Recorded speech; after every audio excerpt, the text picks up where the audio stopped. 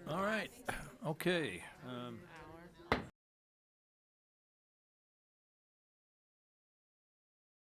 We got Deb on. Oh, she hadn't picked up, okay. Yeah, we have quorum. Oh, well, no, we don't. We need Val. She tried to let her know we were trying to get started quickly and No, there's no rush. I mean, we're closer than I thought we'd be. And we're not gonna do anything exciting, because till Angelica gets here. So we'll constrain our enthusiasm.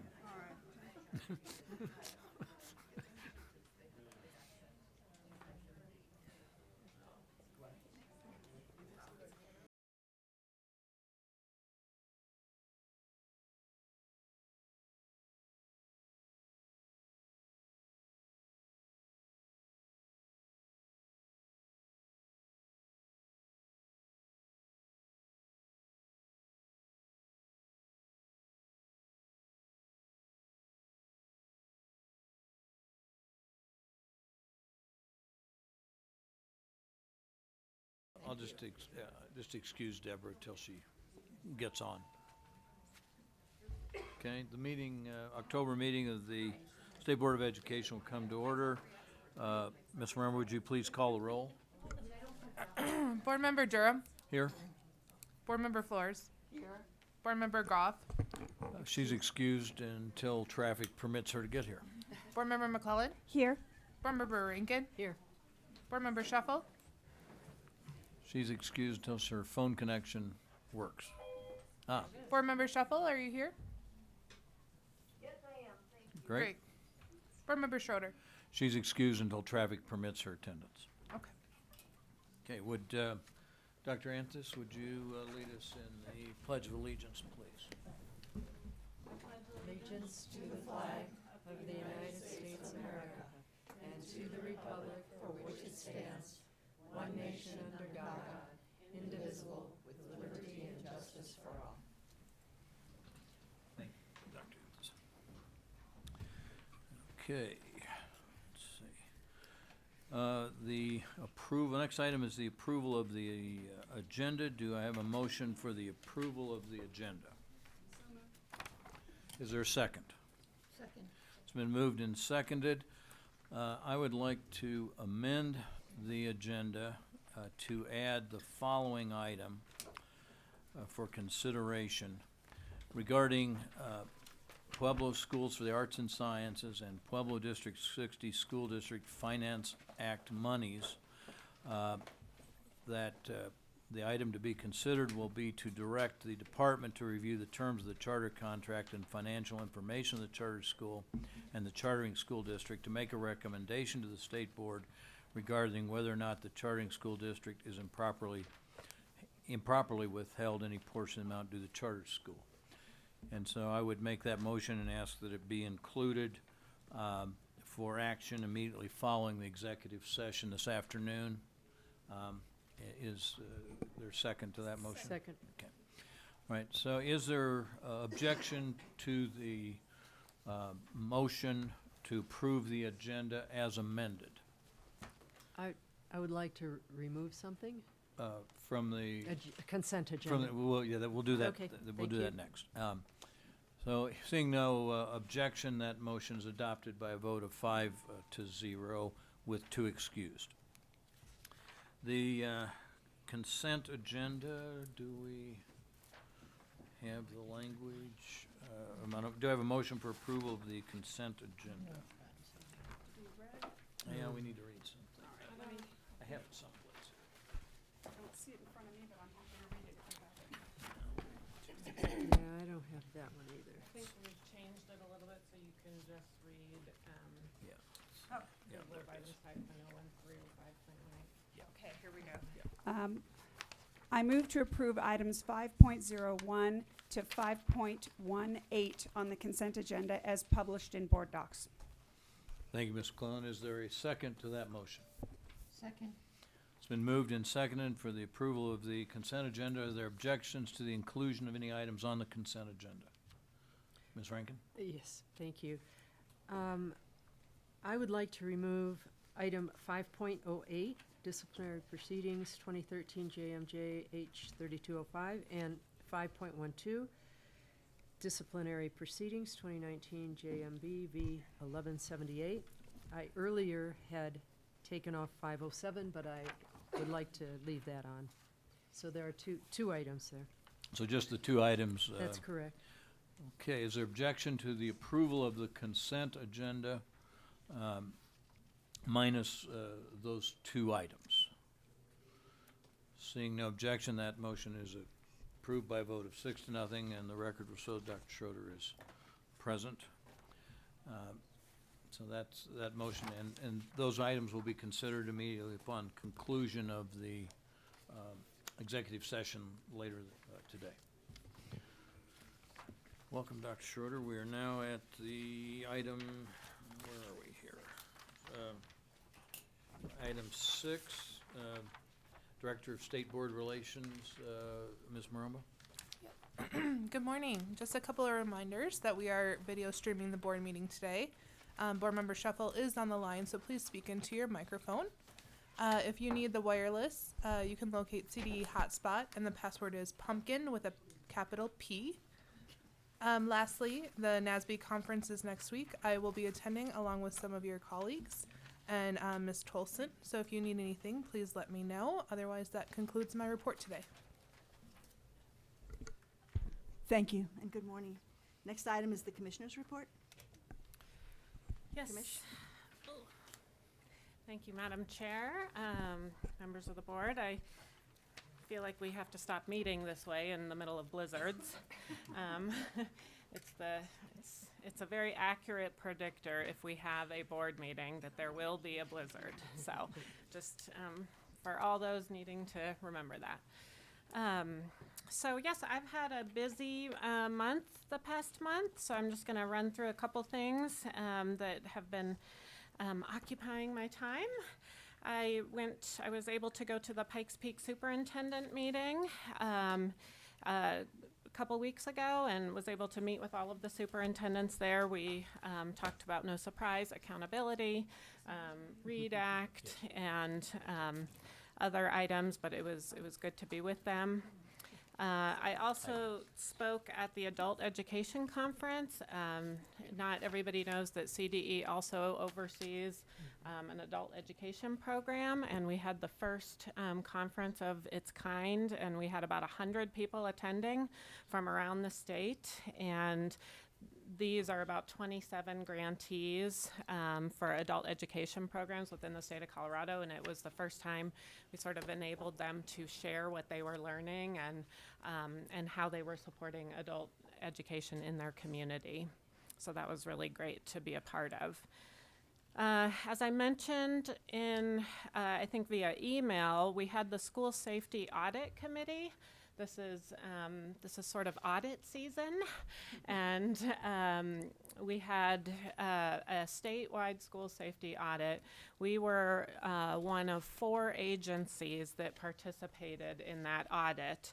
The AG's office, because of their connection to Safe to Tell, the Colorado Department of Public Health and Environment, because of their work on suicide prevention, the Department of Public Safety, for obvious reasons, and then CDE because of a lot of the work we do, both with our BEST grants to ensure facilities are appropriate for safety, but also a lot of the grant work we do on school climate and culture and anti-bullying and all of those things that really contribute to school safety. So the media reports made it seem a little negative. Actually, the committee was fine. It went really well. I think the 4 agencies were really collaborative and interested in working even closer together, and how do we better coordinate the needs of districts.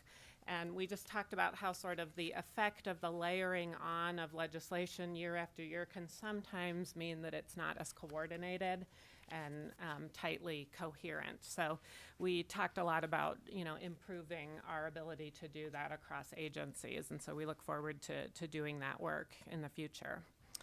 I also visited with Board Member Durham, Hanover School District, which is a small rural school district in southern Colorado, and we toured and visited classrooms, saw some of their improvements and their focus on literacy moving forward, so that was great to hear. I also went to the National Dropout Prevention Conference. So the national conference came to Colorado this year, and so spoke to about 1,500 participants from around the country. We gave a welcome and talked about how we're supporting our districts in dropout prevention. So talked about all of the pathways work we're doing, the graduation guidelines, how we adjust our grad rates to ensure that if students need more time, they are able to have more time rather than pushing them out of the system. And so that was a really productive time. And then I selected 10 new members for my teacher cabinet. So we also, so part of my teacher cabinet is I want to have a rotating group of teachers, so I always get new perspectives. And so we have 10 folks staying on to keep that consistency and that learning, and then we have 10 new folks coming on. And so that meeting is the first meeting of the whole new cohort is going to be at the end of this month. So that has been really exciting and just really good for me to stay grounded with how all of these policies work in the classroom. And then lastly, well, not quite lastly, but Northwest BOCES collaborative meeting was last week up in Steamboat, and I also had some dinner with some superintendents there, and surprise, we talked about accountability.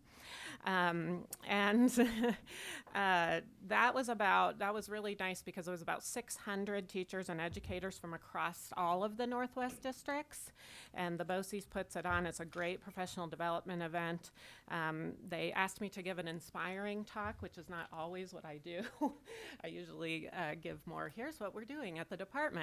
So it stretched my limits, but I talked about civility, positivity, and optimism, and how those traits actually increase productivity, problem solving, and creativity to solve challenging problems. I had done some professional development over the last summer with Sean Aker, a Harvard psychologist, that actually has research to show that sort of those emotions and that positivity and optimism is actually contagious. So just like negative emotions are contagious, so are positive ones. So that actually ended up going really well, and I got a lot of nice comments because I think we sometimes it's easier to get stuck in the negative than it is to focus on the positive. And then lastly, through the Bell Commission work, which is the Business Experiential Learning Commission that I sit on, we were able to visit the Innovation Campus at Cherry Creek. I think this was just on Monday. And that was an absolutely fabulous place. And I know Mr. Durham had asked that maybe we look at some places to go visit as a board. I think this would be a very good candidate to go visit. I know St. Vrain also has an innovation center, which is really great as well. So I think those are two good options we could think about having a field trip, because it was very inspiring, some of the ways they're getting students engaged and out with certificates in high need workforce areas, and students are leaving high school with a high paying meaningful job. So it was very inspiring, and with that I'll conclude my report for this month. Thank you, Commissioner. Any questions, comments, colleagues? All right, the next item is a presentation from our legislative representative, Ms. Mello. An update, please, to the extent there is one.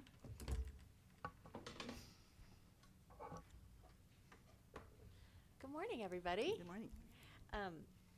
I know we don't need to talk about the snow too much, but apparently when I walked in, I had a halo of snow on my head, I was told. And it made me laugh because as a lobbyist, I don't get accused of having a halo very often. So I will take that. Okay, we are definitely in the time of year where things are starting to heat up for the upcoming General Assembly session. I spoke with you last time about a couple of interim committees. I don't have a very specific update on those. The two that are most relevant to the work that we all do here are the School Safety Interim Committee and the School Finance Interim Committee. Those are both very much in the kind of throes of their work. The School Safety Committee is meeting again on the 31st, which I also think of as Halloween, and frankly think is a terrible time to have a committee meeting, but I didn't ask my opinion. And so we will have better information at that point about what types of legislation that committee is looking to pursue. I will remind you that that committee was intentionally set up to be equally bipartisan. So there's 5 Democrats and 5 Republicans on that committee. I think that was, I know it was an intentional statement on behalf of leadership at the Capitol to say this issue is so important. We can't afford to have this become a partisan thing. And if we're going to identify solutions to move forward with, it should be items that have support from both parties. So we'll see what they come up with. The School Finance Interim Committee is on a little bit of a different schedule because they were set up differently. They do have a couple meetings coming up on the 21st and 22nd of October. Those are primarily designed to get more input from stakeholders. They were getting some feedback that they weren't listening to enough folks in the field and their perspective on school finance. So they're going to do a fair amount of listening on those 2 days. And then their final meeting is on December 10th, which is quite late in the process typically for an interim committee. But again, because they were set up differently, they don't have to follow some of the more advanced rules. Legislators who are parts of those committees, we have good relationships with almost all of them. They tend to reach out for technical assistance or comment on legislation when they want it and when they need it.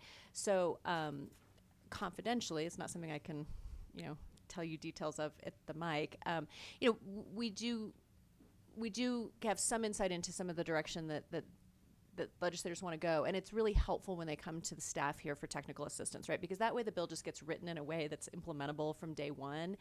It doesn't get introduced, and then we're trying to make a bunch of adjustments that aren't necessarily related to the policy, because that's your all's decision as to whether we support or oppose the policy, but just the ability to actually make it happen if it were to pass. So we're always grateful when legislators reach out to us on those issues before bills are finalized. Let me pause just for a second there. That's the interim committee update. Any questions or comments on that?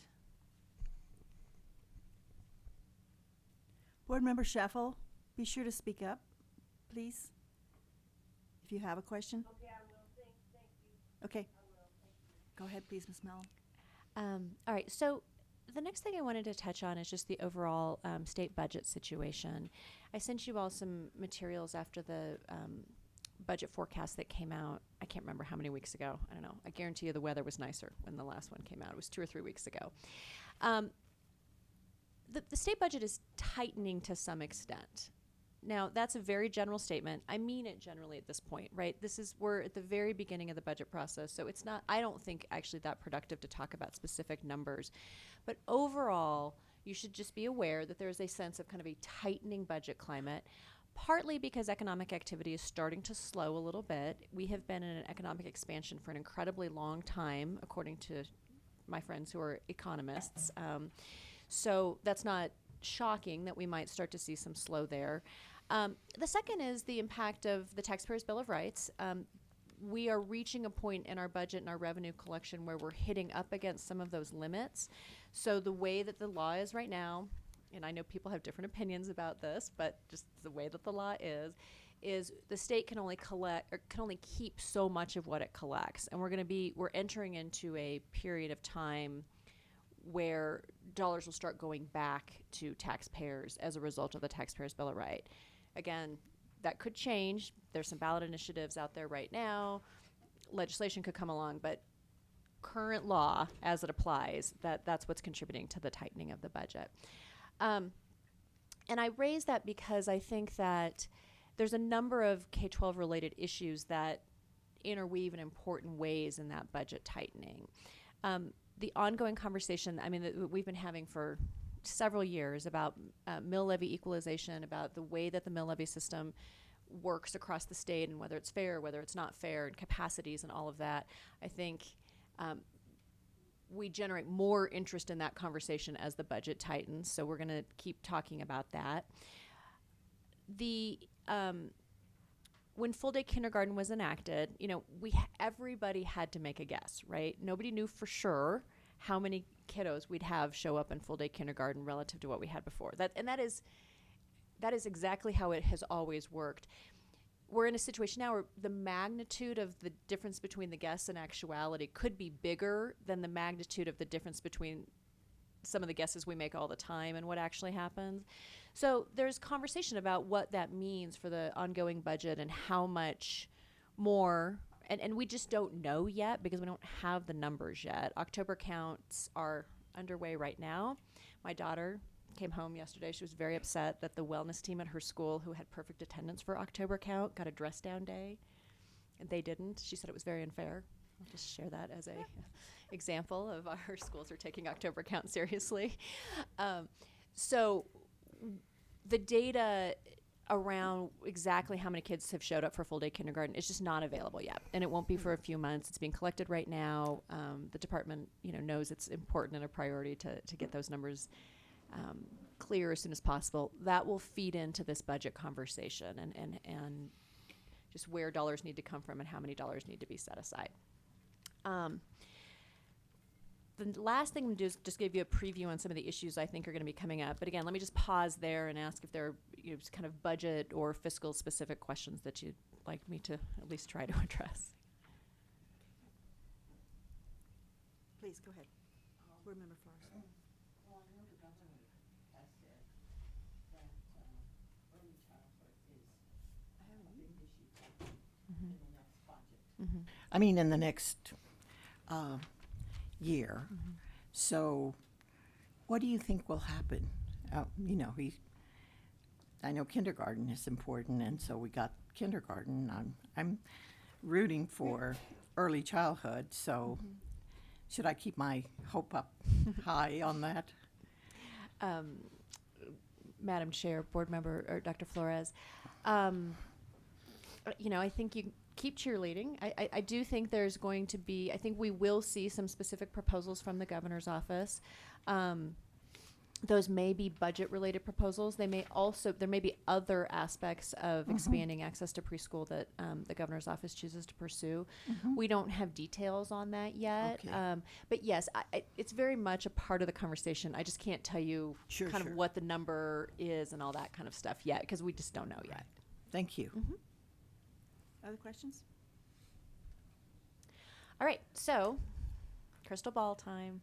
I got to come up with a better metaphor for you all. Maybe I'll come up with some angel halo type metaphor because I want to keep going with that. You probably don't get to a halo very often either, right? I know. It's nice. I know. Lawyers, lobbyists. Anyways.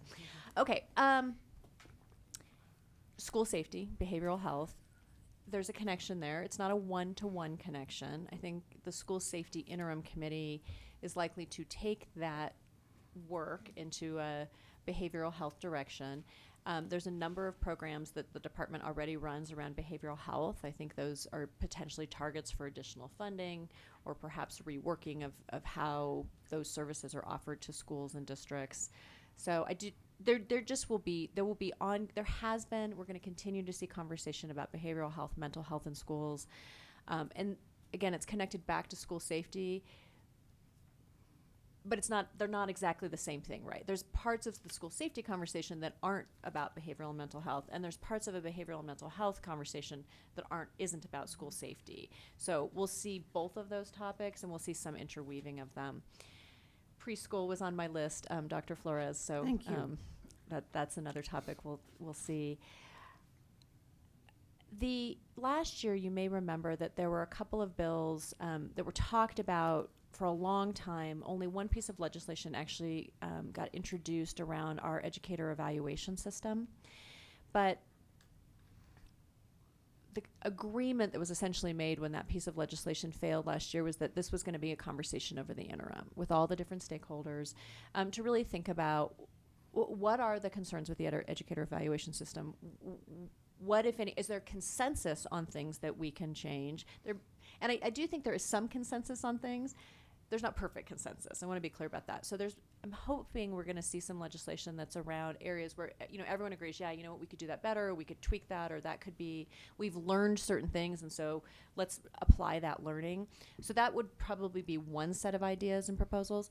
There may also be proposals coming on the ed evaluation system that from stakeholders who would like to see much more significant and radical changes to that system, or to those who would like to see it reinforced more. So we could see proposals on kind of both edges of the spectrum. I think similar with charter schools, right? So we've had charter schools for a while in our state. Some people think that's great. Some people think that's not great. You know, it's an area of robust and, I would argue, legitimate policy conversation. I think that there will be legislation coming that will help us continue to have a robust conversation about the role of charter schools in our system and what flexibilities they should or shouldn't have. Again, all of this, remember, we bring to all of you as a board to decide. Once we have specific bills that have been introduced, we'll talk about your positions on them. I'm just trying to give you a sense of what I think we're going to be talking about, not trying to express an opinion one way or the other on good, bad, indifferent. And then the final thing I wanted to highlight, because I think it's due in large part to your leadership as a board, is we're really getting a lot of interest in this conversation around grant programs and the quantity of grant programs, the size of grant programs, the equity of grant programs. And I use equity in the sense of, do different kinds of districts have equal access to those dollars? I know equity can mean a lot of different things in education conversations. So to be clear, I'm talking about, equity amongst districts here. So I don't know where that's going to go yet, but you all, in the questions that you've asked, in the statements that you've made, I think have really helped people start saying, oh gosh, this is something we really need to pay attention to. And leadership from both of the education committees has said, yeah, we want to think about that and talk with our members about that and engage with you all on that, to figure out how we can just make the most sense of this and do this in the way that's best for kids. So that is all I had to say proactively. Any questions or issues I didn't touch on? I feel like something's happening behind me that must be very interesting. I see lots of eyes that way, but. Any questions? Thank you very much. All right, you guys have a great day. Thank you. So I've already been given a list. I don't like to do this, but I think it's important today to have as many folks have the opportunity to speak to us as possible. So I'd like to suggest that we take a break and have a hard start at 10 of 10, which is a little bit early. Folks who are on the list who are here can speak if we miss somebody because they come after 10, and we'll see how far we can go. Generally speaking, we allow a half an hour and then continue in the afternoon. I'm going to try to extend that a little bit, but not a whole lot for now. But I'm going to, yes, Board Member McClone. Any chance you might like to get any of our board reports out of the way since we're ahead of schedule? Would that be something you'd want to entertain now? I have a feeling that if we have a long public participation and we don't take a break beforehand, somebody's not going to like me very much. Gotcha. Okay? Otherwise, I would agree with that. I'm talking a hard start, please, at 10 of or before.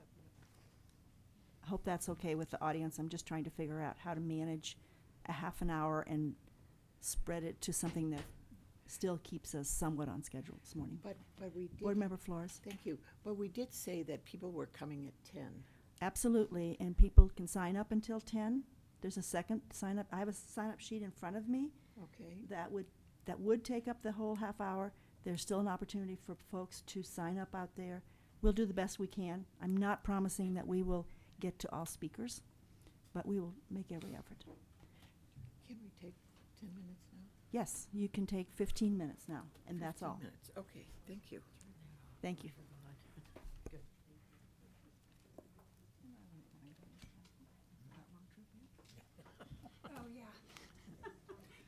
Oh, yeah. How long did it take you? Well over an hour. It's usually, on a good day, it's 30 to 35 minutes. And it was raining.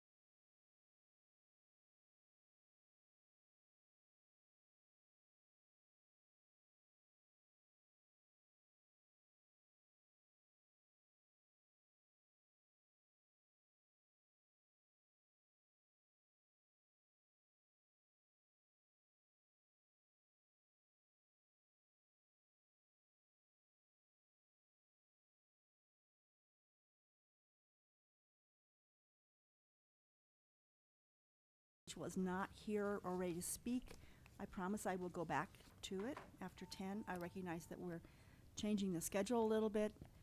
The effort here is to have as many people have an opportunity to speak this morning as possible. I want to remind all of you that we can't accept public comment on quasi-judicial matters such as charter school appeals, disciplinary matters, or county clock hearings. Each individual will be limited to 3 minutes. Ms. Maramba will let you know when your time is up. So give her a little bit of your attention, please, as you're speaking. We do have a lot of folks signed up this morning for comment. If you're here to speak to a topic that has already been addressed, I'd appreciate if you would state your name, indicate that your particular topic has already been discussed. Unless you have anything additional to add, please give up your time. We will note the record of your attendance and your position. This will help us allow everyone to have a chance to speak on the various topics. If we don't have time for everyone to speak, please come to our afternoon public comment, which we anticipate will start about 4 o'clock today. So the first individual signed up is Jen Walmer, please.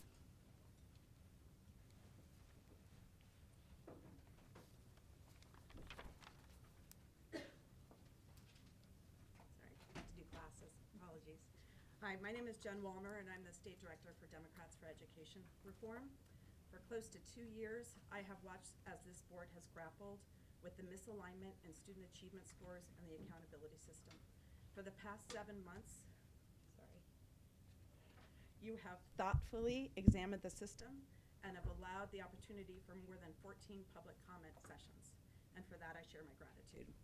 As you contemplate changes to the Colorado Accountability Framework, I want to share some statistics with you about the current state of student achievement in Colorado, and I hope these numbers can stay at the forefront of the discussion today. In 2019, over 70% of Black, Hispanic, and low-income students did not meet expectations on English language arts or math in grades 3 through 8. If a student has an IEP or is identified as an English language learner, the number of students not meeting standards increases to 90%.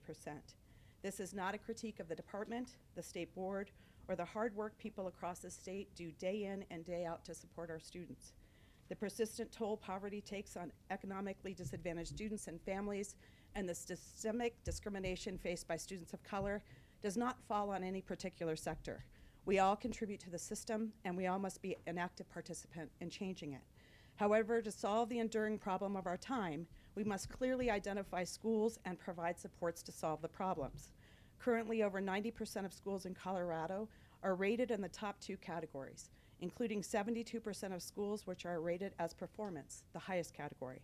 Today, parents, community members, and the general public across the state believe 3 out of 4 schools are performing at the very best level, when in reality, significant portions of Colorado students are being left behind. As you approach your decision around the accountability framework, I urge you to think about which model most accurately reflects this current state of achievement in Colorado, and which model will identify the schools that are most in need of interventions and support. Lastly, I know some stakeholders and professional associations have stated that increasing the cut scores for the performance category might place a negative stigma on schools. I hope that is not the case, but it is a possibility. But I also hope that you take into account the voices you might not hear from today, our students, and the stigma that they currently face because of an inadequate school system. Please keep in mind the stigma Black and brown children face when they are not adequately taught to read and write, the stigma special education students face when they drop out of school and do not have the necessary skills for employment, and the stigma some of our children face when they are immediately placed in remedial courses when they enroll in college. Please create a performance system that better reflects our students' reality. Thank you for your time. Thank you. Riley Carter. There you are. Good morning. Morning. Madam Chair and members of the State Board of Education, thank you for the time to speak with you today about the proposed changes to the school performance frameworks. My name is Riley Farrow Carter, and I'm the president and CEO of Climb Higher Colorado. Climb Higher is an education coalition that brings together over 20 organizational partners. Coalition members range from advocacy and policy experts to leaders in community organizing and engagement, to systems themselves, schools, charter networks, and districts. As a group, we are all committed to changing our educational system so it works better for students and families, namely those who are chronically underserved and undersupported. When you all began this conversation over a year ago about the disconnect between what we see in terms of student achievement and how we rate the performance of schools and districts in the state, I, along with various coalition members, greatly appreciated your commitment to working toward greater alignment. You have diligently explored this topic with over 10 different opportunities for public comment and transparently sharing information about potential changes. You have heard members of the coalition, including parents, as well as another member of the Climb Higher team, highlight the importance of high expectation through previous testimony. I am typically critical of processes that do not actually take the time to ensure students and families can engage, but given the methodical nature you all have taken, many Climb Higher partners have had a chance to share this information with their networks, and families have gotten to voice their support for change. While I am a strong proponent of ensuring high expectations are felt not only for Colorado students, but for our schools as well, I understand the difficulty of this issue. For teachers and school leaders that have worked tirelessly to make improvements in their schools, it can feel demoralizing for the equation to change and to move down a category.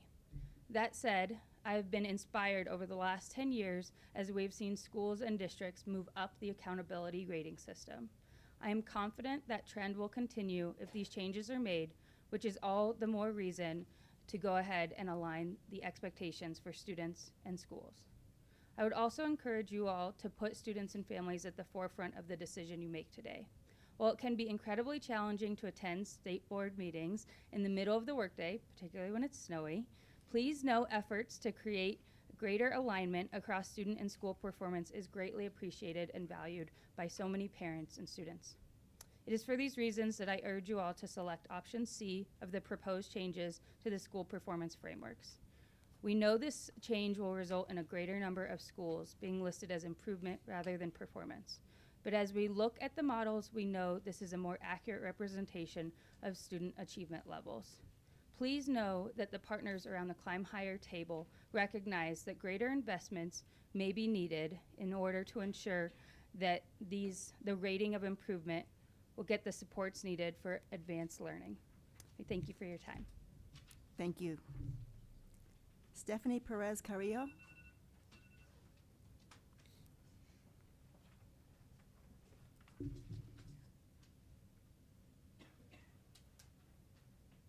Do I get started? Thank you.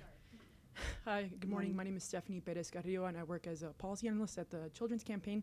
Thank you so much for the opportunity to provide input on decision items being presented to you all today regarding the accountability framework. We're thankful to the department and staff and members of the TAP for their incredible work and commitment to sharing information and building stakeholder awareness of the proposed changes. Over the course of the last year and throughout this process, the Colorado Children's Campaign has been learning about the proposed scenarios and would like to offer our insight. Before we provide feedback on the proposed scenarios, we'd like to state our belief in the fundamental purposes of accountability. Schools, students, families, communities, and advocates rely on an accountability system that provides consistent measurement of multiple outcomes over time, facilitates intervention and improvement for schools most in need of additional supports, and disseminates information to communities in a user-friendly, easy-to-understand way. Unfortunately, the current system is complicated, incongruous, and at times inconsistent, making it impossible for communities to navigate and understand how to advocate for change. The State Board has unique opportunity and duty to address some of these challenges by prioritizing a scenario that sets high expectations for all students, supports school improvement, and accurately captures student performance. Growth and achievement are absolutely critical in understanding how schools are serving students, and a school's performance rating should paint a clear picture of whether or not students are likely to read on grade level at that school because outcomes matter for kids. For this reason, we support scenario D, increasing the performance cut score by 8%, which would reflect more accurate performance and improvement ratings. Adding a distinction category would also increase the accuracy of the performance rating and would recognize exceptional school performance at the state level. This positive shift towards higher performance could lead to better instruction for children and better high school and college preparedness outcomes. There's still work to do to make sure that schools have the financial resources needed to support continuous improvement, and that families and communities are able to access and understand information about how students are being served by schools. And we are encouraged and we encourage the department and state board members to consider these priorities in addition to any changes to the frameworks. In the meantime, we're encouraged that a conversation is happening about how to best measure and communicate school performance. We appreciate the chance to provide input and are confident that the department and state board will make a decision that honors the needs of communities. Thank you. Thank you. Lisa Birdie? By the skin of my teeth / snow. Apologies. It's definitely roaring out there. Good morning, members of the State Board, Commissioner Anthus. Thank you for the opportunity to speak. I'm Lisa Birdie, and I'm the Policy and Research Vice President at A+ Colorado. Key to our theory of action at A+ of how to improve public education is deep public discourse. Thanks to you and to the department for creating the time and space for that. We submitted a letter to you ahead of this meeting through a process where the department requested feedback on proposed changes to the accountability framework from engaged stakeholders, including policy groups, associations, and professionals in the field. We're grateful for the opportunity to share our thinking and values through this process and at other points throughout the last year while you discussed this agenda item. As you head into today's decision, I would like to highlight some of what we see as the most salient points from our letter and from public comment A+ has made across the year about this topic. First, we believe that holding high standards for our schools and districts is critical. If we push for rigorous state standards that prepare students for college and career, should we not also set high expectations for our schools and districts? We support a higher bar for our schools to achieve a performance rating. We believe there's a disconnect about this now, certainly in the elementary and middle school ratings that you are discussing today, but also the disconnect was clear in the department's decision to lower the indicator cut score for the SAT. While students are being told that their scores are valid and that they should use them to apply for college, schools and districts have been told that the cut scores for that indicator would be decreased given overall lower scores. This signal that students are held to consistent expectations rooted in career and college readiness, but that schools and districts are held solely to a normative expectation and can change if students do worse is highly problematic. We also believe that differentiation is important. 72% of our schools receive the same rating, but 72% of our schools are not supporting students to reach the same academic outcomes. To that end, I want to reiterate what we wrote in our letter. It is important that when these measures are rolled up, that they signal something about the school's success in supporting students to learn.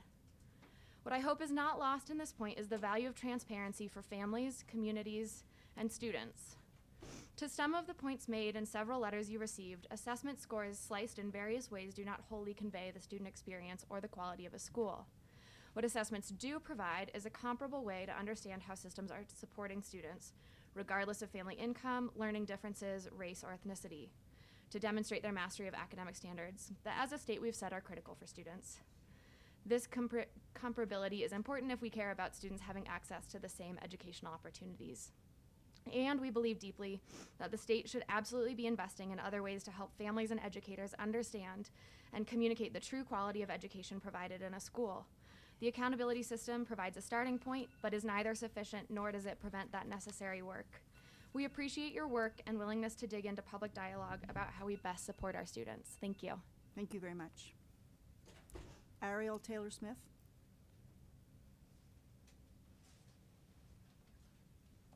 Not here yet? Okay. Kelly Caulfield? Thank you. Hi, good morning. My name is Kelly Caulfield, Vice President of Government Affairs for Colorado Succeeds. Thank you so much for this important meeting today.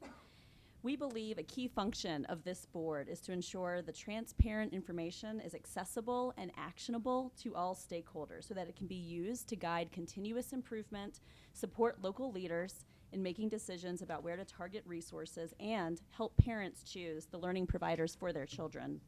For these reasons, Colorado Succeeds strongly supports the State Board of Education's efforts to modify the framework rating adjustments in a way that more accurately measures a school's level of academic achievement and growth.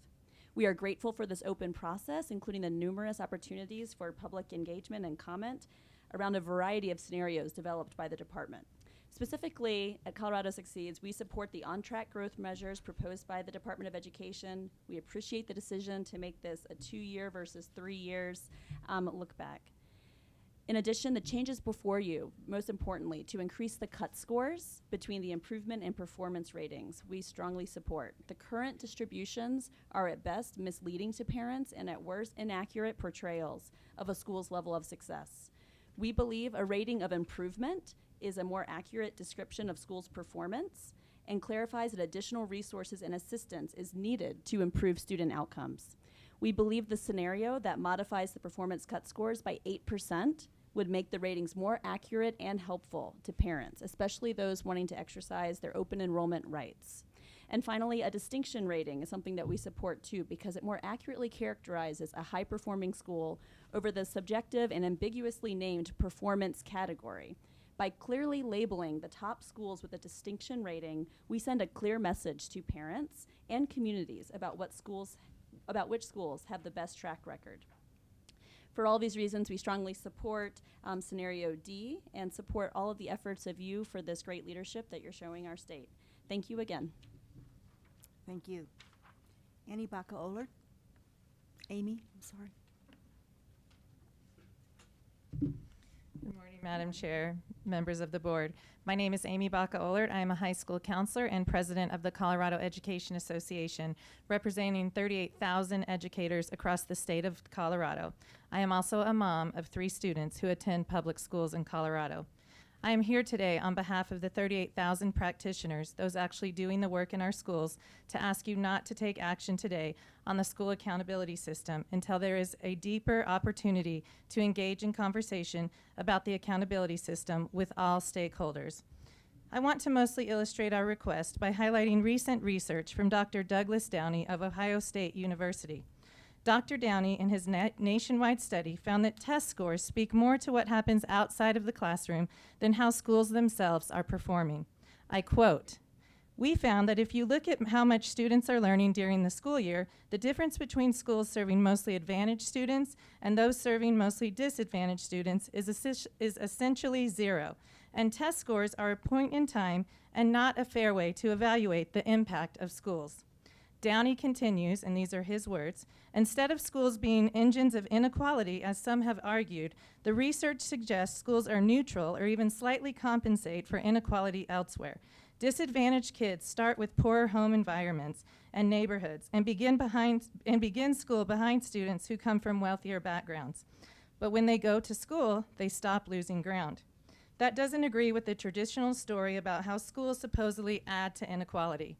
Downey concludes, "We are probably better off putting more energy towards addressing the larger social inequalities that are producing these large gaps in learning before kids even enter school. You have heard from all the practitioners, superintendents, administrators, teachers, asking you to slow down this process to be more thoughtful and inclusive of what research is actually telling us about measures and student and school performance. Now is not the time to make a change to the cut scores. If we want to get passionate about something to actually impact 3rd grade reading scores and school performance ratings, then let's do something to address the barriers to inequality that our students face every single day before they walk into our schools.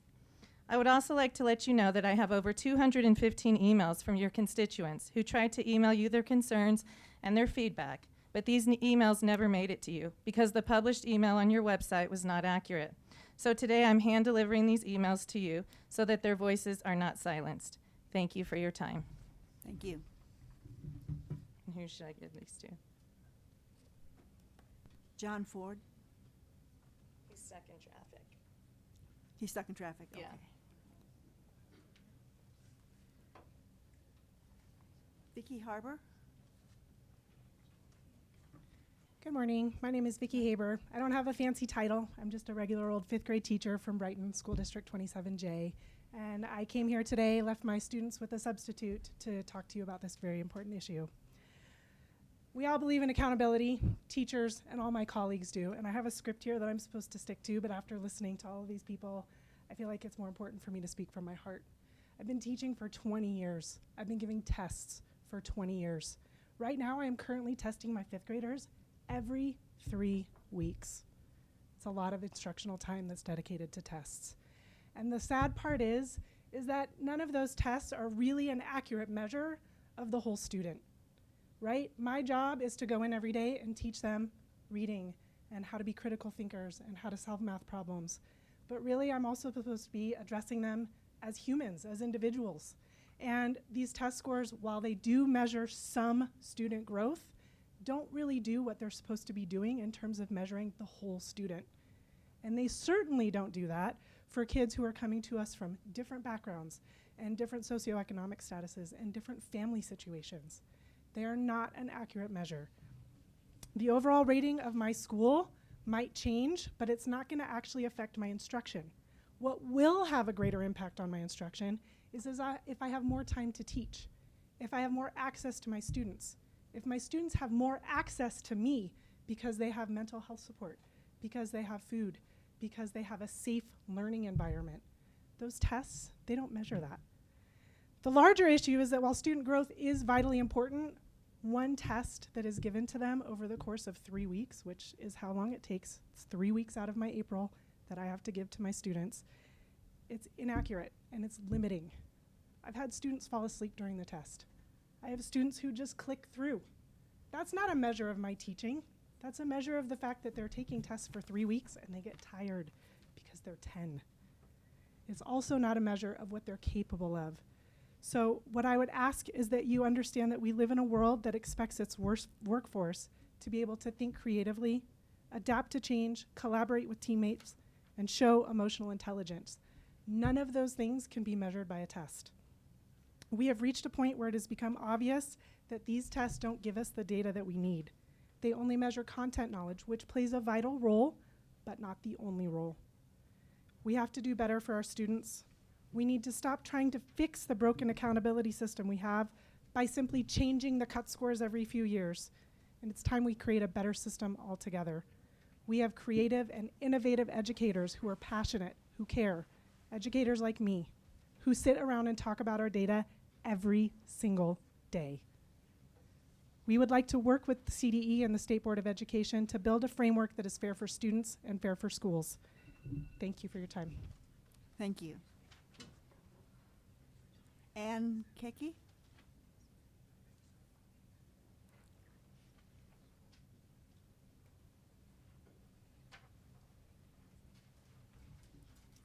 Good morning. Good morning. My name is Dr. Ann Kiki from the African Leadership Group. I am representing the precious families of my community, and I'm here to speak about the need to have a better and more understandable information about the quality of school for our families and other members of the community, and ensure that our schools are held to the same standards that our students are in reaching the Colorado State education standards. In our community, we believe that the accountability system sets public expectations of the academic outcomes our students deserve and communicates whether schools and districts are supporting students to reach those academic outcomes. This is about kids. This is about students and not adults, I'm sorry. This is about making sure that our kids meet standards and succeed. It is really therefore important to understand our schools, how our schools are supporting students so we can be more engaged. And right now, it is confusing because it is hard to know if a school is effective when 3/4 of Colorado schools are rated good, when we also know that many of these schools are not getting many of their students to read at grade level. We hope that the board will make it clear. We feel it is critical that Colorado provides us with this information so that we can better work with educators to ensure our children are prepared to succeed. Honesty is the best policy here. The states need to be honest and transparent with families and with communities. We cannot have schools where the majority of students are not proficient in core subject areas and also rate that school as an effective school. That's just not honest. So we appeal to you because we believe the state's accountability system is to both identify and direct resources to the lowest performing schools and to signal to the public successes and opportunities for improvement in our education system. ALG thanks the State Board for engaging deeply on this critical question. Our children depend on you, setting high standards. Thank you so much. Thank you. Lisa Webster?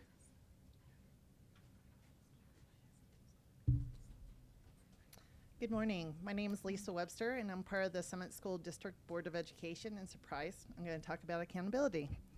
As Nelson Mandela says, education is the most powerful weapon you can use to change the world. Education is key to ensuring a strong citizenry, vibrant economy, and most importantly, students who have self-determined, productive lives ahead of them thanks to the preparations our school provides. If we didn't believe along those same lines, this room would be empty.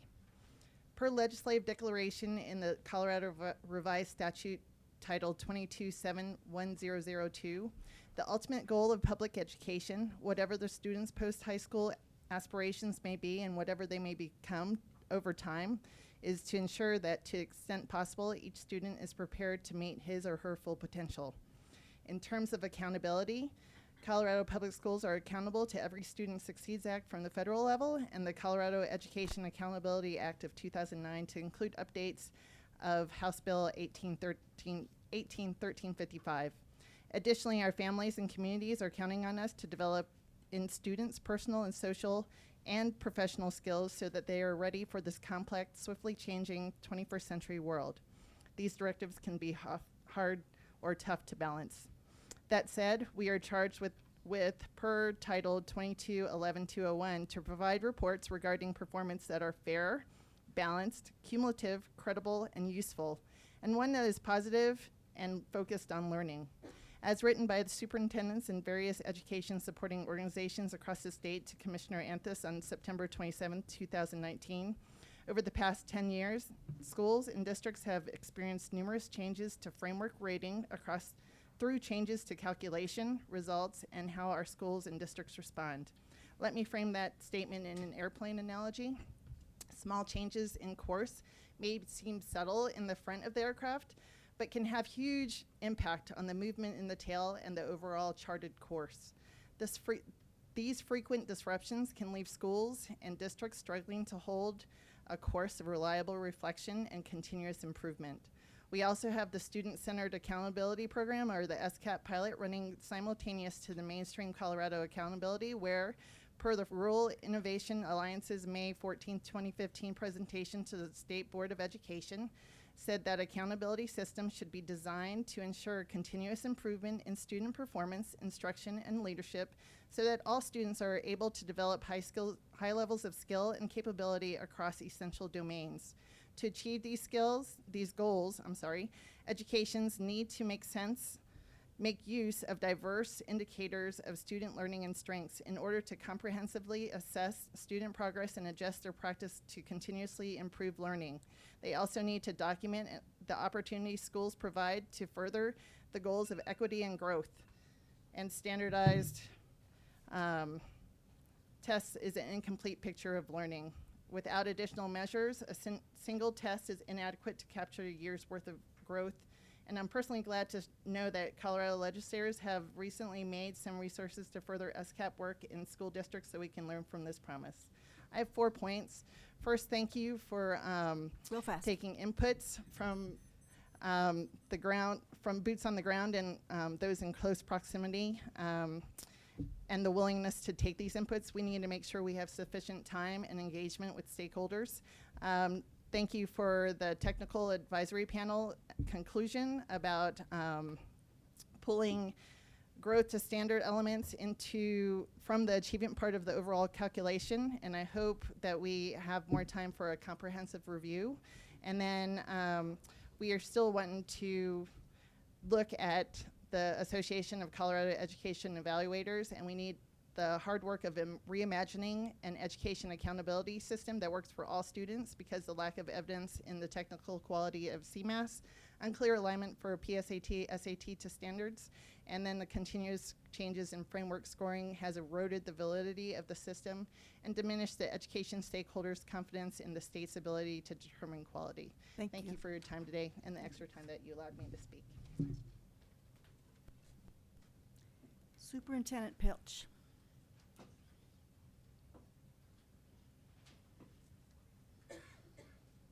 Good morning. Good morning. I made it from Greeley. Two of my folks bailed on me, but my board president's here. So good morning, Good Madam morning. Chair, Commissioner, members of the board. I am Deirdre Pilch. I'm the superintendent of the Greeley-Evans School District in Weld County.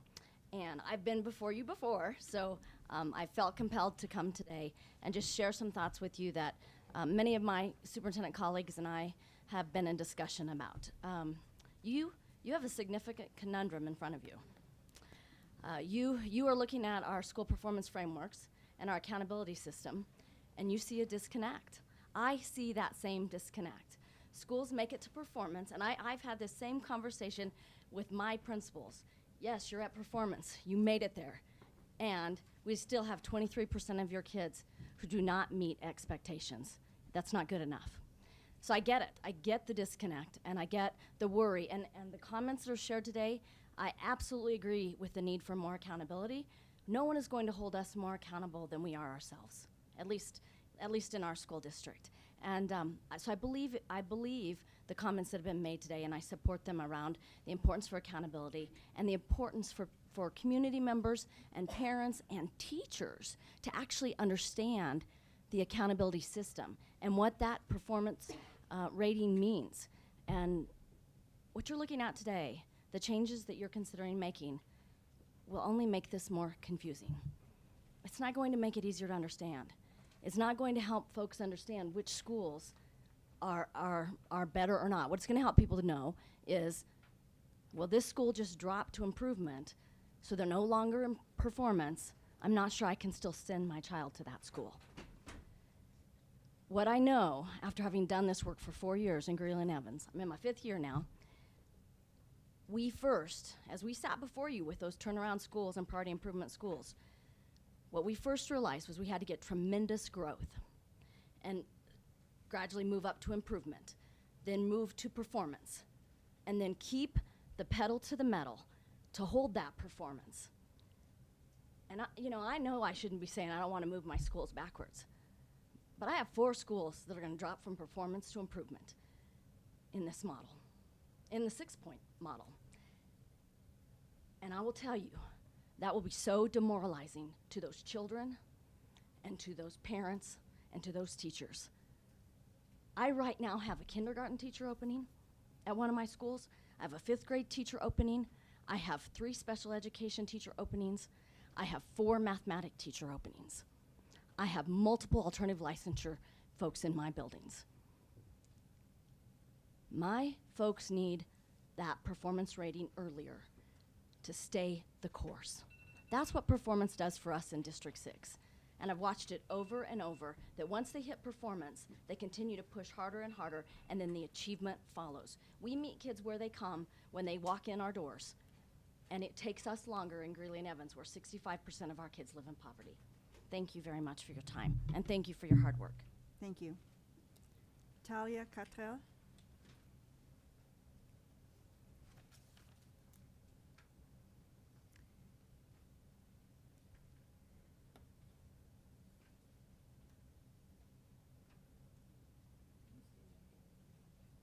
Talia Catriel.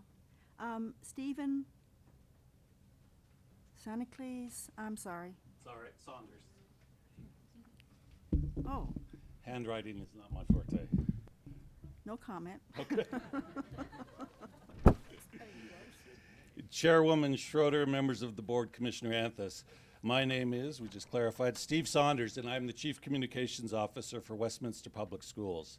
I am here representing Superintendent Pam Swanson because right now she and her staff are hosting our 2nd annual Competency-Based Education Summit, which has brought in educators from around the country and the state who want to learn more about our competency-based system. In many instances, they want to replicate what we have done in Westminster. Our story, as you know, is not new to you. We have been down here many times, and despite the state's accountability system, we are succeeding, and as you know, we hope you know, moved off the accountability clock. WPS is the largest district in the country to implement a personalized competency-based learning model, and it has clearly not been driven by high-stakes once-a-year testing. Accountability and data are very important to us, but teachers will tell you they waste precious time preparing students for a test that comes up during an arbitrary testing window. We believe deeply in accountability and are constantly trying to improve service for our students. However, from our experience, a relentless focus on test scores is counterproductive, especially in a district where many of our students come to us significantly behind in their learning. And our first objective has always been and will continue to be to fill in the gaps in their learning and focus on their growth. We believe that a new accountability model needs to be created that goes back to the original intent of the performance frameworks, which was student success. As conceived, the frameworks were designed to identify schools and districts that needed support and provide meaningful resources and expertise to impact student success. That hasn't happened. Sadly, the frameworks have evolved into a punitive system that does little more than mirror a school or a district's socioeconomic status. The labels have demoralized staff and have driven families with means out of schools that move along to a school they believe is a better school because it has the right color label. The implication that educators in poor performing schools have low expectations for their students or somehow just need to work just a little bit harder couldn't be further from the truth. Teachers working in classrooms with a high concentration of poverty have the hardest jobs in education. They should be praised and properly rewarded, not shamed. Thank you for your time, and know that we are more than willing to assist the state in creating a model that truly supports innovation and, most importantly, students. Thank you. Thank you very much. Dino Valente?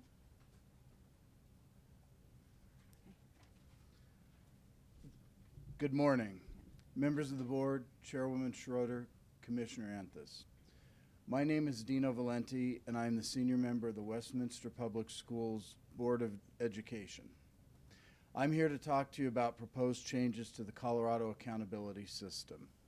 In reviewing your proposed changes, I have one question. What are you trying to accomplish? In my 8 years, we have been asked to administer CSAP, TCAP, PARC, and CMAS, as well as ACT and now SAT.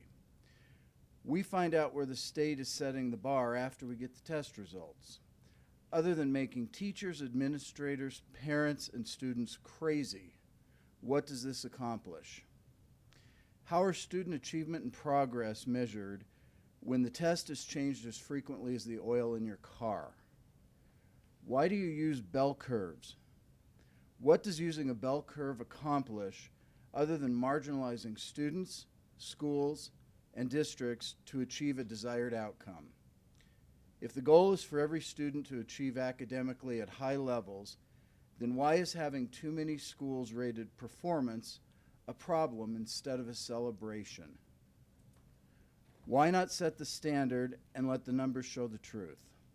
Is this an attempt for the state to cover up the flawed methodology or the fact that Colorado has no definition for accreditation and uses the term synonymously with accountability? Finally, I want to talk about growth. Growth is the most important element of measurement in education.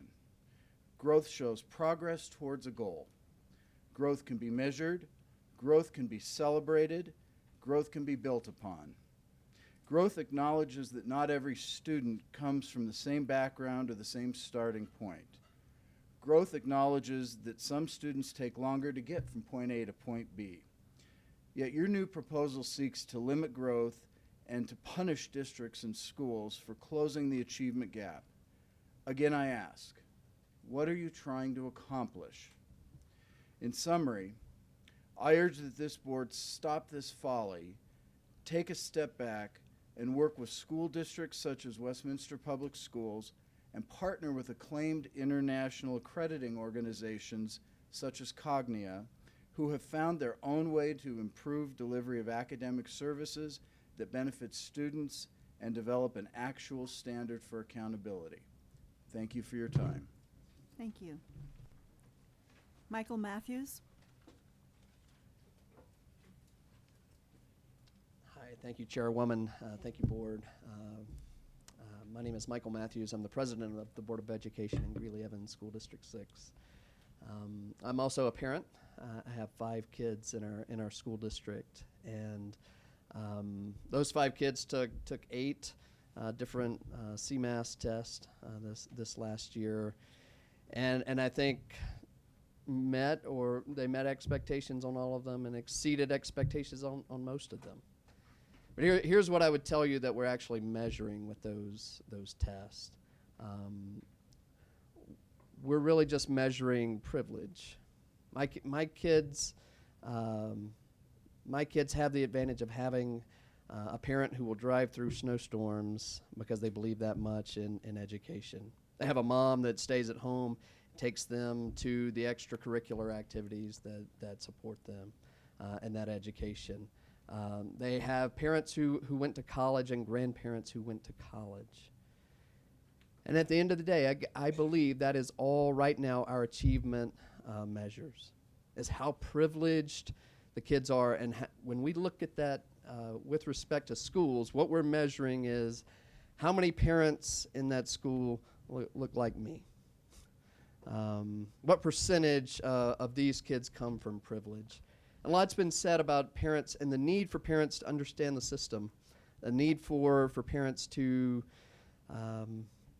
see which schools are achieving and which schools are not. But that only applies to parents who can move their kids. I will take my kids to South Dakota if I have to get them to the school that they need to go to. That is not the reality for most of the parents in our district. They're going to be in their neighborhood school. That's where their kids are going to go to school, because they get up at 4 o'clock in the morning, both parents, and work at a meat and packing plant. And they're going to work the 12-hour shift, and their kids will leave after they go to work, and they'll get home before they do. And so their kids are going to take the bus to that neighborhood school. So what we need is a framework that helps us improve those neighborhood schools. And I will tell you, as a board member, what we have now doesn't help me.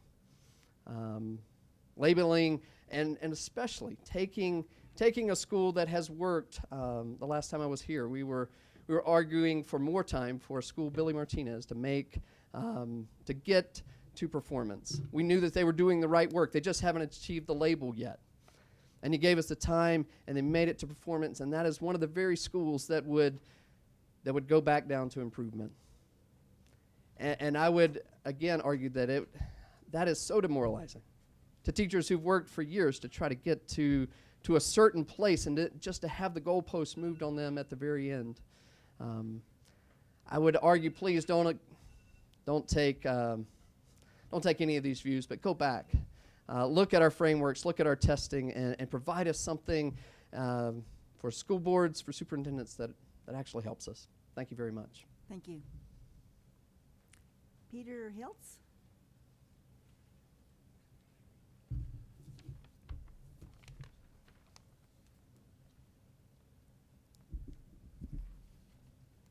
Madam Chair and members and Commissioner, thank you. My name is Peter Hiltz, and I am here as the Chief Education Officer in District 49. I'm also a member of CASE and CASA.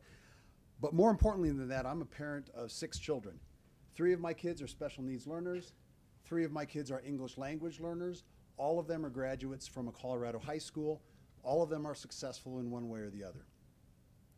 But the current accountability system would not recognize the success. So 3 of my kids who grew up in Wollo, Ethiopia, came to this country as teenagers to learn English. They would have shown up as well below benchmark every year. And then once they graduated, my 2 daughters would have had to take remedial classes. And this system would have counted them as a failure, and their schools as underperforming. They're now graduates from college with degrees in business, communications, and MIS. They're not failures, and the schools that brought them along are not failures. But what this system and these proposed changes would do is imply that the schools who are serving our most challenged students are our lowest performing students. And that's simply not true. So I speak to you as a parent, I speak to you as an educator and a district leader, and I am asking you to continue the dialogue, particularly with respect to the implications of these scenarios, because although we've had a longer dialogue about the scenarios, it's only recently with our recent performance scores that we see the implications on specific schools. I am one of those districts that's doing exactly what you want. We are fighting hard, but we don't need one big statewide lever to lift the performance. I need 25,000 little levers. We are working with the READ Act and the Innovation Schools Act, and we host 10 charter schools. I am usually with my friends on the reform, charter, and choice side of this conversation, but I'm here to tell you we're trying everything we can to lift performance. And this year, if our request for reconsideration is accepted, Commissioner, and I think we've got a great shot, we'll be our first year in 7 years that we will be a district operating at performance. In large part, because we brought our 2 alternative education campuses to performance. So the accountability system does work. It isn't sufficiently consistent or transparent. It does motivate improvement. The changes that you are contemplating will demotivate effort. They will not increase transparency. They will certainly not increase consistency, but they will make it harder for districts like mine that serve more challenged populations to attract and retain excellent educators. I'm speaking from experience. Twice, I was the principal of the top-rated high school in Colorado. I understand high performance, and I appreciated it. But those were significantly advantaged schools. They were schools where we had low populations of English language learners. We had affluent families, often the kinds of families described earlier. And so this system that you're contemplating will not just be performance, but it will also be celebration of advantage. And I would ask you to think deeply and more extended about that. Thank you. Thank you very much. Ariel Taylor-Smith? Oh, having trouble. John Ford? Good morning. Pretty interesting drive here this morning, an hour and 45 minutes, and I'm glad I made it because this is incredibly important. I am a teacher. I've been a teacher for 26 years. I have seen it all, and I have some huge concerns about the changes that are proposed here today. I want to start with a story that I had with a third grade teacher yesterday. She said to me, "John, I hate my job." She's been teaching for 11 years. She's trying to find a way out of this. She said to me, "I had a student come to me today and say, 'Hey, my mom wants me to talk to you about my test anxiety.'" A 9-year-old kid. What we're doing is not working. I can't make this any more clear. If this is a war on public education, tell us. Tell us. In our most needy schools, we're going to push the bar to a place that they'll never achieve because we're not taking into the factor of this. There are students that are disadvantaged. If we want to talk about the big picture is this. We need to have those connections and those teachers in those schools as long as they possibly can.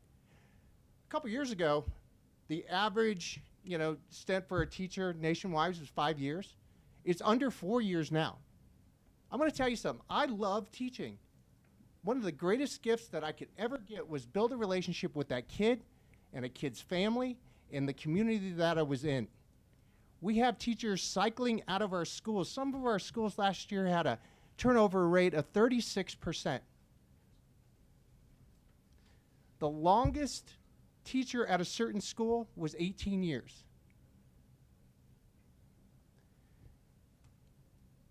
If we keep pushing this bar to a place that schools can't achieve, the turnover rates will continue and we will decimate the teaching staffs around the state. So I'm going to be clear. I'm going to be real clear. I'm a member of an organization that has 33,000 people, teachers who are passionate and accountable for their work. if you want to have a real conversation, those folks need to be in it.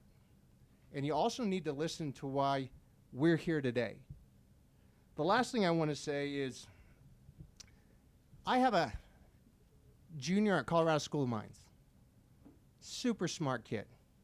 Never took a standardized test till she took the ACT and the SAT, ever.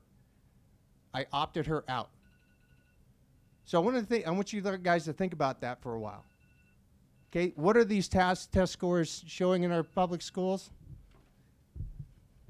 Not much to me. Thank you. Ariel? I'm here. Sorry. Hi, good morning. Good morning. This is our third snow apocalypse with the state board. Only the third? Yeah. We're, it we feels feel like like- every we time feel there's like a it's state every board time, meeting, yes. it's snowing. Glad you're here. Thank you. My name is Ariel Taylor Smith. I am the parent of a Denver Public Schools student, and I was a member of the Denver Classroom Teachers Association for 5 years at North High School during our school turnaround. I am the co-founder of Transform Education Now, or TEN, a parent organization who I believe you all might classify as persistently ensuring that all children, 10 out of 10, have access to a high-quality school. We mean it. This means that as parents and teachers, that we can do better for our children. We say it even if it feels like sometimes we have the audacity to ask for high expectations, because we know the children who we are talking about. We know their names. Their names are Olga, Casey, Stevie, Isaac, Lucy, Omar, Fabian, Ricardo, Damien, Ashanti, and David. They are not numbers, they are not test scores, they are children who we have an obligation to provide a high-quality public education to. When I was a teacher, the majority of students who entered our school in the 9th grade could not pronounce the word audience. I tested our entire 9th grade class, and their average reading level coming into high school was a 6th grade reading level. My first year as a reading intervention teacher, I taught students who had an average reading level of 3rd grade or below. I had young people in my high school reading intervention class who were brilliant and kind. I had young men who held the door open for their mothers, and young women who were bossy on purpose. And they were bright, and they paid attention, and they were well behaved. And yet somehow, some way, the 9th grade students that were in my class were reading at below a 3rd grade reading level in high school. How is it possible for so many kids to come into high school so far behind? I run an organization that organizes families to advocate for school improvement and continued access to opportunity. You may know this because to date our organization has submitted over 250 testimonies from community members, the majority of which are parents, around accountability and the role of the state board. We believe that this board has been courageous and insistent, and we feel like it's necessary to express our gratitude for your thoughtfulness and discussion and inquiry about how we can improve our state framework. In Colorado, we owe it to our families across the state to paint a picture of our schools that is honest about areas where the schools still need support and additional resources. We give parents the understanding that if their school is green, their student is likely to be on grade level and make yearly progress every year. But that's not the case. Our SAFE framework says that 72% of our schools are meeting expectations when only a third of our kids are reading on grade level. That doesn't sound like the same story, and it doesn't feel like the same story to parents. Our kids are so smart, they are so capable, and they have so much to offer this world. I ask you today to hold those people whose lives are changed by our expectations of them. I ask you to hold them to high and bold standards. Thank you. Thank you. Talia Catriel. Talia? Okay, hold on, I'm getting a message here.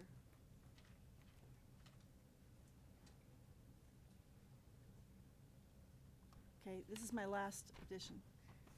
Rob Anderson.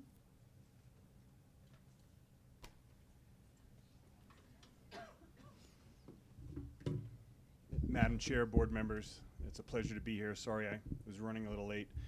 Growing up in Florida and Georgia, driving in the snow is maybe not my strength at this point. So as we think about this topic, and we've been thinking about this, I want to applaud the state board for continuing to look at the ways that you can improve student achievement across the state. And this public service can be a thankless job, so I just want to thank you for your service. And I also agree that our current system is misaligned. And when you look at it at the surface, on one hand, we're telling students that they're not performing, and then we have ratings that are saying schools are performing, and I get that. I also understand the urgency that many of you feel in addressing this. After a year of conversations, I'd expect nothing less. But I guess the question that I would pose, are you settling with the 4 options that you're currently reviewing? Is there a deeper conversation that could be being having with amongst you and also across the state? And I think that if you were to adopt one of the 4 options, you certainly would make strides in fixing the issue of misalignment that I know that you all have been discussing for a year. I just think there's a lot more work that needs to happen. I think that you have an accreditation accountability system that has to serve 178 different communities, and I think that's challenging. So I would just ask you to consider the tremendous opportunity for school districts, communities that is going to be happening across the state, and that's right around the corner, and that's Senate Bill 19204.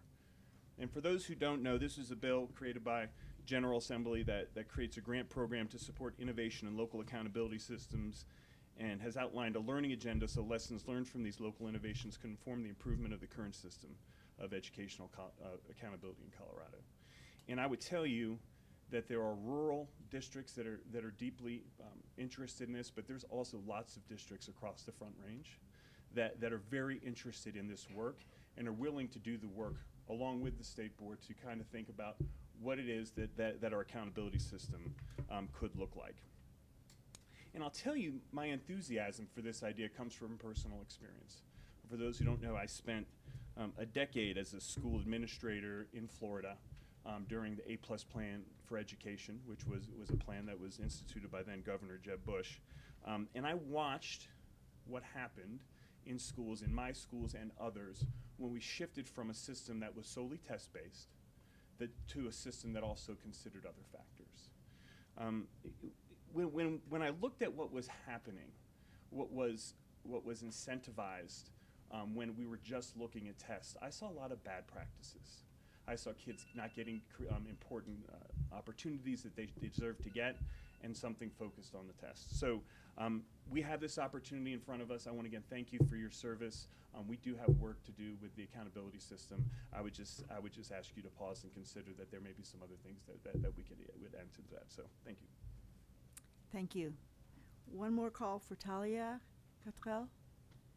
Ladies and gentlemen, thank you very, very much for coming, despite the weather. In any case, I know it was a particular hardship. We appreciate hearing from you very much. We'll take this item up this afternoon at around 1 o'clock. Thank you.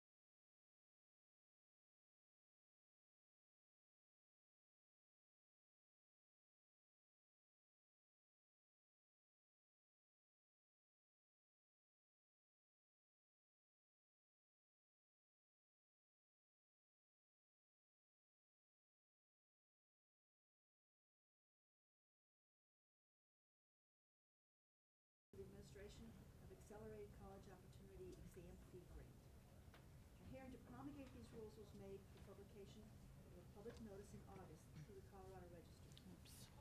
Oops, thank you. The State Board is authorized to promulgate these rules pursuant to 22-2-1071C CRS. Commissioner or staff prepared to provide an overview. Yes, thank you, Madam Chair. Misty Ruthven and Andy Tucker are here to provide us an overview. Thank you so much. Good morning, all. Good morning. We'll try to catch you up a bit, and I'll hand it over to Mr. Tucker to introduce the item. Thank you, Ms. Ruthven. Madam Chair, Mr. Vice Chair, Commissioner Anthus, members of the board. Thank you for having me here today. As you know, my name is Andy Tucker, and I am the Director of Post-Secondary and Workforce Readiness.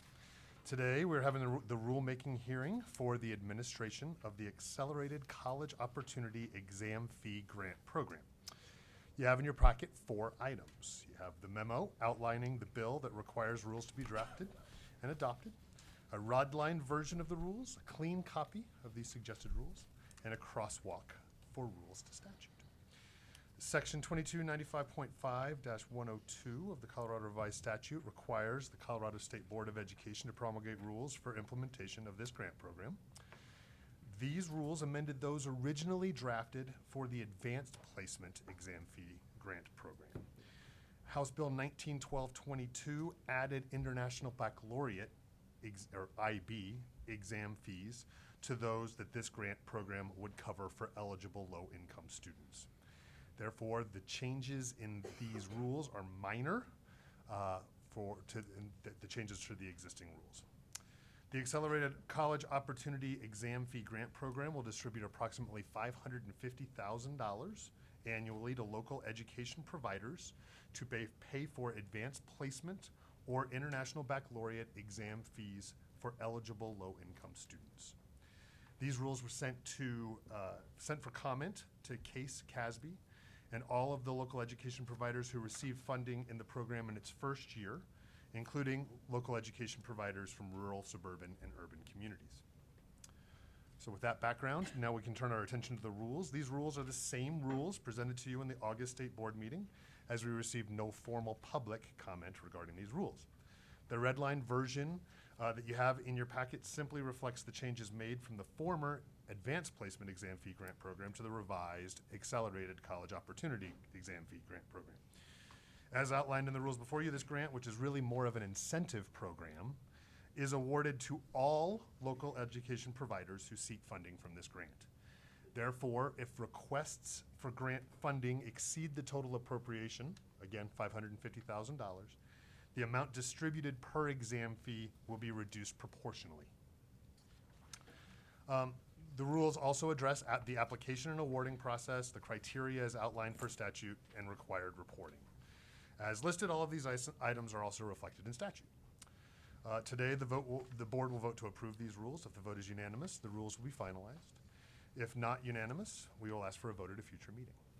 We did receive one question from board member Rankin regarding the differing types of International Baccalaureate courses and exams. And there are 2 different types of International Baccalaureate courses and exams. According to the International Baccalaureate website, higher level, which they call HL, or standard level, or SL, courses differ in scope, with students expected to demonstrate a greater body of knowledge, understanding, and skills at a higher level. The levels are based on seat time, on the amount of instruction given for the courses. To receive an International Baccalaureate diploma, an IB student takes at least 3, but not more than 4 subjects at the higher level, with the remaining at the standard level. Colorado 4-year institutions of higher education award college credit based on qualifying scores on either exam. But higher level courses may receive more college credit than standard level exams. So, with that, Madam Chair, are there additional questions? Thank you. No. It's my understanding there's no one here to testify. Great, thank you. So before we have a discussion, I would appreciate a motion, please. Board Member Durham? I move to approve the rules for the administration of the Accelerated College Opportunity Exam Fee Grant. Thank you. It's a proper motion. Do I have a second? Thank you. All right, comments, colleagues, questions? Board Member Rankin. Thank you for that explanation of the exams. From what I had read, the higher level is considered the more rigorous of the two tests. Do you have an idea of how many students take those tests, the IB or the advanced placement? Are there tests that go along with those? I'm curious as to the higher of rigor or the easiest one to pass and the numbers of students that take those. But I guess if this is new, you'll have that at a later date. Thank you. I believe that's true, Board Member Rankin. Thank you. We will have that data for you in the future. Well, speaking thereof, I would be interested, I don't think we need a presentation necessarily, but maybe a memo from you all over time in order to kind of see how often do we need to reduce the, what's the demand for this? In case $550,000 becomes insufficient and we end up back where we are already, that some kids won't be able to sit for the exam because of the pullback. So I think just sort of a monitoring process I would appreciate. Okay. Anybody else? Board Member Flores. I remember that the legislature across the street passed a bill this past year whereby many more students will be able to take the AP.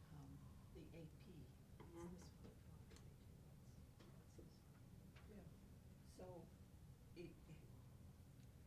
has the money appropriated been with the understanding of how many more kids are going to be able to take that? That's the question. We'll find out when we see, because it's available to any district that has at-risk kids wanting to take the assessment. It's pretty hard to predict. In the same way a lot of other things, you know, we were talking earlier today about the cost of kindergarten. They just try to predict. It's not until the kids show up. Thank you. You don't know for sure. Thank you very much. Do you have a question, Board Member Goff? Comment? I feel like I'm on an island out here, waving at the shore. Do you want to move over one? Well, Will I it feel might. better? Let me save them some time here. Well, the bill, I'll repeat, I think probably. The bill was passed to expand the number of AP kids eligible. And it was actually by amendment at some point where they brought in the IB kids as well. So the money for the grant was appropriated accordingly to those growing numbers they'd have.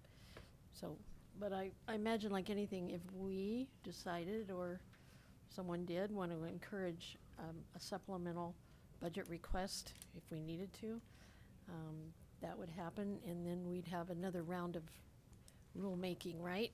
If there was going to be another round of the grants that were, Madam Chair, who knows? So I think I'm hearing definite interest in getting more information as we know more about the students and districts utilizing these resources and funds. As Dr. Flores mentioned, there are a few programs that incent different participation in multiple pathways, including advanced placement and international baccalaureate, and we're also happy to provide that information as well, if that's helpful. Thank you.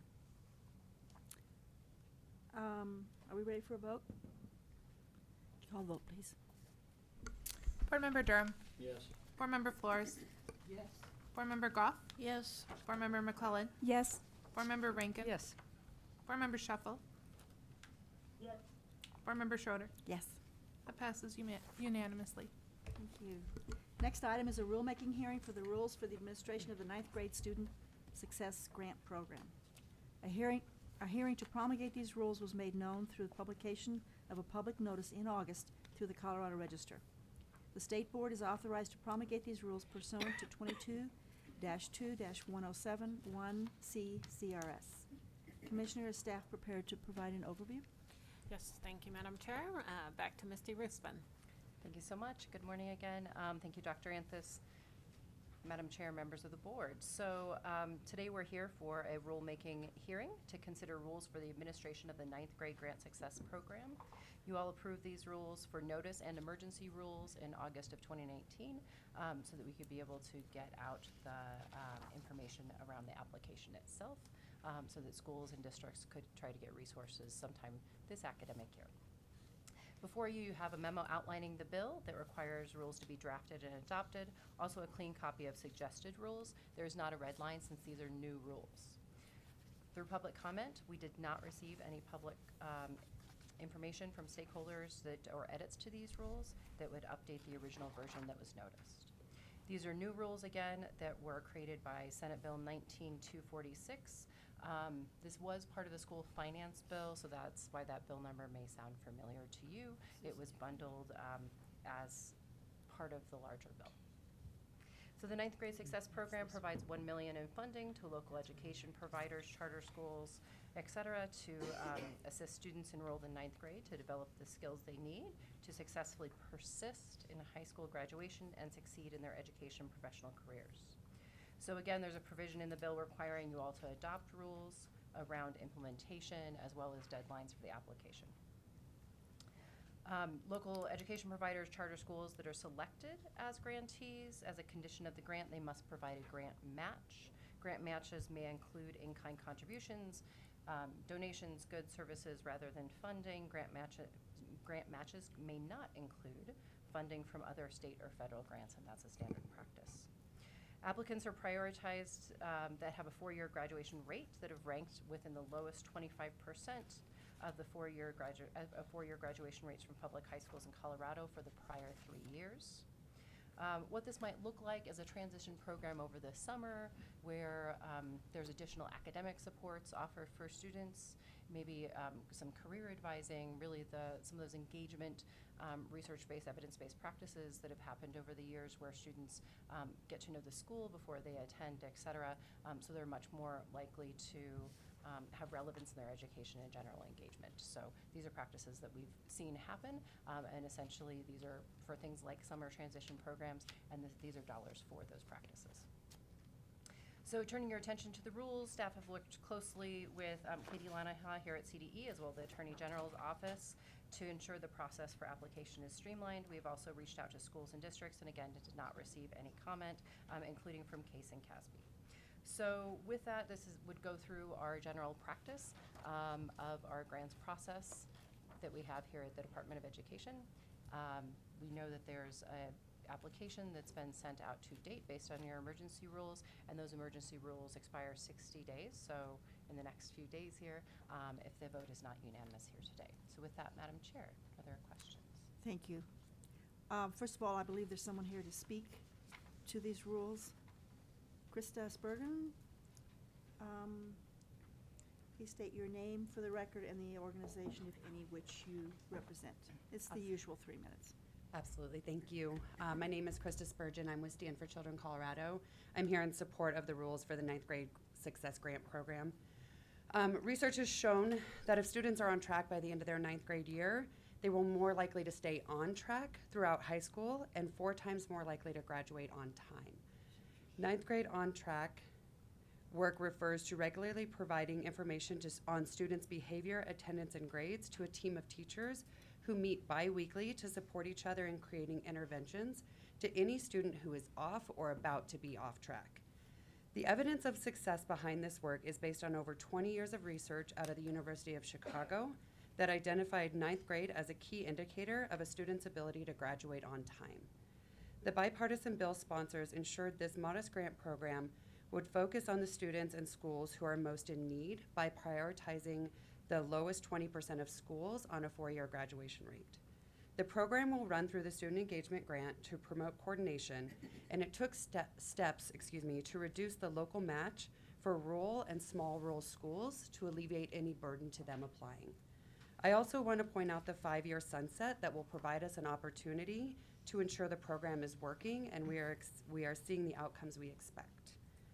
I've had the chance to sit in on some of these 9th grade teams, and it was amazing to see the level of attention that each student who was off or about to be off track got from their teachers. By identifying vulnerable students and using targeted supports, I believe we'll be able to increase graduation rates across the state of Colorado for those students who need the support the most. I hope you will join me in support for this program, and thank you for your time today. Thank you very much. Before we discuss this, could I have a motion, please? Madam Chair, I intend to offer an amendment to this, so maybe. Somebody else want to make a motion? Board Member Rankin? I move to approve the rules for the administration of the ninth grade Student Success Grant Program. It's a proper motion. Do I have a second? Second. Thank you. Board Member Durham. Thank you, Madam Chair. I think the, Refers to the page, please, that you're. well, I'm on page 2 of the draft of the proposed rules, but it's, the items about which I'm concerned are spread really throughout the document. And that is, there's there's a significant amount of what I would characterize as very sensitive information to be collected about these at-risk students. And the kind of information that in the wrong hands is more likely to stigmatize students than simply poor academic performance. And so I think without adequate privacy guardrails, student privacy guardrails in these rules, I think there's a realistic possibility that we're going to have data and information exposed, whether wittingly or unwittingly, that should not be exposed. And so I would like to propose an amendment, and it's a little complicated and not completely, in part staff drew the basics, but the amendment would be this, that in analyzing such information, the grantees shall comply, the grantees and those with whom they contract or accept free services shall comply with state and federal laws to protect the privacy of student information. So what I'm trying to get at is that there are one of the serious breaches that appears to be taking place in education, in public education, is the use of the free services that districts use to manage schedules and that sort of thing. And because it's free, and I will reiterate, there's no such thing as free. The payment is the student's information.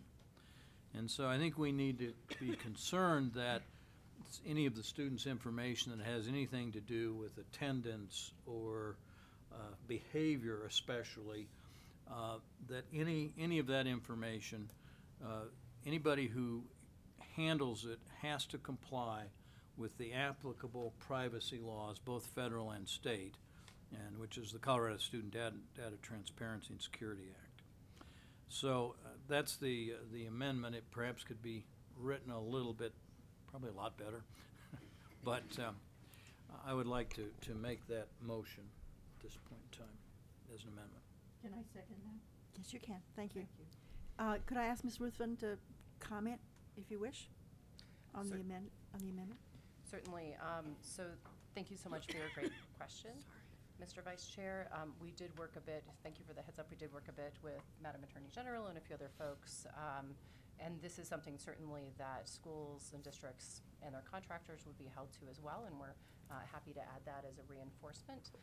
In reading back, if that's helpful, to make sure we got this correct, in analyzing such information, the grantees and those with whom they contract with or accept free services from shall comply with state and federal laws to protect the privacy of student information regarding this Colorado Student Data Transparency and Security Act, which is ZRS 2216-101.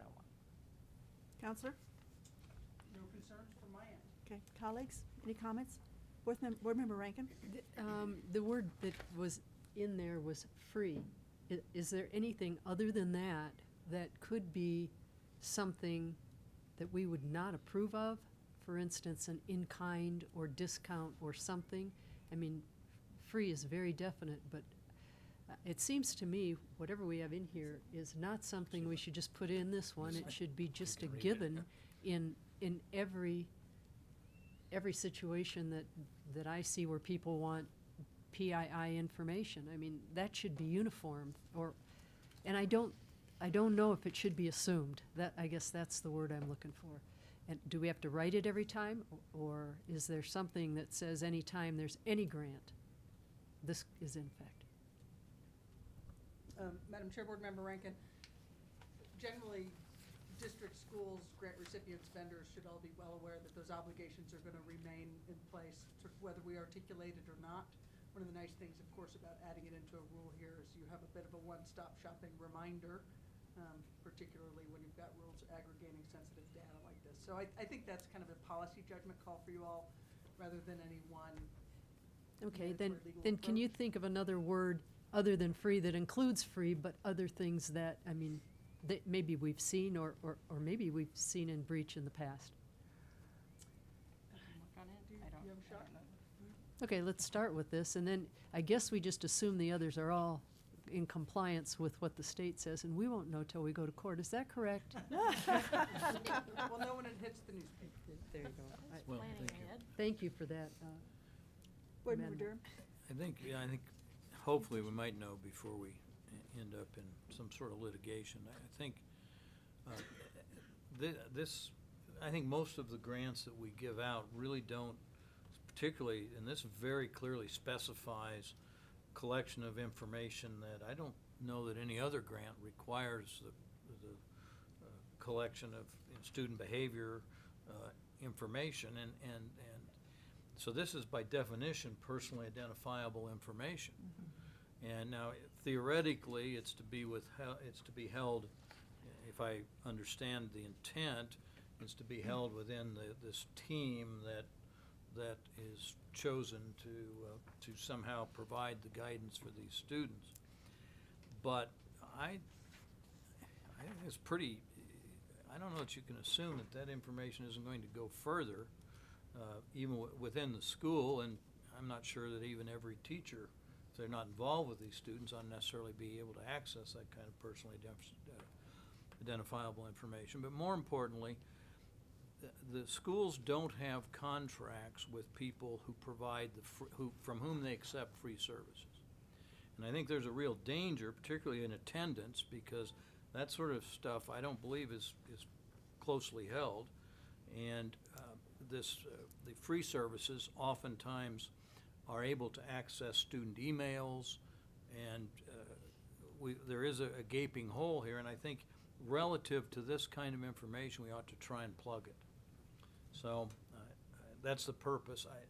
I don't know if it's, there may be a way around it, and people who want to get around the law tend to find a pretty easy path. And I'm but sure we'll find out. We'll find out. Is it the word free we're having problems with? I don't No, personally, no. I mean, that's, We could no. use, No. gratis, Latin. Board Member Rankin? I just will change my motion with an amendment, with the amendment when we get done with discussion. I'm sorry. May I ask a question, please? Yeah. I would like to ask Madam Chair, Ms. Ruthven, if we use the AccuPlacer in this particular, status of students, do we use the AccuPlacer to place students? Madam Chair. So Dr. Feliz, I think you might be referring to concurrent enrollment, which an AccuPlacer is one option that Okay. schools and districts have if students enter concurrent enrollment to see if they might be ready for that rigor coursework, Right. which is not It's directly not- related This is to a ninth this grade program. This is a ninth grade grant. Correct. Okay, but at this point, we don't give the AccuPlacer because I'd like to speak with you or someone related to the AccuPlacer about information that I received at this forum, this Okay, conference. well, I about think that- we're going to talk about that test. concurrent enrollment. Anyway, isn't that the next one? It's the next one. But Yeah, it's a so different let's program. just Okay. I'll hold keep it. hold that thought. Thank you. Anyone else? Board Member Rankin, oh yeah, do we need to vote on this amendment? Yes. Yes. Please call the vote. Board Member Durham. Yes. Board Member Flores. Yes. Board Member Goff. Yes. Board Member McClellan. Yes. Board Member Rankin. Yes. Board Member Shuffle. Yes. Board Member Schroeder. Yes. That passes unanimously. Okay, so do we want another amendment? Board Member Rankin, before we vote on the whole thing? No, I just want to make sure it's Ms. Ruthven's amendment. Yeah, Yes.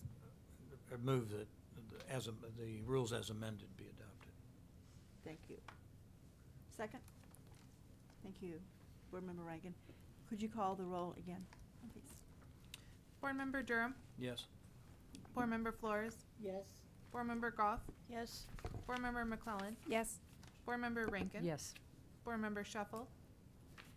Yes. Board Member Schroeder. Yes. That passes 7-0. Thank you.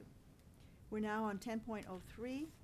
Next item is a rulemaking hearing for the rules for the administration of the Concurrent Enrollment Expansion and Innovation Grant. A hearing to promulgate these rules was made through publication of a public notice in August through the Colorado Register.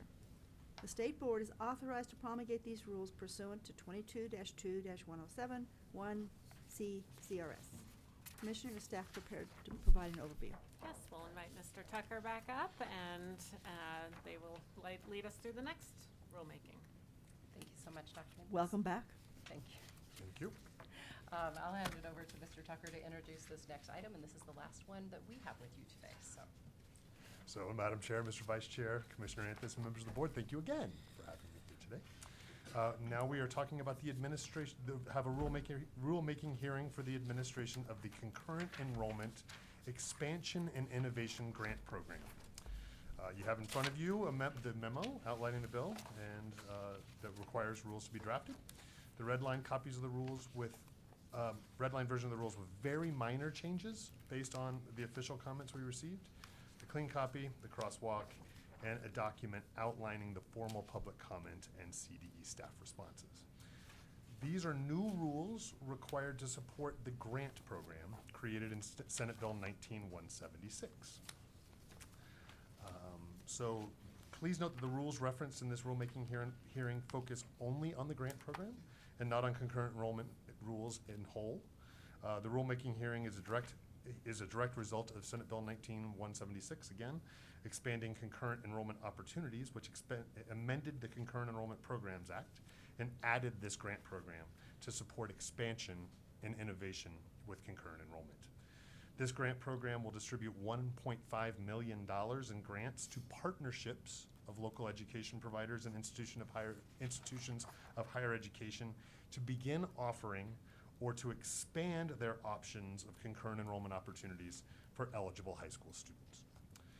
Please note that the allowable uses in this grant program, as you can see in section 3.02, section 5, include the following. They assisting one or more teachers with the cost of obtaining a graduate degree in a specific subject so that the teacher may be certified to teach a post-secondary course at a high school. Removing barriers for concurrent enrollment for qualified students, so to cover the cost of fees or supplies, books, transportation. The sharing of data between the members of the partnership, which may include purchasing technology, software, and equipment to assist in the student enrollment process, and or providing services and support, coordination resources for concurrent enrollment for either or both members of the partnership. Turning your attention to the rules, staff have worked internally with our policy office and the Attorney General's office to ensure that the process for application is streamlined. We've also reached out to district and school staff, as well as the Rural Council, Case, and CASB for their input. We received one official response from Sandra Steiner and Westminster Public Schools with a number of requests for changes, some of which are statutory requirements and thus cannot be changed. One comment suggested limiting the number of years in which reporting was required. While the number of years for reporting is a statutory requirement, we realized that the wording could be changed to make the rules a little bit clearer for the field. So therefore, you will see these changes in sections 5.012, 5.014, and 5.015. Very minor changes. As outlined in the rules, this grant will go through our regular competitive grant process. The rules address the application and awarding process as required. So today, the board will vote to approve these rules, and if the vote is unanimous, the rules will be finalized. If the vote is not unanimous, we will ask for a vote at a future meeting. Once again, these rules solely focus on this grant program. So with that, Madam Chair, are there questions? Thank you. Is there anyone here to testify? I don't have any information that there is. Thank you. Could I have a motion, please, before we begin? Board Member Rankin? I move to approve the updated version of the rules for the administration of the Concurrent Enrollment Expansion and Innovation Grant Program as posted on board docs. Thank you. That's a proper motion. Do I have a second? Thank you. Whoever you want. Okay. Comments, questions, colleagues? Board Member Flores, Thank please. you. I wanted to ask about the AccuPlacer and why we use the AccuPlacer. I'm sorry. The AccuPlacer and why everybody, not everybody, but a lot of people across the country were saying that it's not a good test. Especially some people who are in the know, specialists in that area. Ms. Ruthin? Thank you so much, Madam Chair. So thank you for your question, Dr. Flores. I think this gets into something that is a policy matter that the Department of Higher Education has been working on for some time with their institutions of higher education. And one of the things that they are working on and updating is a variety of ways where students can show their readiness to take a college course. So in addition to AccuPlacer, the institutions in our state, the institutions of higher education, are moving toward what's called multiple measures to make sure that students, in addition to AccuPlacer, can use other criteria beyond tests, et cetera, GPA, a sequence of other tests, et cetera, PSAT, ESAT. You know, there's a laundry list of things that students can show their readiness. Right, and in fact, it was the other half. There were boards of education, and then there were the regions. And the regions were the ones that said, you know, yes, of course, it is not a good test. So we So had. is this something that's at higher ed level? Or are our schools engaged in this, using this assessment? So this is would be a higher education policy. Okay. That would be within the Commission of Higher Education. Okay, so we don't get to decide on that one. Right. Well, Thank but the thing is that we do talk to each other, and one of the things that came out from this conference about regions and school boards is that we don't talk to each other enough. Okay, that's another issue. They said, here is the name of a person. His name is Dr. Jenkins. He's a senior research scholar, and he specializes in community college research at the Center Teachers College, Columbia University in New York. His name is Dr. Davis Jenkins. And he's the senior research scholar in community college research at Teachers College, Columbia University. So, and then what happened was that all the regions agreed. I mean, I didn't have a say other than I knew the name and that our students would take it, and so. So there's nothing in these rules that relates to this, am I correct? No, but if you have an information that you got from a well-sourced individual and individuals, then you want to bring it up. And so in your discussions with higher education, you might want to suggest that they speak with Dr. Jenkins, who supposedly is the guru in this area. Thank And you. that's what I didn't want to miss. Okay, thank you. Any other You're welcome. questions? Are we ready to vote? Please call the roll. Board Member Durham. Yes. Board Member Flores. Yes. Board Member Goff. Yes. Board Member McClellan. Yes. Board Member Rankin. Yes. Board Member Shuffle. Yes. Board Member Schroeder. Yes. That passes 7-0. Thank you. That ends our hearings. We'll now have a presentation on Innovation School Performance. Commissioner? Yes, thank you, Madam Chair. I will invite Mr. Cottonsteady up to give us a briefing on Innovation School performance.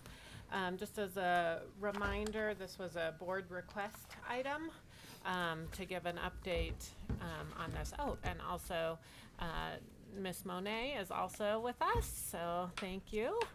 And she leads a lot of our innovation work as well. So I will turn this over to Mr. Cottonsteady. All right, thank you so much. And thanks for allowing us to be here today. And so why are we here? In March of each year, we publish a innovation report to the General Assembly. And that report is also shared with the board. And over the last few months, we received a couple questions about how innovation schools are doing. Some of the specific questions were about data that was in the report. And so as the unit that's responsible for authoring that report, I'm here to present on some of those questions. And then I also invited Nicole to speak with me from the accountability side, as some of the questions are related to school improvement. And so the materials that you have the memo, you have a hard copy of the PowerPoint. I included the 2019 innovation report as a reference for you. And then we provided some additional data for you to try to respond to some of those questions. So that's the final handout that you have. All right, so I click with this. And I guess I heard I get a break in the new television, so we'll see how that goes. So here's today's agenda. We'll provide a general overview, and then we'll look at the two questions that we framed that had come from the board. So starting with the general information, the Innovation Schools Act was passed in 2008. The legislative intent for the act had a variety of purposes. The primary ones were to support and encourage greater school or zone level decision making, to encourage what the legislature said intentionally diverse approaches to education, and to support nimble adjustments that respond to local needs to accelerate school improvement.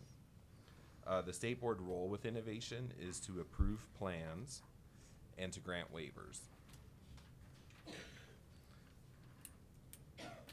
Innovation, I wanted to highlight, is one path for flexibility. It is a statutory way to package flexibilities. And so when you see an innovation plan, they're asking for flexibilities from the local level and also from the state level.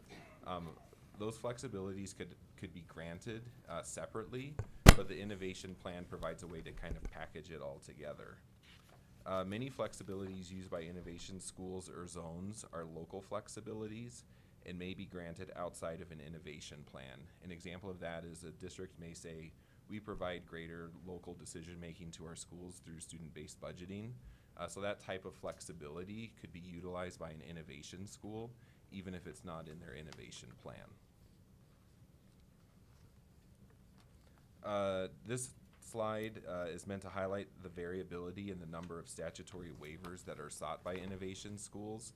So you see that there's quite a range. Some schools will request just a few statutory waivers, and then there's a handful that go up to 26 or more. So that just shows that there's a range. And this information is provided in the 2019 Innovation Report. This slide highlights what schools are commonly requesting for with their waivers. And so at a high level, what you see is that waivers are commonly sought to increase local control and decision-making around a school calendar, staffing decisions and evaluations, curriculum and professional development, a level of local budgetary control, and then for general operations for things like dress code. So where are our innovation schools today? This data is referenced from the 2019 Innovation Report. It shows where the districts have innovation schools, but I'll note that there's a difference between the N size, so that some districts you'll see have a large number of innovation schools, but then the other relevant column is the percentage of students in innovation schools. So you'll see that some districts, although they only have a handful of innovation schools, actually represent the entire student population in that district. This one is also from the report. It kind of shows the evolution of innovation schools over time. My recommendation for looking at this chart is as you work your way down the district list, that shows when new districts entered in to become designated as districts of innovation. So you'll see that Denver was the first district, and then the most recent district to become a district of innovation was Jefferson County. I'll add a reminder on some of these slides is that this information is pulled from the 2019 report. And since that report, we did not include any board action that happened in 2019. So some of the things that have happened since that time is that there was another network that was added, approved by the board. And then there were 6 new innovation schools that have been added. So those are not represented in the data that's presented today. This shows where innovation schools, what types of levels, and you see that most are elementary, but there still are significant numbers of middle schools and high schools, and also there's 6 AECs. One purpose for innovation is for school improvement, and I'm going to hand off to Nicole for this slide. Thank you, Bill. Good morning. In the Office of School and District Transformation, we work with innovation schools for 2 reasons. In the first category, schools and districts have self-selected innovation because they believe those additional flexibilities will help address root causes and performance challenges. These schools tend to be earlier on the accountability clock. In the second category, schools and districts have selected innovation as part of the accountability pathway planning process after reaching the end of the clock. I will now pass it back to Bill to talk about innovation zones. All right, so innovation zones. The law, when it was written, encouraged both local control for schools and encouraging zone-based collaboration. We have seen zones for various reasons, which include local collaborations. An example of that is the Northeast Innovation School in Denver, where you have a group of schools locally based that convene for IB purposes. You have district plans that come forward. Typically you see those with the rural applications that have come in where a full district has sought innovation. And then also accountability pathway zones such as APS and Pueblo. But I will note that for those zones, not all the schools are necessarily on accountability pathway. So the zone inclusion has brought in additional schools as well. So this is a list of the innovation zones. As I mentioned, this was referenced from the 2019 report. So one zone that you do not see there is in Denver County is the Beacon Schools Network because that was approved after this report was published.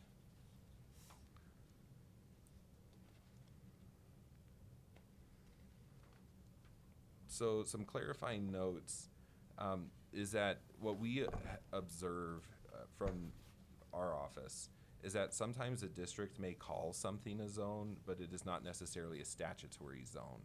And you'll hear that with innovation schools as well. Sometimes a school might say, we're an innovation school, or a district may use that term and not be a statutory innovation school. So we always call it like the capital I innovation school or innovation zone. So just something to be aware of. And sometimes zones may use other local flexibilities.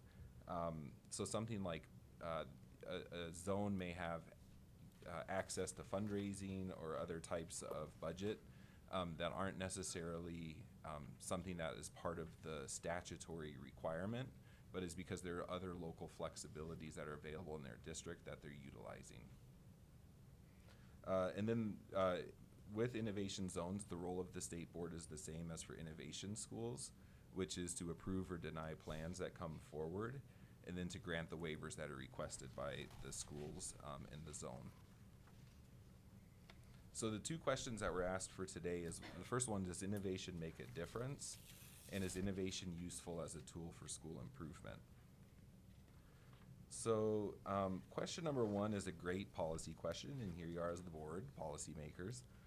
When we write the legislative report, we're asked to provide information to the General Assembly about the performance of innovation schools based on the data pre and post innovation. So the General Assembly asked, how are schools doing before innovation and after innovation? The primary way we're able to do that is with the SPF. In our annual report, we provide a chart that looks like this. So I put a screenshot in. This is from the innovation report, and we provide SPF ratings over time. And the little peach color is an indicator of like those ratings happened before they were innovation, and then the ratings that happened after the little peach boxes, their ratings after innovation. When Colorado transitioned to CMAS, we started collecting mean scale score and growth data as well. So we provided this information in the report as well. And this is just a slide to show what that data looks like, as we'll put the mean scale scores. The difference, and this was one of the questions, is why don't I see all innovation schools listed here, is we only provide the mean scale score and the mean growth score in the report if the school received innovation over the CMAS window. So if the innovation happened 10 years ago, we don't show pre and post data there because the measures were different at that time. Let's see here. Based on this information and following a review of the report, we received board member feedback asking if we could provide additional data on innovation schools. So in response to this request, we provided this additional handout to you today. It has a cover sheet, and then you see a lot of data that has some blues and greens in it. So that is provided to you today, which provides more granular information from a school's school performance framework. So the data that we have available to us in terms of answering the question how our school's doing is still based on the SPF. And if you look at the data, it looks like this. And I received some questions earlier this week about what the data means. So I took some screenshots that provide additional context of what you're looking at. So this is a school performance framework. And as you see in the traditional SPF, the percentage of points earned, or I'm sorry, the school performance framework provides a performance rating at the top that is based on a percentage of points earned. So you see here in the right side it says 50.7% of points. The percentage of points earned are broken up into 2 or 3 sections, one for academic achievement, academic growth, and possibly post-secondary and workforce readiness if it's a high school. So in an effort to provide you with more granular information on innovation schools rather than just the SPF color code, we attempted to keep the overall amount of data manageable. We provide a running history of the percentage of points earned overall for each school from 2010 to the present, and also for each of these 3 indicators: achievement, growth, and post-secondary and workforce readiness. So what you see in that table, this kind of gives you a breakdown. That overall percentage is that percentage score that you see on the cover sheet of an SPF. And then the achievement percentage is what shows in that first indicator. So it's like the summary page of the SPF. We felt that that was the best way to give some trend information in terms of how those points are changing over time for the schools. Yeah. I just noticed that, you know, even though they're blue or green, it seems like in some schools have been at 25%, scoring at 25% on achievement, and are blue or green. Great question. So now I was going to provide some additional detail there. Why don't you let Yeah. Mr. Cottonstead finish, and then we'll go to questions. Is with the blue and the green, it's not, those colors in this handout that you have are not SPF color codes. So I apologize for that. That was some feedback I got back. Is the army green color that I use here is to highlight the years where the school had innovation status. Yeah. So you can look at like the white years are pre-innovation, the green years are post-innovation.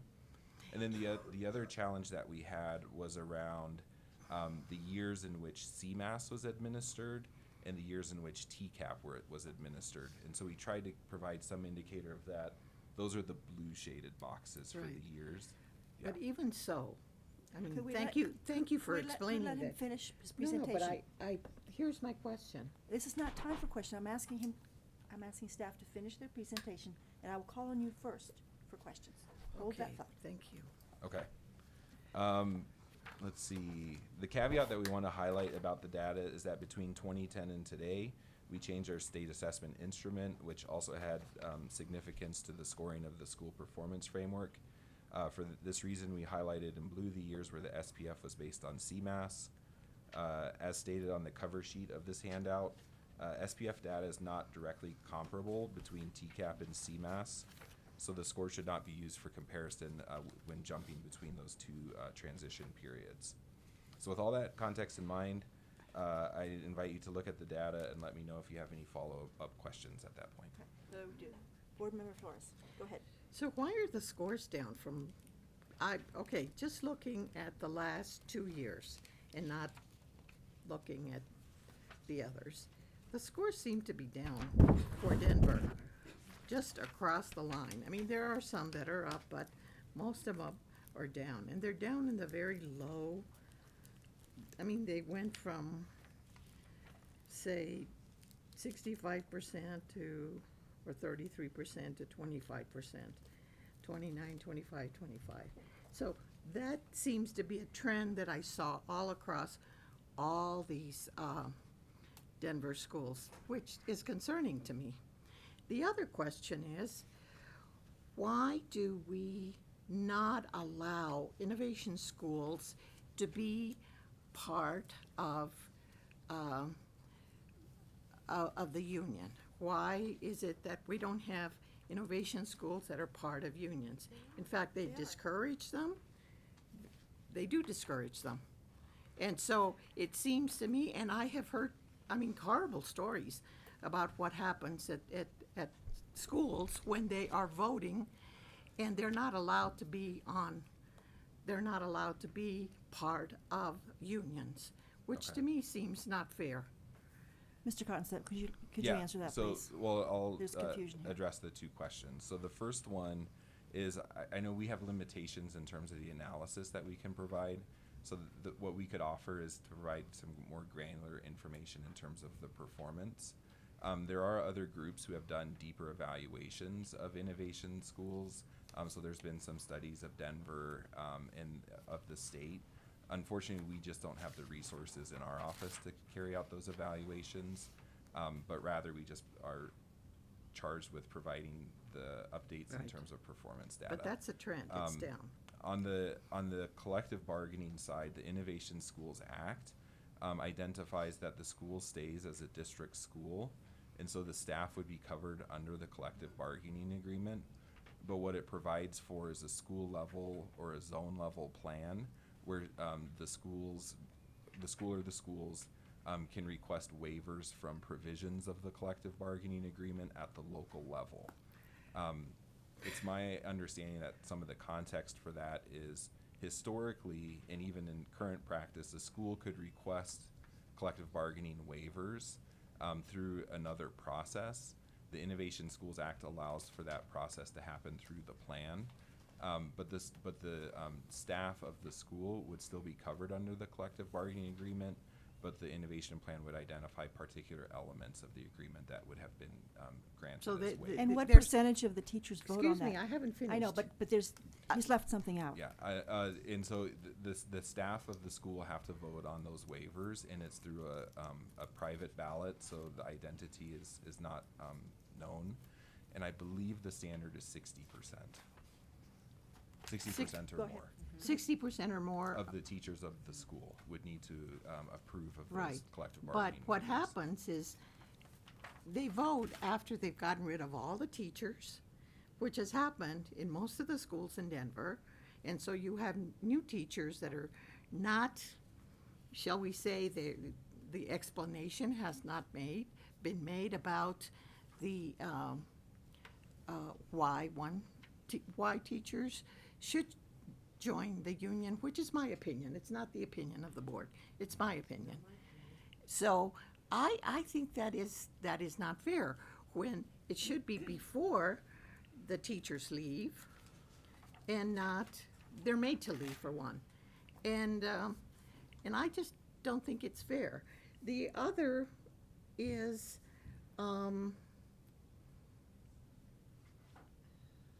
that in Denver, we have 50% of the schools are innovation or charter schools. And of course, we know that charter schools do not want, that's the first thing they don't want, is for teachers to unionize.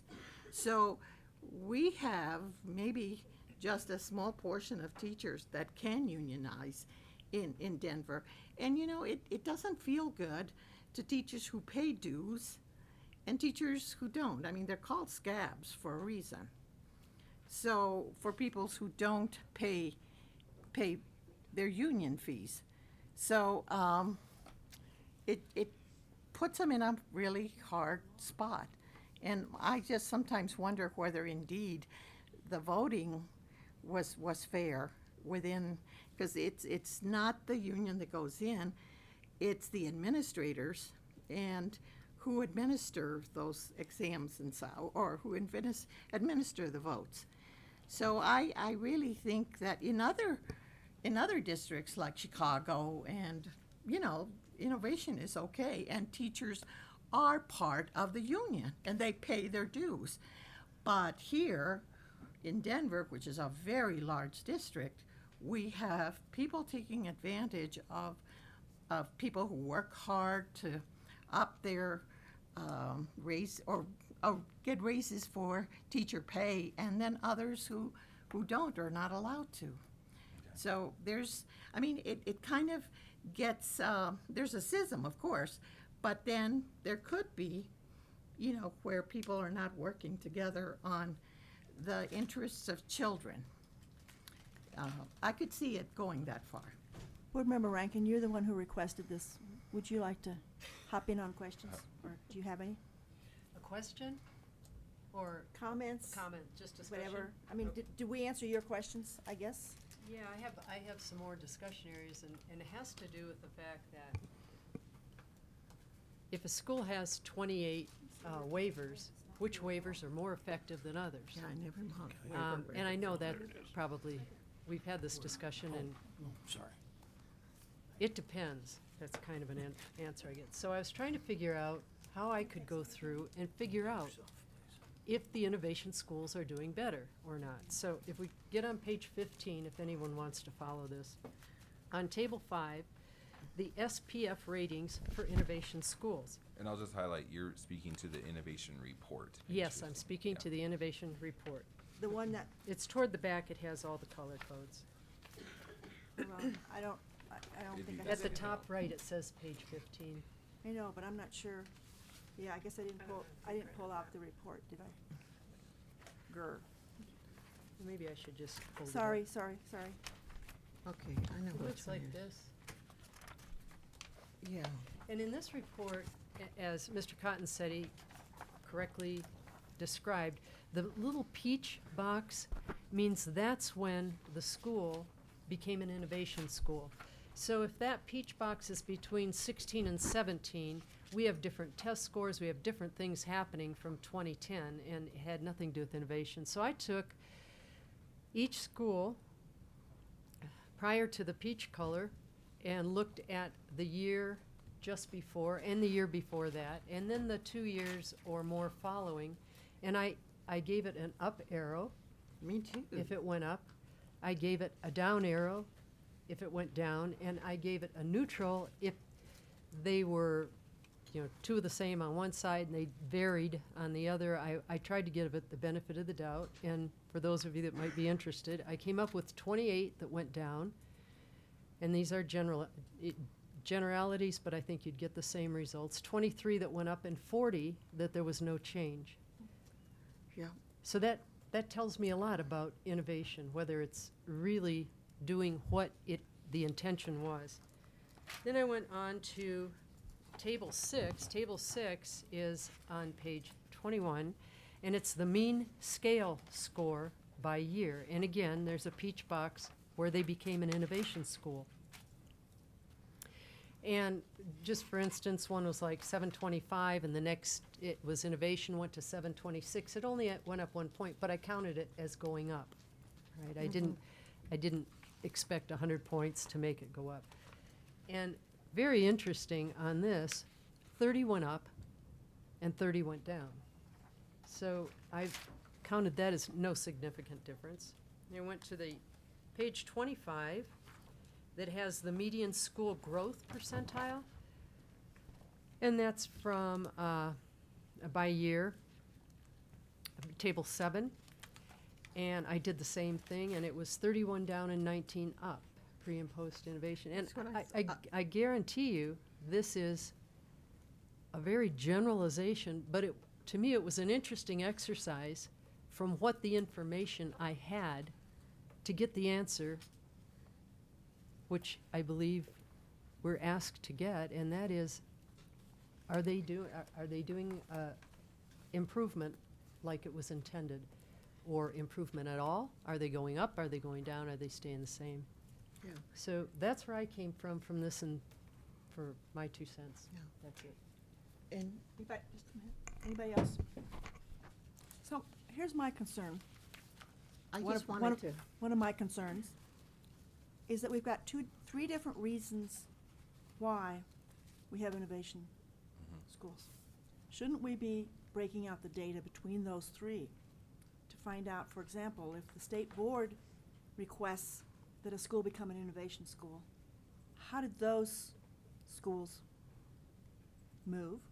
If a district requested that particular schools become innovation schools, based on their concern about getting to the clock, and then thirdly, if schools themselves requested innovation status, does that make a difference? In other words, the depth of the analysis, I think we need to look a little bit more about purpose, why they requested it. The other piece. This conference appears to be inactive and will be ended soon. If you are Yes. the host and wish this conference to continue, please press any key on your telephone touchpad. You still there, Deborah? Oops. The other piece is Probably has to the eat. variety of waivers. Well, I think we fixed it. But text one of us, please, if in fact that happens. Deb, please. What are the, do those waivers, first of all, they're so different. Even when they're in the same category, we don't actually know which waiver. In other words, and to answer the question that Board Member Rankin would like to have answered, doesn't matter. We just have to know more. There has to be more depth in the analysis. Now, I'm not familiar with the groups that have done a deeper dive into the data. That would be helpful, or we need to start some kind of an automatic trigger so that we can do a better analysis. And an up-to-date analysis. I'm not sure that since it's almost at the end of 2019, I'd like to have the 2019 stuff included if possible. Okay. Board Member Flores. well, in not all zones, I mean, the changes that have happened in Denver are great because you get innovation, and a lot of the times the innovation is because, the school is going down and they don't want to come to us, and they think that if they, get more monies, and sometimes they do and sometimes they don't. I know that school that everybody was up and about 2 years ago, they really didn't give that school any money at all. And so, and then on paper, it states that they gave money, but I was assured by the local committee, the local school committee, and the principal that they were not given any more monies. And then you have the zones on top, which are in Denver. I'm not talking about, and these zones, they come to us, and then they become zones, and they are supposedly another layer that of consultants and such that help the school. But sometimes schools don't want to be helped by those zones. They have other means, or they want to do other things, but yet they have to pay another exorbitant amount of monies to become part of the zone to get consulting that they don't want, and they're forced to. If a district wants them, the zone to go in, they have to. So it just seems like a mafia, where the mafia comes in and says, you know, we're gonna give you protection, but you have to pay $750,000 for the protection that we're gonna give you. So, And thanks.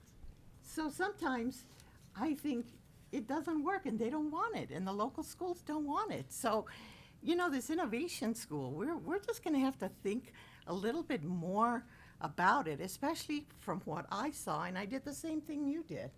If they went up, you know, I put an up arrow. If they went down, I put a down arrow. And the down arrows, I didn't count them.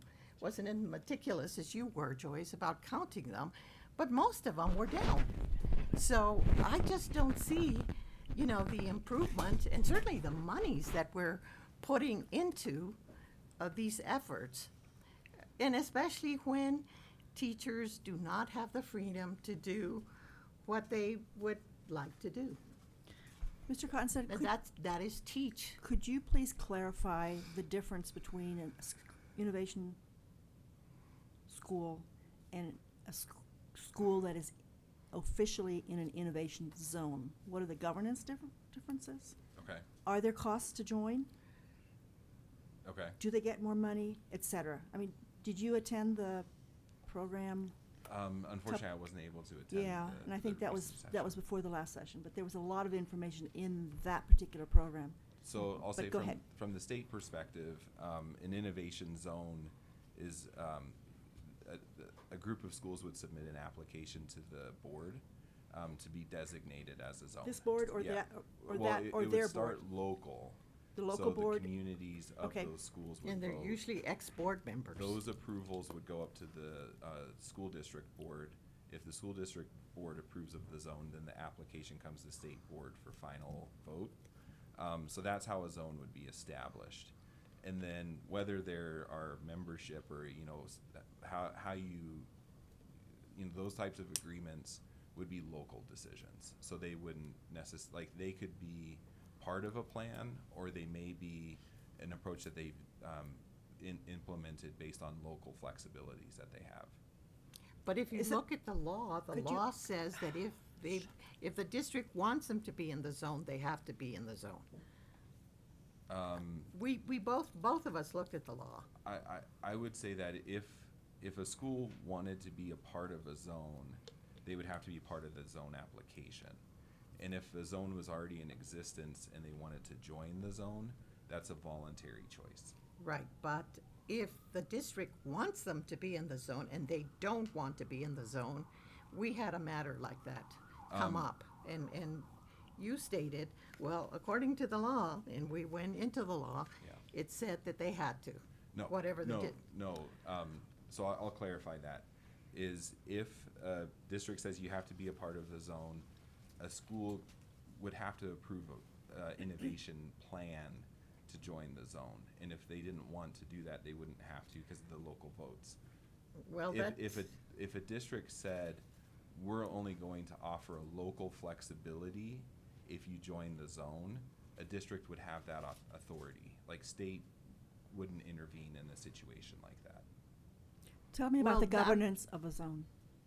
I mean, I Um, just want everybody to know what this looks like, because it Yeah. does, to me, seem That different. wasn't true.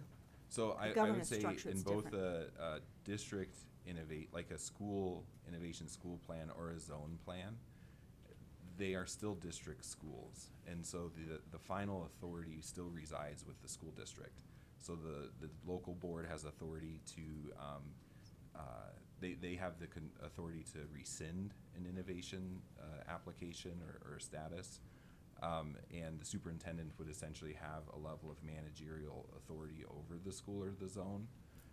If a zone or a school voluntarily chose to pursue a path with like a partner, so where we've seen the evolution of nonprofit organizations, that is something that they could choose to do at the local level. Okay, thank you. Board Member Goff, did you have your hand up? Yes, thank you. When we're talking pathways decisions, especially, I'll go specifically to schools that are on the clock and we're meeting and talking and so forth. The part of the recommendation process involves a state review panel who will usually say something around a recommendation to go to an innovation status or Okay. one way or the other. And there are, even if it's implicit and inferred kind of criteria for their recommendation on that, and we could digest all of that as well when we get to that point.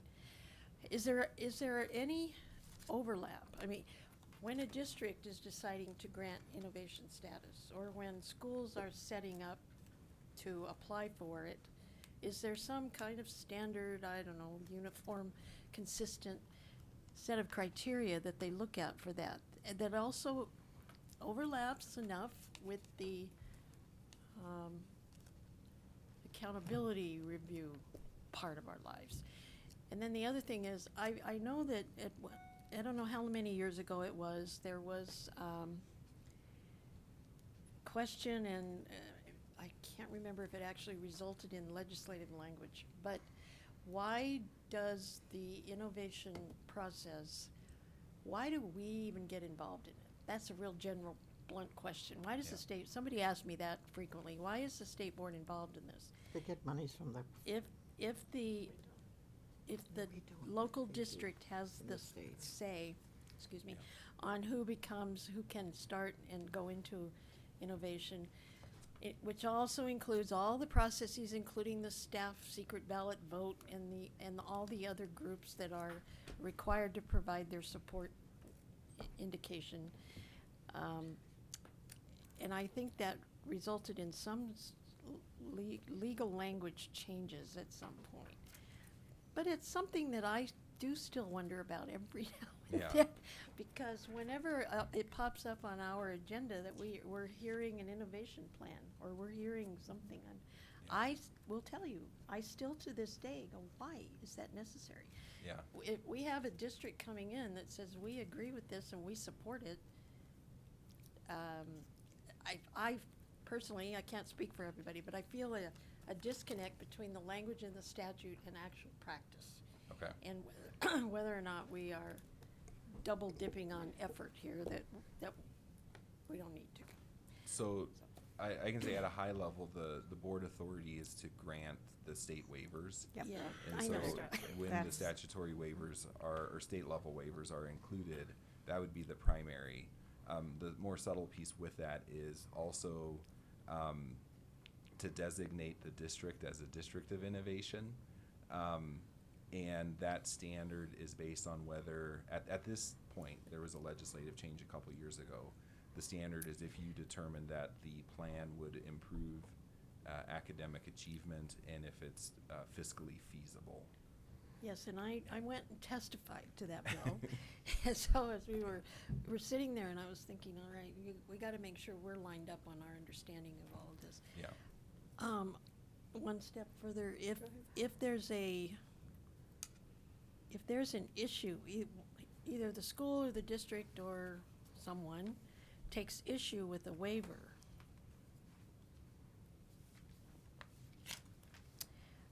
what about that? Because there may be, and the innovation is usually approved first. Then we hear, am I right in this order of action? Then we hear anything around waivers? We have a waiver conversation? So I can say that, like, the process is, plan is developed, you have a level of local approvals from the school, the staff, the SAC, and then it would be approved by the local board or the district board, and then it comes to the state. So those levels of approvals would be happening before they come to state board. And then the first step is to approve the plan, right? Once the plan is approved, you may not see the school come back, because any decisions after that point of whether to retain innovation would be happening at the local board level. The one exception to that, which has happened, is if a school wants to add waivers. So you might have a request from an existing school to add some additional state waivers. Those requests would still come to the state board. That's why we have a lot of waivers. And I would say those would only come after they had been approved at the school and district level. You know, I don't, had no intention to kind of absorb our time with this level of detail. But I would suggest it's something we might want to talk about to see if there's something, if it feels like there's something that's redundant, and seems a little bit inconsistent or in conflict with local decision-making arenas versus our getting involved in it, if it's, I don't know, I just would like to talk about it sometime, and I know we don't have time right now, but the waiver question in general. Yeah. It's a But topic. most of the time, it's very punitive towards teachers. And federally, it has to do with principals as well. Board Member Flores, But someone usually else the is next. principals stay and all the teachers leave. This may be a question for Mr. Thank you, Madam Chair. This may be a question for Mr. Cottonsteady or perhaps a question for Ms. Tollison, but I just want to make sure that I can clarify my understanding. Is it correct that statute requires that an innovation application must have demonstrated some measure of vote with support from local educators and community members, or staff and community members? Am I right that that's a statutory requirement? Yes. Okay, I just wanted to solidify my understanding there. Thank you.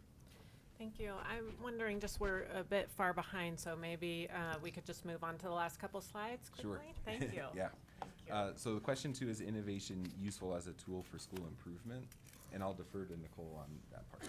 Yes, so in terms of the second question and whether it is useful for a tool, of the 7 schools that have pursued innovation as an accountability pathway since 2017, 3 have come off the clock and maintained improvement or performance ratings for the last 2 school years. 1 is closed, and 3 are in priority improvement. Have they gone down? Sorry? The 3 that are not off the clock, have they gone down? Yes, so As- you can see the ratings Right up there. there on the chart. What page is that? 2 went down, 1 stayed the same. So you 21. can see that Risley went from turnaround to priority improvement, and Aurora Central has maintained priority improvement, and Bessemer has, their most current rating was priority improvement. Yeah.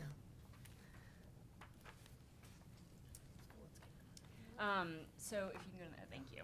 So we have seen schools and districts with promising practices around innovation.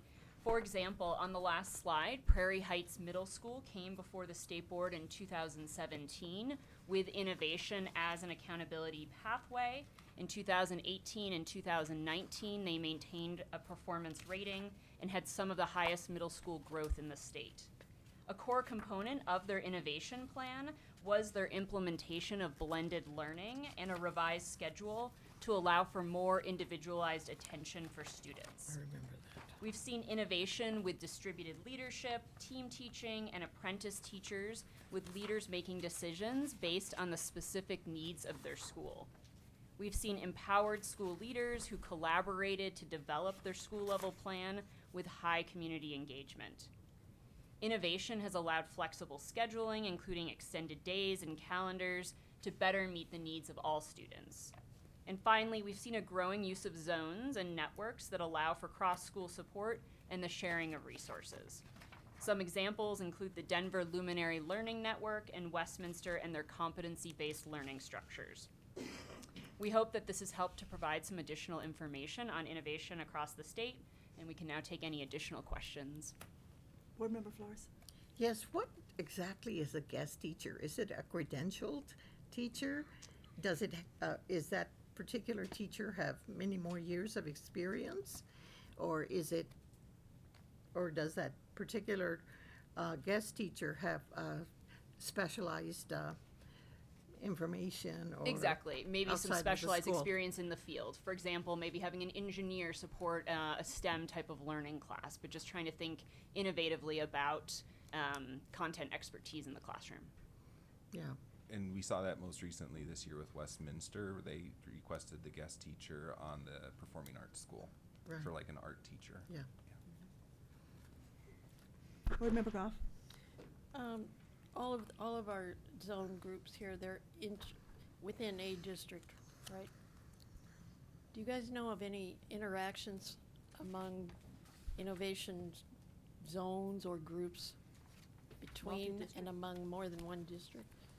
Is there anything like that at all? I know that there's a lot of collaboration that happens across district, utilizing innovation, not at this time. Okay, what do you mean? Well, like a BOCES structure or something like that. Okay. Schools or districts work together on problems, or on opportunities. That type of thing can happen, but no one has come forward requesting innovation as a way of structuring that work. Well, I wasn't really thinking that far. I was just Okay. wondering if there's exchange of information, things that work, things that could be, you know, that it would be qualify for being scientifically based, that there's some data available for to show that things are going one way or another. Does the I would Lumina assume Network, so. for example, Yeah. do they ever talk with the innovation schools in just off the wall Pueblo? Do they ever talk together about what they're doing in their innovation schools? That's all. Not that I know of, but that doesn't mean it's not happening. But I think the idea of sharing best practices is a good one, whether it's a zone or whether it's just innovation schools, period. We don't know all of the things they're doing, and all of the connections, so I'm sure it's happening, but. So let me ask you, Mr. Cottonsteady, how difficult would it be to break out this information by the three different? We would do some level of local determination as to what category to put them in, but from there, I could identify. We can certainly you know, like identify the ones that we directed. Yeah. You think the other two breakouts are a little more difficult, whether it came from within the school or came from the leadership in the district? Yeah, I mean, like, we would Okay. do just some determination on that. Okay. I think there's a frustration among us that the results seem all over the map. Board Member Rankin, go ahead. I agree. We do need a little more definitive information, and I keep going back to, does innovation make a difference?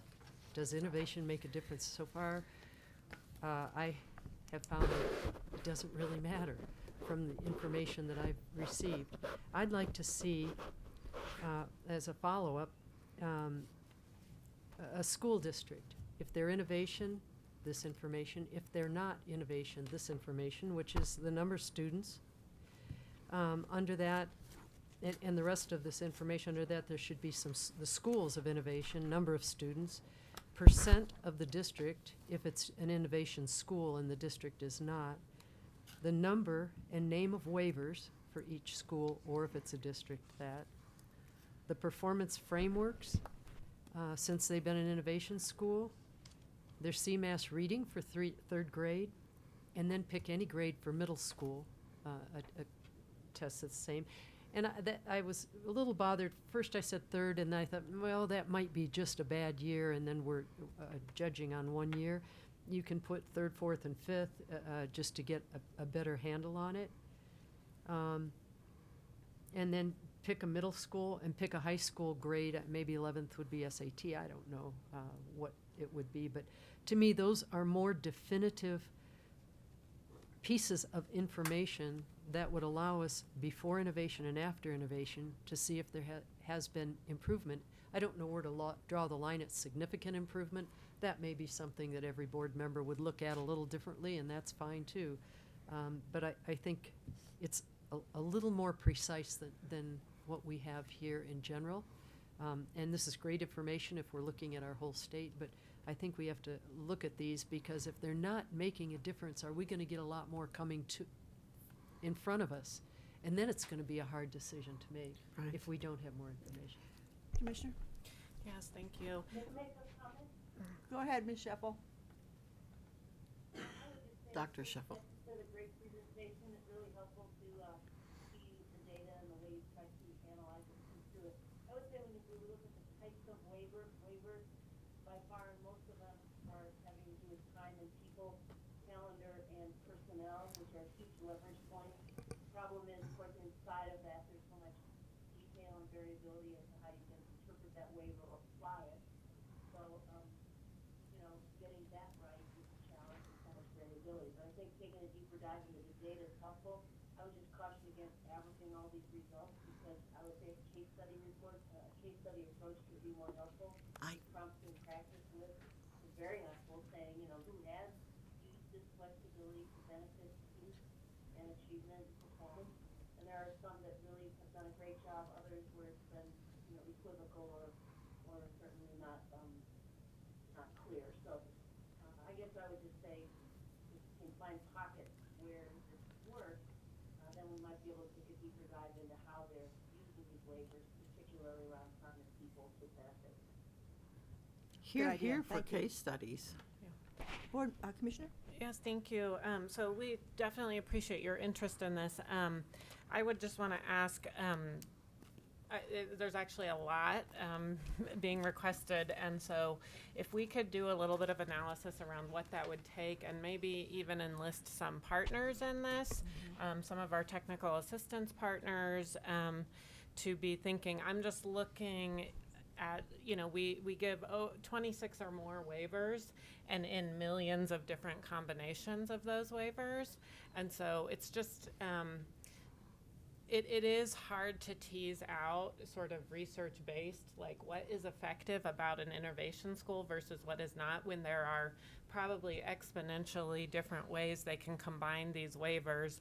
And then in addition, just super different local ways of implementing it that we're not going to have all that information for. So, so definitely appreciate all the additional questions. I will do an analysis with my staff around what it would take to get more of that detailed information, and then maybe we can talk as a board about if you want that our time spent that way, or if we want to try to get some other support.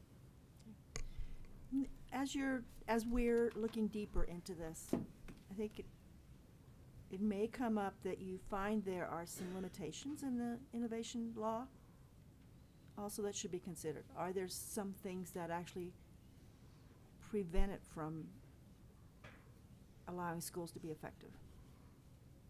Okay. Please. Any other, Board Member Durham? Thank you. I think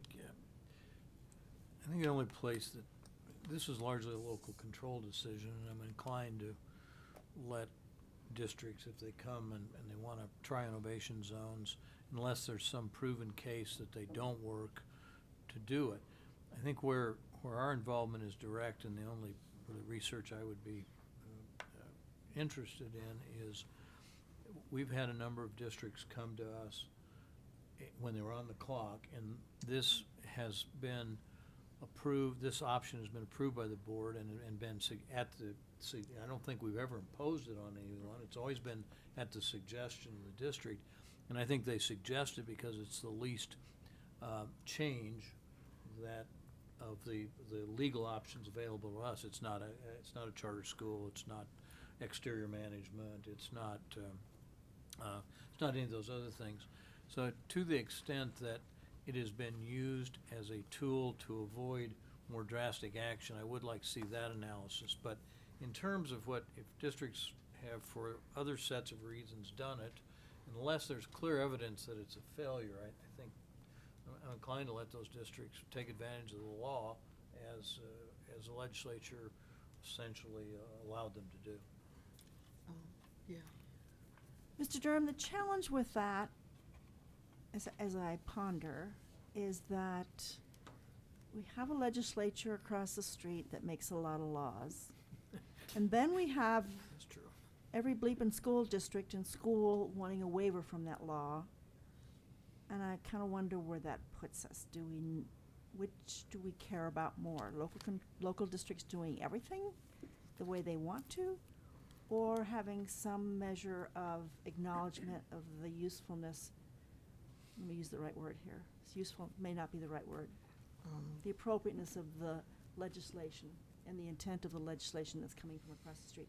I think it puts us, I think we ought to be thoughtful about where the laws are coming from, why are they being written, and why should we give a waiver for them? I think fundamentally that's the rub. I think that could be the rub, but at least with innovation schools, I believe the legislature really intended for districts to be able to use this as a tool to solve local problems, and I am inclined to let them do that, unless absent evidence that it somehow hurts student performance. And I don't think that evidence is there. I'm not sure there's any evidence there that it helps students' performance significantly either. But the one area we're clearly involved with is we've granted significant waivers and innovation to districts and to schools to avoid, essentially, to avoid more stringent action when they're on the clock. That could be gaming the system. Could be that it works just fine. But that's a question I would like to have answered. And I don't know, Mr. Cotton said, is there any evidence that innovation lowers performance? I mean, I think you just see the anecdotal data that sometimes it goes up, sometimes it goes down. Yeah. To what extent do you think the districts are doing, isn't it a 3-year evaluation? Yes. So to what extent have you observed the reevaluations of innovation zones, innovation schools? I can speak to that. Please. In terms of the pathways work. For example, with Greeley District 6, we've had conversations because the innovation plans are almost reaching the end of their 3 years, and so we've had conversations around looking at the innovation plan and then to what extent the local board is monitoring how students are doing and performing. So I think that in that district, they've had increased performance as a result of the innovation plan. I wouldn't say that that was the only lever that they pulled, but I do think it was a critical lever. But I would, as a field practitioner, I would encourage them to be monitoring that, and I would encourage the local board to be monitoring that. How about Denver, which has had the longest history of innovation schools?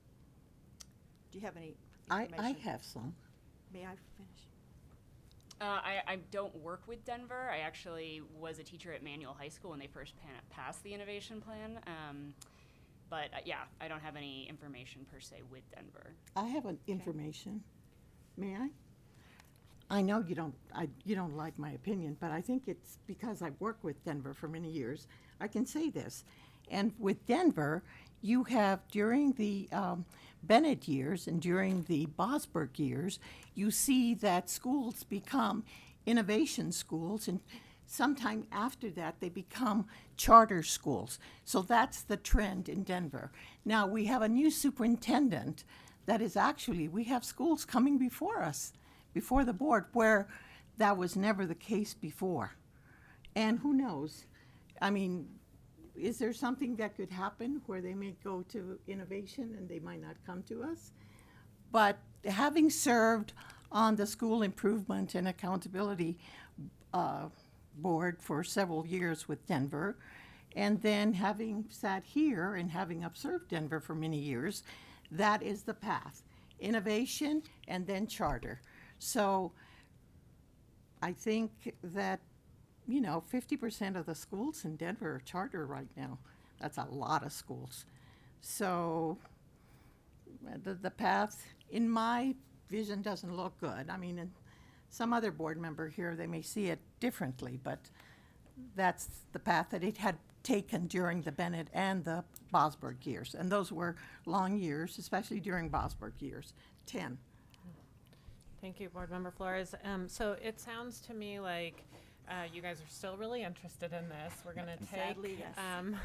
we're going to take Board Member Rankin's suggestions of all of the pieces. We're going to do a staff analysis around what the realistic, what it would take to pull all that together with all of the different machinations of the waivers, and we'll do a little bit of analysis of what that'll take and then come back to you and talk to you about, that, or if we can find some other partners like Wested or ECS or other folks that can help us with this. I do fear that there's so many different variations of innovation. There's no sort of one answer of like, yes, innovation works, or no, innovation doesn't work, because it's so dependent. Commissioner I don't- Anthus, two of us, Deb Scheffel and I, suggested a case study, and I suggested maybe Denver would be a good case study school district because of the variation of innovation in that school district. Thank you. Can I- we, Can I oh, just sure, throw in go ahead. one quick thought? The number of Board I Member Goff. appreciate what Katie just said about, as far as the scale of this taking on. There is or are at least one innovation school or zone in each of our districts, right? There's 3 in Is Denver. it researchfully adequate to say if there was a case study of one particular school or zone in each district, could we, and whatever the waiver configuration might be in that particular area, would that work at all? To narrow down the possible, Denver would be great for all variations. well, I don't disagree. I think having a good handle on what Denver's all about with its innovation would be helpful to everybody. But I just wondered if we need a broader array of state without being such a huge project. Let us do a little thinking about it, about. Go ahead, Board Member Shuffle. Can I add a comment? Yeah. Is this a good time for a comment? Yes. Okay. My thought would be that if the premise is, the statute exists to provide local schools and districts with flexibility on a number of issues that have shown to be leverage points in improving, student performance, then the idea is to shine a flashlight on schools and districts that are using this statute with good effect. And so that's the concept of a case study, not so much as a research study, because as you point out, Katie, there's so many variables to pour into a methodology to really, look at whether or not the stats work. I mean, it's very But complex Denver has the money methodology. to do it. I think, to give you, Katie, guidance just to figure out what the question is, my thought would be, the premise of the statute is that local districts tend to know what they need, so we're trusting that they do. And in some of these areas, they can request waivers, some use it to good effect, others less so, but it gives them flexibility and some important leverage points. And so the case study approach could shine a flashlight on those that are using it to good effect. A more formal research study with a methodology that shows, what percent of districts improve so many months. I mean, something like that would be very complicated, and like you said, I think it would just be a long project where it could be very mixed results just because of the number of variables that impinge on yourself. Thank you. Thank you. Thank you, Board Member Shuffle. So we'll, staff will come back together. We'll do a little bit of thinking about different options to provide you on this and come and talk with you about it a bit later. Thank you very much. Thank you for the time to present today. Thank you. Thank you both. Ms. Marambo, could you please announce an exec session? An executive session has been noticed for today's state board meeting in conformance with 24-6-4023 ACRS to receive legal advice on specific legal questions pursuant to 24-6-4023 2 CRS and matters required to be kept confidential by federal law or rules or state statute pursuant to 24-6-4023 3 CRS. Do I have a motion to go into exec session? Second? Anyone opposed? That passes unanimously. Thank you. Katie Marie has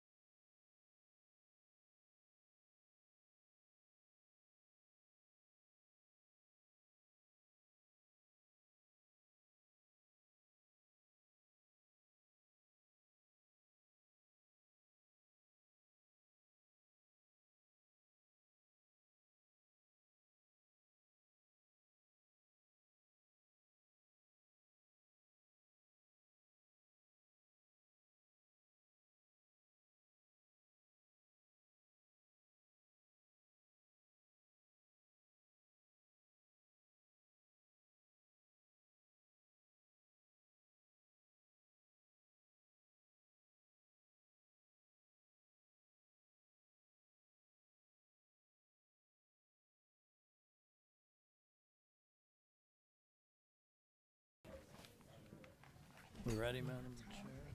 Through motion.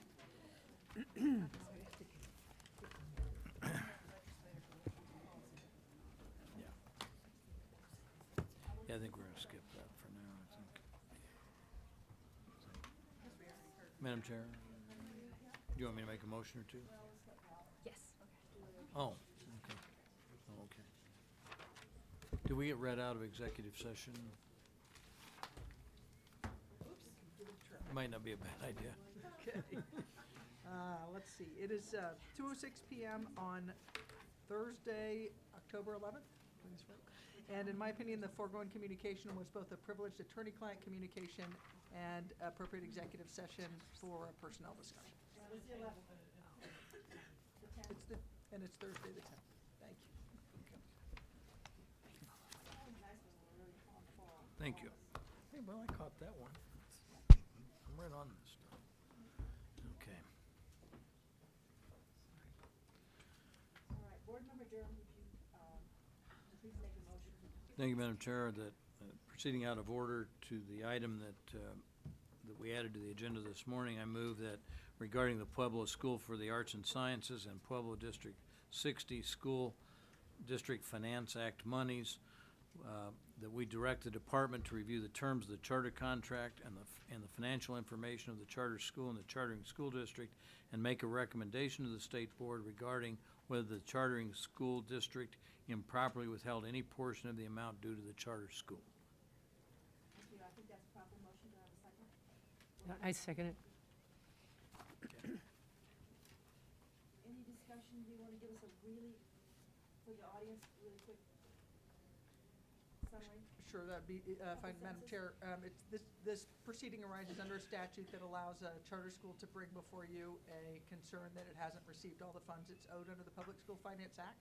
When it files a request like this, the statute obligates you to direct the department to review it and make a recommendation. So that's what we've asked you to do today. Call the vote, please. Board Member Durham. Yes. Board Member Flores. Yes. Board Member Goff. Yes.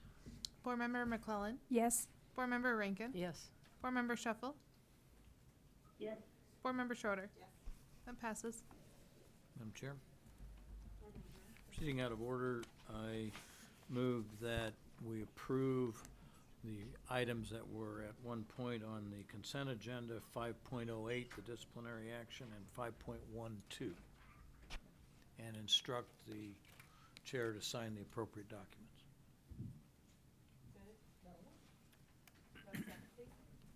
Second? Call the roll, please. Board Member Durham. Yes? Board Member Flores. Yes. Board Member Goff. Yes. Board Member McClellan. Yes. Board Member Rankin. Yes. Board Member Shuffle. Yes. Board Member Schroeder. Yes. Sorry, Jen. 7-0 passes. Can only vote once. Madam Chair? Proceeding out of order, I move that the board instruct Chairman Schroeder to send a letter to the Colorado General Assembly regarding the evaluation of Commissioner Anthus, and that letter contain our expression that she has performed in a superior fashion and has done an outstanding job for the people of the state of Colorado. Is that a motion? That's a motion. Vote on I think we do. that? All right, somebody give me a second.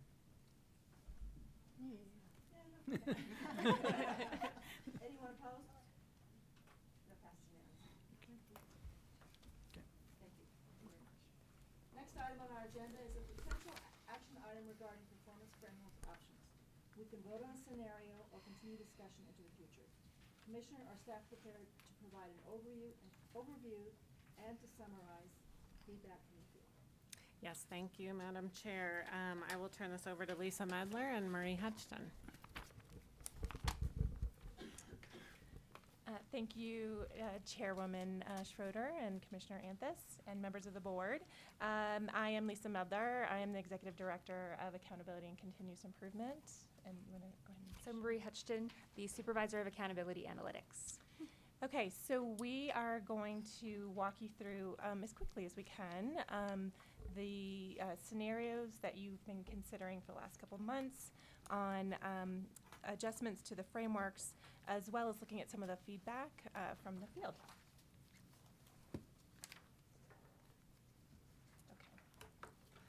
So I will just start off with some of the context, and then I will hand it over to Marie, and she will walk through the models, including a considerable amount of data associated with it and the impact of those models. And then I will walk us through the feedback, and then we will turn it back over to you for discussion. So, just as a reminder, you have, as a board, been talking about this for about a year, or maybe a little bit more than a year, beginning last fall. I was not necessarily here at the table with you, so I'm coming to this journey a little bit later. But you have done several work sessions, and then last June, at the June meeting, you asked the department to do some actual simulations on scenarios. Those were brought back to you in August, and then you asked us to get feedback from the field. So today we are going to walk through those models again and share some of that feedback that we were able to get from the field. And then just as a reminder, we wanted to take the time to walk through the timeline on this because I think there's been a little bit of confusion on this. That you have flexibility on the implementation of this. The soonest, if you were to take a vote, for instance, today, the earliest things could go into motion would be a change in the frameworks in fall 2020, but only for informational purposes. And then in 2021 for a change in points. So that would be the soonest, and you certainly have the flexibility on how and when the implementation would occur. And then just as a reminder on your role, state statute actually provides the school and district rating categories, whereas you as a state board set the cut points for those different levels. Okay, so I'm going to hand it to Marie. Hey again, everyone. Oh, do you have a question? We are talking about grade 3 through 8. We are talking about frameworks. Correct. This is only for elementary and middle schools at this point. Thank you. We will have to have follow-up conversations around high schools and districts, but for today, it's just That'll be in another year. exactly the 3 through 8. And so some of these are slides that we have gone over numerous times, so we'll skip through them. But, you know, just showing where we had started out with the 2010 school ratings, and then wanting to show you where we are with the 2019 preliminary school ratings. So remember, these are not the final ratings, they're just preliminary. But since we do have that new year of data, we wanted to make sure that we shared it with you. And so currently, you know, we are seeing that about 72% of schools, of elementary and middle schools, would be at performance plan. Of those, 15 schools would receive does not meet ratings in achievement, and I know that's kind of been the basis of a lot of your concern for this conversation, so we wanted to point that out. And then there are about 20% of schools in improvement, 6% priority improvement, and then 1% in turnaround. And so that's, again, current with the preliminary 2019 results. And then, you know, once again, revisiting the scenarios that we've been talking about for a couple of months. So I did add one more potential, I don't want to call it an option, it's sort of another reference point. So what would the results look like if all we added was the on-track growth metric? If we didn't shift any of the other cut points, again, to use that as a sort of a comparison point. So that's that first option. And then we have scenario A, which again includes the catch-up time frame for on-track growth at 2 years. And then it also increases the cut score for the performance rating by 6%. So that's from 53% up to 59%. And then scenario B is basically that same scenario, you know, including on-track growth, increasing the cut score by 6%, and then adding a distinction category, which is just the top 10% of schools, sort of based upon their percent of points earned. And then the other options that we've brought forward is scenario C, which again includes on-track growth, and this time increases the cut score for the performance rating up a little bit more, so up 8%, which is from 53% up to 61%. And then scenario D is, again, that increase by 8%, but this time adding on that top 10% distinction category. We wanted to make sure, you know, that we offered you each of the shifts in cut score scenarios along with the distinction category, so you can sort of decide independently what you're interested in doing. And so looking at the 2019 data, it's actually very similar to all the 2018 data that we had walked you through over the past couple of months. So that was my first sort of reassurance. And again, the graphics that we're showing you, you guys really seem to like these horizontal bar graphs. And so you can see that with the current scenario, 72% of schools, I did it again, 72% of schools are at performance, and then as we had said, 20% at an improvement, and then, the bottom 7% in priority improvement and turnaround. When you look at scenario A, this again shows you that we have, 2% of schools in turnaround, 7% in priority improvement. It's very similar to what we currently have. We would see a shift of about 33% of schools in improvement, and then 58% of schools in performance. And then under scenario B, it's basically the same thing, but this time just taking off that top 10% of schools for the distinction category at that highest end. So instead, we would now have 11% distinction and 47% performance. And under scenario C, where we're increasing that cut score by 8%, we would see about 39% of schools in improvement and 53% of schools in performance. So you can see sort of we're decreasing the number of schools in performance and moving them down into that improvement category. And then the final option, scenario D, adds that 10% distinction at the top. So one of the questions that, and so this is the exact same graph, but just spread out across the entire page, and I'm telling you that in advance, because we had gotten some questions from the field in terms of what are the demographic profiles of the schools at each of these different performance categories. And so I've overlaid just the numbers for the demographics on top of these same graphs that show the proportion of schools in each of the categories. Sorry about that. I was trying to find a way to visually show it in simplified fashion. So what we see is that the 1% of schools that are in turnaround have an average percent free reduced lunch of 78%. For priority improvement, it's 71%. For improvement schools, it's 65%. And then performance schools, their average percent free reduced lunch is 35%. And we do see that under each of the different scenarios, we would see slight shifts in the proportions of improvement and performance school, in the proportions of free reduced lunch eligible students in improvement and performance schools. So under scenario A, it'd be 60% in improvement, 60% of, how to say it? Improvement schools have 60% free reduced lunch.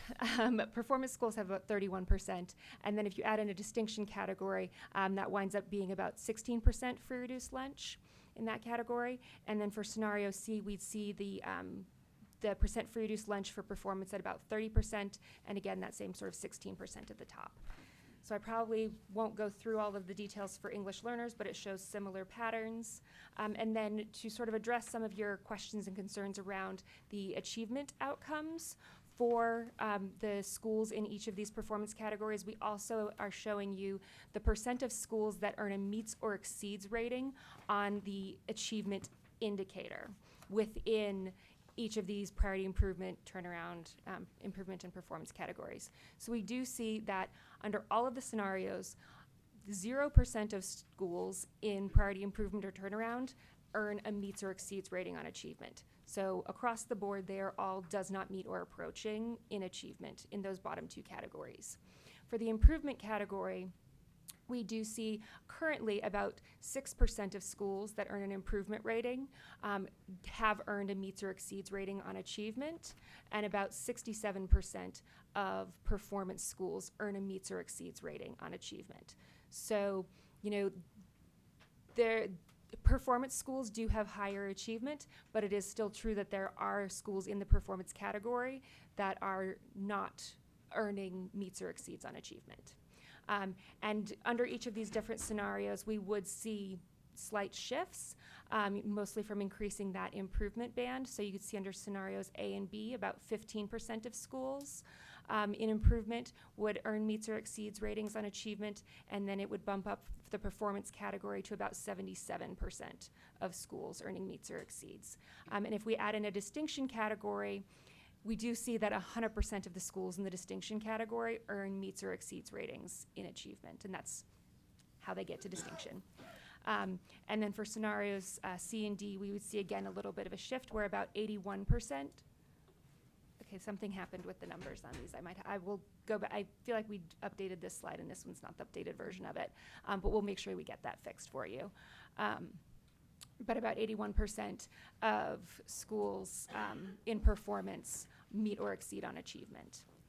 And then we've done similar information for growth. Probably won't go through it in great detail. I know that your primary concern had been around the achievement ratings, so we really wanted to show you what the relationship between sort of achievement and these and the ratings under the different scenario options. So I was trying to get through that as quickly as possible, but do you guys have any questions that you want me to answer before we talk about feedback? Go ahead. Okay. Okay, so let's talk about feedback from the field. So again, you began getting feedback from stakeholders beginning last fall. This is when Associate Commissioner Alan Dillon and Ashley Pesci were at the department. I think from what I understand, they blanketed the state and got quite a bit of feedback.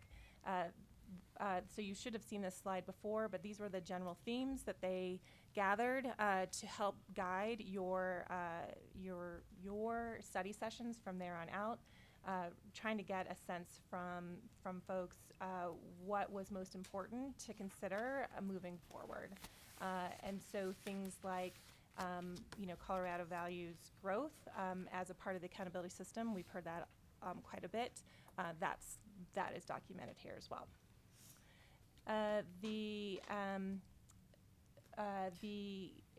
With the addition of the distinction category for schools in the summer, I think some quick more informal feedback was gathered by Associate Commissioner Alan Dillon. So this is what he had shared, I believe, at the August board meeting. So this is just as a reminder that this had been shared with you earlier. Okay. And now this is where this is sort of the newer set of feedback. I did listen to all the public comment earlier, and I feel like it does actually follow a lot of these same themes, but I am going to take some time to go through this because a lot of people put in time for pulling their responses together. We got you got quite a bit of feedback from all over the state, from varying organizations, superintendents, leaders, building leaders, teachers, what have you. So just so you're aware of that, we did pull together any feedback that we had gotten at the Accountability and Continuous Improvement Unit. So that's documented for you in your handout, in your packet. I know that since then you've received multiple letters, and then I know you've gotten public comments. Just know that we have been reviewing those as well, and we are happy to update that document. I would say, in having read through it, it still follows these themes, so that's encouraging. So, in a nutshell, I would say that overwhelmingly people appreciated that you are seeking advice and input from the field, that was an appreciated part of the process. I would also say that there was no clear one scenario that was chosen, so the A, B, C, or D. It really came down to and I'm going to grossly overgeneralize. Certainly there's individual responses, and that's why we wanted to have those summaries in front of you. So I would encourage you to read through those. But for the most part, what we are seeing is that districts and associations, educators were more supportive of staying the current course. And advocacy groups tended to support more rigorous expectations or a shift in current cut points. When we talk about on-track growth, in a little bit more in isolation, that actually is seen as a metric that I think there's recognition that it is in law and that something should happen, and that the discussions thus far are that it's a viable metric moving forward. There was some varying advice as you break it down. And then we start getting into recognition of the TAP members' recommendations and support for that. And it's really that focus on the 3-year catch-up part of the metric. Whereas certain organizations, mostly the advocacy organizations, supported that 2-year. And that has been the bulk of your conversation. There was also some discussion around the weighting, and I know the board has talked about taking it equally out of growth and out of achievement. There was a lot of requests for looking solely at achievement. I would also say, I'm sorry? I did hear that or read that, taking it out of achievement. Taking the on-track metric out of the achievement weighting. Not reducing growth. Right. Okay, That's I what get it it. means. Please, go ahead. Thank you, I'm sorry. No. Then I would also say another theme has been that there was not always a clear understanding of what the board, of what you were trying to accomplish with some of these adjustments. So asking for more discussion around the purpose and revisiting the purpose of accountability, and really have that anchor those any future changes. And then finally, I think there was an agreement or an interest in re-examining the entire accountability system. And again, really appreciating the involvement of stakeholders and many offers of support for participating in that discussion. Okay. So as far as next steps, that really concludes our portion. We just wanted to set it up again with another reminder that you can take as much time as you need. There's nothing compelling you today, and that we will act accordingly to that timeline. As I had mentioned at the beginning of the conversation, if you do vote, then that timeline does unfold over. We can release information in spring 2020, but it would be in the official frameworks as an information item in fall 2020, and then for points in 2021. Or you can certainly build in a longer on-ramping timeline if you need. And then I think really to leave it, if you do not vote, we would just need your direction on next steps and what you want us to do. Thank you very much. Appreciate the report. Before we discuss this, I would love to have a motion on the table. Board Member Durham. Thank you, Madam Chair. I move to approve scenario C as presented by the Colorado Department of Education to adjust the school performance frameworks. This would include on-track growth with 2 years for catch-up and 3 years for keep-up, and an 8% increase to the cut scores for the performance level. Thank you. That's a proper motion. Do I have a second? I didn't hear it. I'm sorry. Can you speak closer to the mic? Yes. Rarely do you get accused Where are of not your speaking motions? loud enough. Where's your motion document? Okay. I move to approve scenario C as presented by the Colorado Department of Education to adjust the school performance frameworks.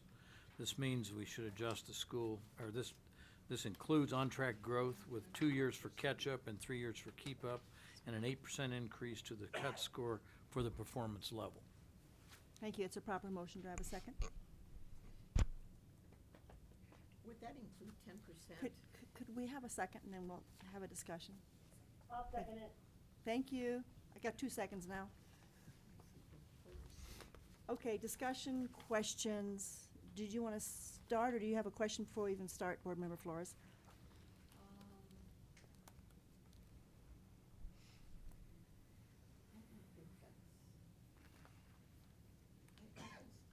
don't think that C was something that TAP people thought about, and I don't think that C was the one that that most people were talking about. They were keeping it as current or taking, Your mic's not on. Can you turn your mic on? This is. this is kind of way off of what we heard. Board Member Durham. Thank you, Madam Chair. I think just a couple of things about the motion. This has been, as was noted by staff, we've been discussing this, and it's been with the tour last fall, so it's closing in on a year that we've been involved in exposing these various Not the ideas. 10%. Secondly, secondly, it is important to keep in mind that this is grades 3 through 8 only, so it is not high school.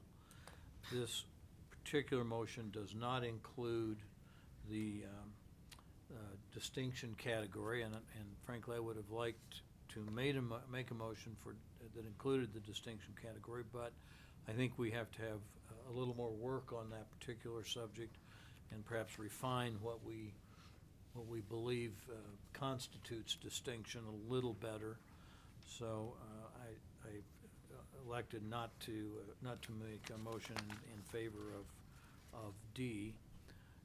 And I think I would observe that we've had the same standards in place, those members who've been on the board for a long time, for 10 years. And I am told that at the time there was a belief that these would be revised on perhaps a more regular basis than we've done so. Unfortunately, and I think some of the commentary we've received, there have been changes that have made adjusting the standards. There have been changes in tests and other things have made it more difficult to do on a regular basis. But over a 10-year period, I think this is a relatively modest increase. I think I would observe that the cut scores, or that the scores of the students have improved as they've not improved as fast as we would like, but there has been roughly a 7% improvement over the past 10 years, and I think in the reading scores on CMAS, or what is now CMAS, and perhaps a little less in the math scores. So I think it's reflective of that progress. So I think there's going to be a lot of discussion about this. I may have some more comments at a later point, but I believe this is a reasoned and modest approach to creating challenging standards, and I think we believe, at least I believe, that higher standards do lead to higher achievement because we need to raise expectations. And our expectations have been essentially stagnant for the last 10 years, and it's time to start making some adjustments in this. Thank you. Board Member McClellan, since you seconded it, do you want to make comments next? I'd like to make a counter. Just a minute. No, I really would like to. I think this is One a moment, proper please. time to make the counter. You can call at any time. Just hold on. Okay, I just was going to share that some of the, I know that anytime we're changing these frameworks, that can be a stressful experience out in the field. People are wanting to know where this is going to land and how to adjust for it. So I would just reiterate, this does give us one more year where it will be information only next year, and then results don't go live until fall of 2021. So there's time to get an understanding of how these will play out in the field. Some of the input that I've received from constituents in my district does highlight that disconnect between 41.3% of students in Colorado reading on track by grade 3 and 72% of our schools falling into the highest category. And I think there is a push to want to have a reflection in school and district ratings that is more aligned with student achievement. Board Member Flores, go ahead. Yes, I'd like to make a counter amendment, not an amendment, but motion. A substitute motion? A substitute motion. Okay. And I think we heard enough. What's the or motion? at least I've heard What's enough. the motion? Just go to the motion. Okay, I would like to consider the motion that we that we really think about our accountability system a little bit more thoroughly and take the time to do it. I think just mentioning that this Board Member board Flores, has just give been me a thinking- motion. Just give me a motion so that we can, I'm sorry. it's not there. No, it's not there. I know, but a sentence. A sentence, please. yes, I am One- trying. I would like to make a motion that we systematically look at the whole accountability system and take time to do this. Okay, thank you. That's a And- proper, you're not done. Keep going. Well, but if you just give me some time, and then have more stakeholder input, because I do believe that No, we. just the motion so I can get a second. Do I have a second for her motion? I have a question, sorry. Do I have a second? This is, Motion fails. Go ahead. Board Member No, Ross. how could it fail? You don't have a second yet. And she was going to make, you stopped her from asking a question. I really was interested in Okay. asking a question which might have led me to making a Okay, go ahead. Is this to substitute for the motion we had on the floor, or is this a total? No, it's a add-on to substitute. it? It's a substitute. So we're voting first on, we would be voting first if we get a second on the motion that you just made is to study the accountability system. To give more, to give more, more choices on how to grade. It's okay, you can talk about the rationale if we get to that point. I just needed to know what order we're going, what point we're going to vote on in what order. Madam Chair, procedurally, Dr. Flores, is it your intention to make a motion to table this item for a definite period of time? And if so, what is that time frame? I would say about next spring sometime, like in April. 6 months? No, not 6 months. That's April, 6 months. That's April, 6 April. months. Okay. So is it your motion to table this item for 6 months?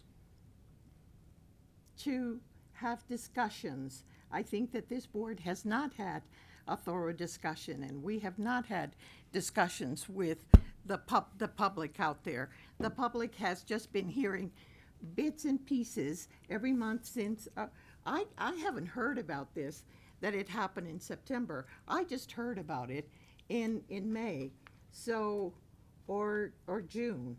And the 10% was, it's been so piecemeal that I just cannot believe that we've come to make this kind of decision where everybody is saying, no, do not make whatever A, B, and C is. And we're making a decision going against what the public wants and needs. I really do believe that we need other choices than just a standardized test that really only, and they're only teaching English and they're only teaching math out there. Madam Chair, point of order, I think motion on the table is the one that I made. It's been properly seconded. There's not enough specificity in Dr. Flores' motion to, in my opinion, to conduct a vote. And I tried to provide some assistance, but apparently it's been rejected, so. I would didn't move object, that- I did would- not I would object to ask your for a 6 ruling from the months. chair that we just proceed to the discussion of the motion on the table. Which motion? Yours or mine? Did anyone second Board Member Flores' motion? So that motion fails. Let's go back to the original motion on the table. Nobody wants it, Steve. Board Member Sheffel, you also seconded the original motion. Would you like to go next? In comments or Yes, questions? I think that, just by way of context, the context of the statute that lies behind this kind of decision suggested that we were to adjust these cut scores periodically, and there, for a number of reasons, we weren't able to do that in the past substantively, and so now is a good time for us to address this issue. There's been a number of years in the interim, so this is 2 a good years. time for us doing this. I think that we really want to focus on achievement. I think that's what parents want. That's what sets students up for success in the future. Of course, the growth piece is important as well, which is acknowledged in option C. And I think it's a good step for us to take. I would say it's perhaps not aggressive enough, but it certainly is a good step in the right direction. We want to help shine a light on the issue so that schools feel enabled to make changes instructionally to really support academic performance. And I think it's a good option C. Thank you. Board Member Rankin, did you want to make a comment? I'm kind of going around. Thank you for explaining non-direct order. why I got called on. Sorry. I'm very, from the very beginning, I've had concerns about this whole vote. I've had concerns about this whole evaluation accountability system. I have heard from constituents, I've gotten calls from superintendents, I've read a lot of the comments, and all of them, I think, are very, very valuable. They've been very helpful. I believe they definitely need to re-examine the whole accountability system, and I'll tell you why. I've had a very difficult time understanding it, and I've worked many hours on it. And I really don't feel that I should have confusion with any of it right now. And if I'm having that, what about the taxpayers? What about the constituents out there? And I think some of the comments I've heard have taken these parents into consideration. How can you explain this to them? First of all, the terminology. I mean, we have performance. What does that mean? What does it mean? It means different things to different people.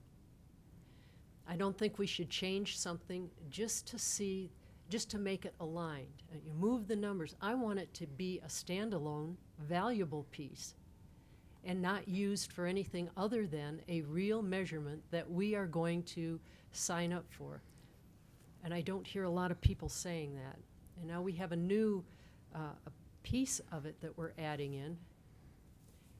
And then we're picking, I don't know how, out of the air, and this is probably my fault because I don't understand this, 8%. Why isn't it 10%? Why isn't it 2%? Where are we getting these numbers?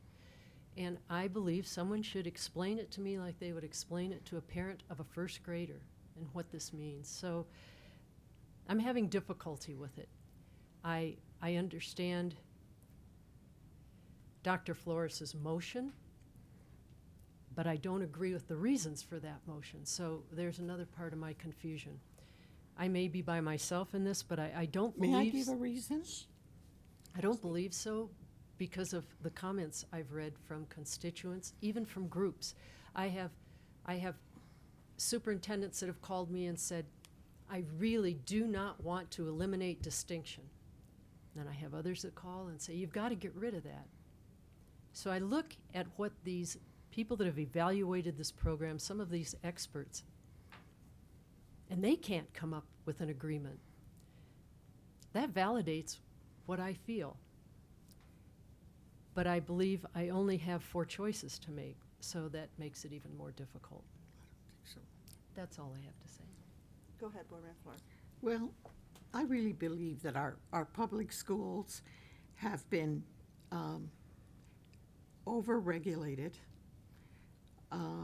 systematically defunded, so that our teachers have been, they really are demoralized. And they've been so scrutinized that they appear as if they're criminals. And our children have been over-tested until the last drop of joy has really been wrung out of their school days. I really do believe this, that many of our schools have just dropped everything, have dropped music, orchestra, arts, PE, even physical education. They have a very short time to eat. they don't have enough time to really enjoy running around and being children. And I really think we need to have other ways by which we can measure kids and how well they're doing in school. They're not all failing. And all I'm asking is to really look at a system where there are more choices for success other than a number on a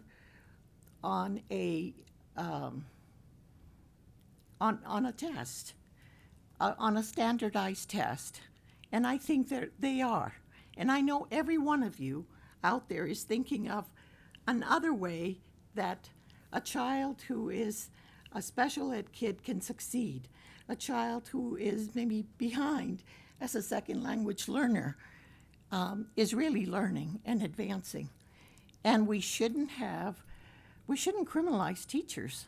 And I think that they feel that they are, and that they should really go out and choose another profession. Why do you think that parents don't want their kids to go into the teacher profession, as the PDK has just announced? It's Phi Delta Kappa. And so the last couple of years, they have shown that parents don't want their kids to go into education. Teachers don't get paid. I mean, they're not going to become millionaires by teaching every year. And I really do think that we need to give other ways by which kids can succeed in school. And we're not doing that. And we need to do that because, kids need to be self-actualized. I think we all need to be self-actualized in some way, other than by how well you write a sentence or how well you can count. These are important areas in life. I realize that we have to do sums and we do have to write complete sentences. And so, but life is bigger than that.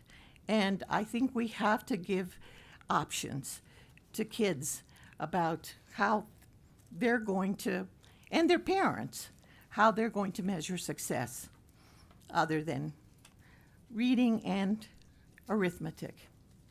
Thank you. Thank you. Board Member Goff, did you want to make some comments?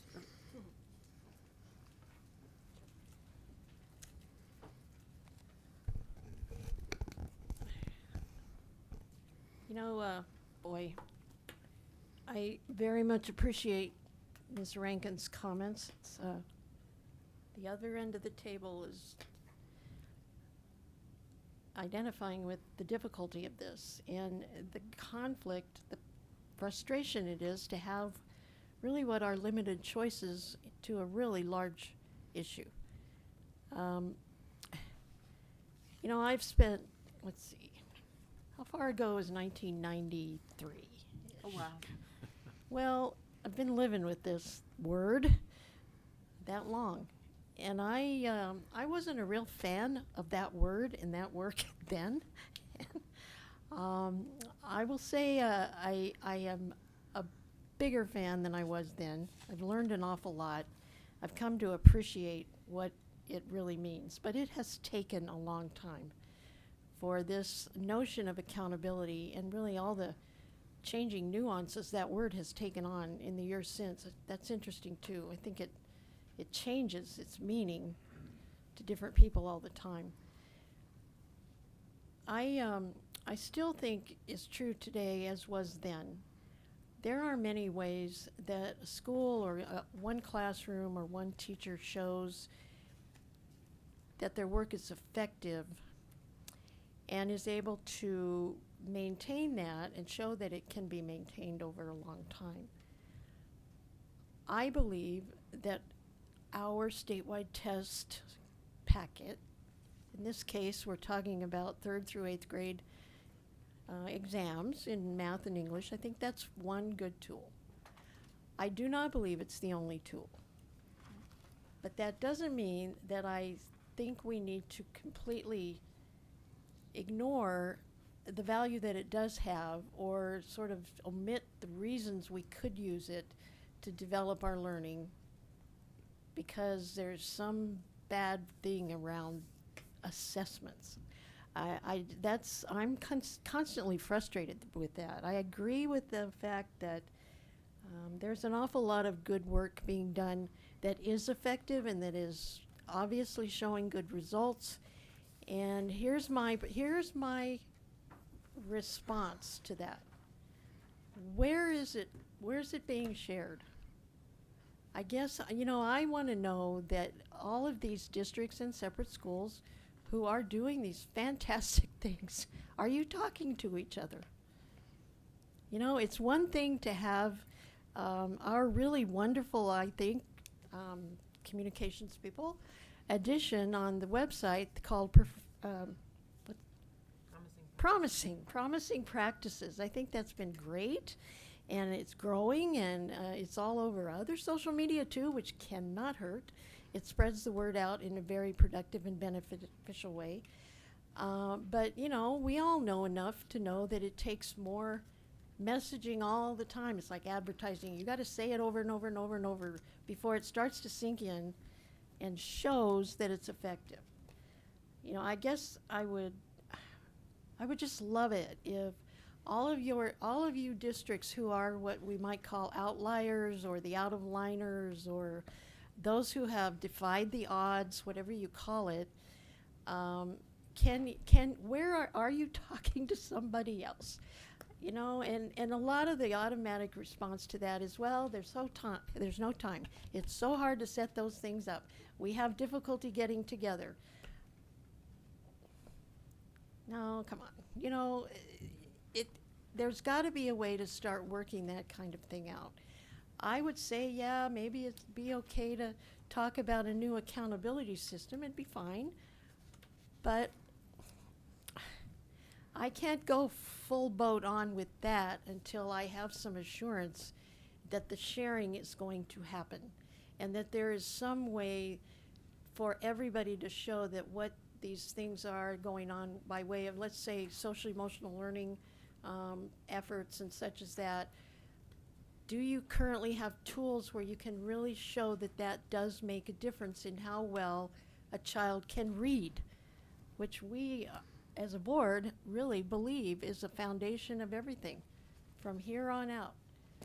So if more social, emotional, and behavioral positivity for kids and adults, if that's really making an impact on what kids walk away from our schools with, yes, but is there a way to show that? And we're all bound by the same ropes and frustrations of we need time to work on those things. Those things take time. Yes, I agree. However, and it's urgent. It does not make sense that we have, roughly half of our students who can't read at grade level. Doesn't make sense. And one last thing I will say, I have spent an awful lot of time in mental energy and heart over the past year and a half in a school district whose parents, among others, say, we just want to be told the truth. And what they mean is they want to know if their children cannot read, if they're having trouble with math, they want to know that. And they're not afraid to know that on a school-wide basis. Not just their individual kids, but if our school needs our support, if our school needs better involvement from us, from family and so forth, just tell us. And they will jump at every chance they have to contribute to the movement. So I've got that running through my head as much as I do my teacher always counterparts who are rightfully, justifiably burdened and pressed beyond good. And So I'm having a heck of a time, hopefully you can tell, still with this decision. I just believe that you believe, that we all believe kids can do it with I your believe kids good can work do as it. well. I know kids can do it. I don't think it's fair to sell short the dream and sell short the expectation. So, in the end, that's where I'll be. Thank you. I try to reflect on how we got here. You blame the feds, but it's helpful for me to go back to why the feds did that. This does come back to an issue of equity for all kids. If we don't tell the truth about what's happening for our kids, there are a large number of kids who will not be served because the information isn't out there. So the That's federal not what I was requirements saying. since 1964, our 163 is about telling the truth. And yes, what I heard this morning is the truth, that it's been a lot more challenging for schools to bring kids up to proficiency who come from poverty. We know that, but we need to keep telling that truth so that we keep working on providing those kids the opportunities they deserve. The other piece that I think I've learned in this process and looking closer at the data is that even our kids who are coming to school prepared for school, doing well, don't necessarily continue to do well. And we haven't been monitoring even that piece. And so I think it's really important that we make every effort to tell the story in an honest way. This is not about shaming anyone or punishing anyone. It's a worry to me the way the data is being used by folks, but it's telling the truth, and I don't see how we can not do that. I'm in agreement with my colleagues and with many of you who said we should be seeing if we can build an accountability system that includes more outcomes, more factors, in order to be able to identify what is a good school. That's not what this is. I'm in agreement to working on that. I think we had a bill last year that will encourage schools to start, or groups of schools to start developing some kind of a model that tells more about what's going on for kids. That doesn't prevent, there's nothing that we're doing today that in any way stops that kind of an effort. And I think it will be ongoing. Superintendent Anderson spoke about that. I know that his district is looking for it. The SCAP, is that the right group? Is working on that. So I don't object to that, but there's nothing that we're doing today that prevents that from moving forward. What we're doing today is sort of addressing this uncomfortable feeling that we have had, many of us on the board have had, that there is just so little alignment between student achievement and what we're telling parents is the status of the school, simply based in the area of student achievement in language arts, in math, and in science. We just want to try to align that better. If we don't, parents will not have any respect for what we're telling the public. This, honestly, I believe, is the job of the state board. We're responsible for general education. We're not responsible for the specific steps that school districts go through. I encourage districts to offer a category of distinction to their schools if they in fact feel that their work earns that distinction, et cetera. And I think we will look at that more closely. To say that it's some percentage, I personally don't think is quite adequate. But in the meantime, I think this really is about truth-telling. And from the report that we had from Ms. Hudson, we are getting closer to aligning achievement with what we talk about in the schools. Board Member Flores. Well, I think you really want the truth. I mean, you're talking about the truth. And really, in a very narrow way. But the real truth is that unless our elected officials are willing to advocate for fiscal equity and use their political influence and authority to allocate resources for closing opportunity gaps, no plan, however well-intentioned, is going to address the issue that is plaguing our society now and has plagued our society for a very, very long time. Our teachers are paid at the bottom of all 50 states, and the fiscal disparity among our schools, even within large districts, are great. Look at Denver. Also, the fiscal disparity among many school districts within Colorado probably are just as great. So let us not speak about just changing a rating system. I mean, you want to know the truth, and the truth is that we first have to increase the money that's needed for every child to succeed. And we have to understand that all children matter. Every child matters. And so, I mean, upping up the scale a little bit on this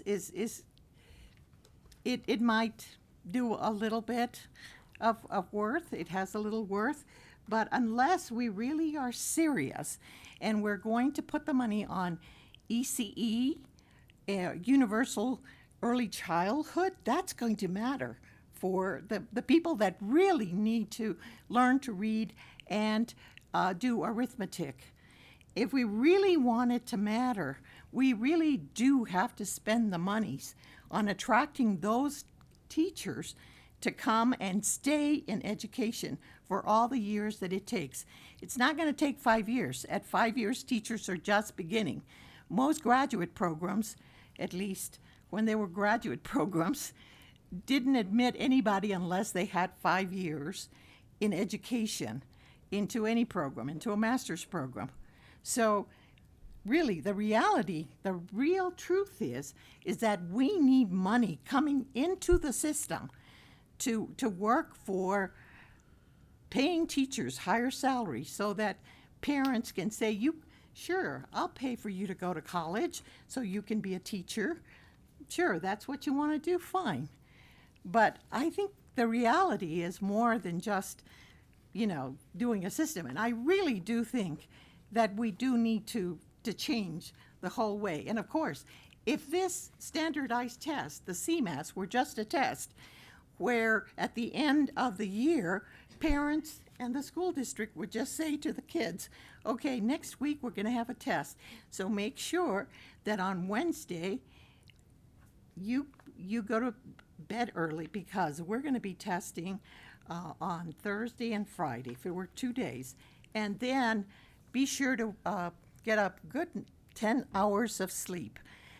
Good breakfast, 10 hours of sleep, and then 2 days of testing. And then so that teachers wouldn't take 6 weeks of the year in prepping for the test. This shouldn't happen. It should happen like it was back in the 50s when we first had standardized tests, and that's what happened. You just got a note that said the following 2 days we're going to be testing, have a good breakfast, and have 10 hours of sleep at night. But that's not what this is. This is not what this test is. I would go along with it if that's what it was, but accountability has just become some other version of I don't know, it's a crime. It's criminal what we do to kids. And we just suck the joy out of them. Any other comments? So we have Board Member Durham, go ahead. Thank you, Madam Chair. I think, just to recap, what I think what we're attempting to do is to align the academic performance of the students modestly with the academic performance of the schools. And and in the same time, we are increasing the reliance on growth, and there are members of this board who frankly are opposed to that, and I might count myself among them because I think academic performance is important, but we're trying to reach a workable compromise that will move us in the direction of aligning academic performance of the student with the academic performance of the schools. And yes, is 8% arbitrary? It is, to some extent, but it's not capricious. And we've had 10 years without an increase in standards. If you look at it, that's less than 1% a year. I would consider that a pretty modest increase. And it's not capricious because it's not impulsive and it's not unpredictable. I think this board has given significant thought to how far we should move in trying to align these standards. And I had a vantage point in the last 30 years of spending a lot of time at the Capitol and watching all the interest groups involved in this topic. And in the comments this morning, while I appreciate them, I would have to ask if they were witnesses in front of a committee, would you support any standard, adding anything that would result in somehow a lower performance? And I think the answer to that's no. The advantage of using academic performance is that it's a standard that can be measured fairly across all schools, essentially all across the United States. And it's the only thing. Everything else gets to be very subjective. And while they may be valuable, how a student feels, how safe they are they happy, all those things are important, but they're not easy to measure. And if we allow everybody to set their own standard and measure their own standard, we will not really be able to tell how anyone is performing. And so as imperfect as the academic performance measure may be, I think it's the best one available. And when you do add, keep in mind that 60% of the, I believe it's 60% is growth. Am I correct on that? 60% is growth. We're only talking about raising 40% of the score by 8%. So when you look at the overall impact, it becomes even more modest. So I think while we value growth and we try and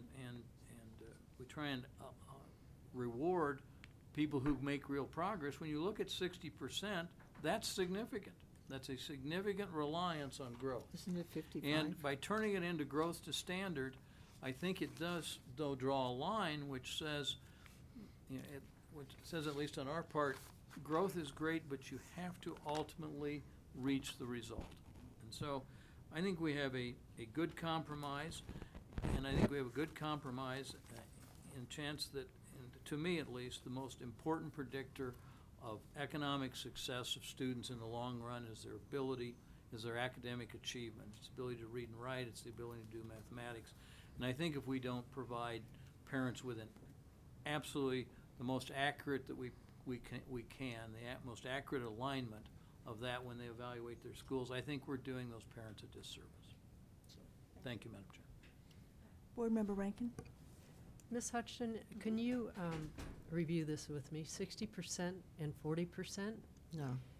Now we're adding on-track growth. Does that not take away from both of those? Yeah, it does. So it does. It's the current methodology that you guys have seemed to land on we called it the balanced approach, where it took 5% of the points from achievement and 5% of the points from growth to give that total 10% of points for the new on-track growth metric. Thank you.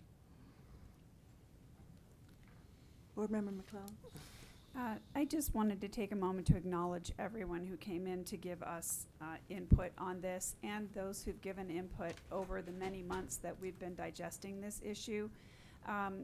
With a special shout out to the superintendent in Salida, who I know sparked for me a note of caution.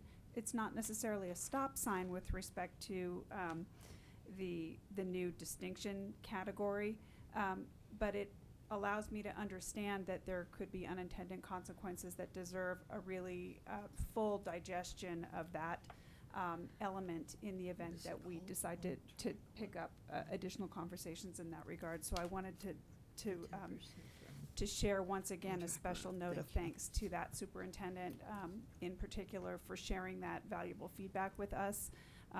And I also wanted to just acknowledge that one of the points that has come up for a number of us over and over again is the fact that less than half of our kids are reading on grade level by grade 3, and that this, when we talk about how this data is used, I want to remind all of us of the parents who are advocating for dyslexic children.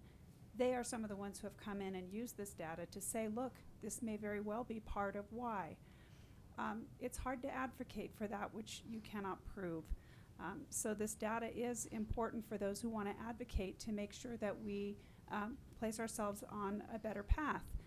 It's worth noting that there are a number of hopeful things. I know we've all been frustrated by the slow progress under the READ Act and how hard it is to move the needle. I am hopeful that full-day kindergarten will make a difference for us in the state of Colorado. By the time these results go live, those children will be second graders. That first class of full-day kindergarten kids. And that in districts that already had full-day kindergarten, like in my district, Aurora Public Schools, that may free up dollars to go down to the CPP program, the Colorado Preschool Program, which we know has lasting positive impacts that reverberate throughout the student's academic career. So there are reasons to be hopeful here in Colorado. And I do hope that we continue work addressing concerns around dyslexic students, and that we see a positive reverberation with respect to the impact of full-day kindergarten and a more robust Colorado preschool program participation. So, but I did want to say a special thanks to everyone who took the time and care to share their preferences and their thoughts and their concerns with us. We did take all of them seriously. I know I did in particular. I honestly have lost track of the number of times that I've met with staff to make sure that we could do a deep dive, to make sure that we were really giving full weight to each one of these options. And at every one of those discussions, we brought in the feedback that we've been hearing all along. So we thank you for your patience and for sharing your thoughts with us. Thank you. Thanks. Thank you, staff. We can call the vote, folks. Board Member Durham. Yes. Board Member Flores. No. Board Member Goff. Yes. Board Member McClellan. Yes. Board Member Rankin. No. Board Member Shuffle. Yes. Board Member Schroeder. Yes. That passes 5-2. Thank you. Thank you. So thank you for your patience, folks, and for participating.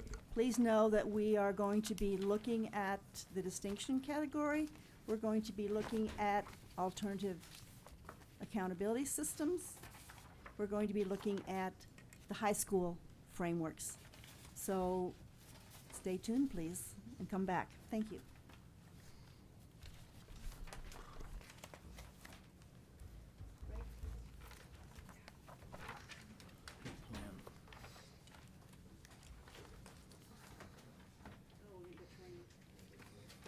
Yeah, we're gonna take a break. Sorry, Joe. Do we have to get trained? Are we taking? You especially. Sorry. Yep, we're taking a break. I knew it was personal. It's always. I lost some of my stuff, and it was for this whole section. No idea. I wonder if some stuff is still on my desk at home. Right?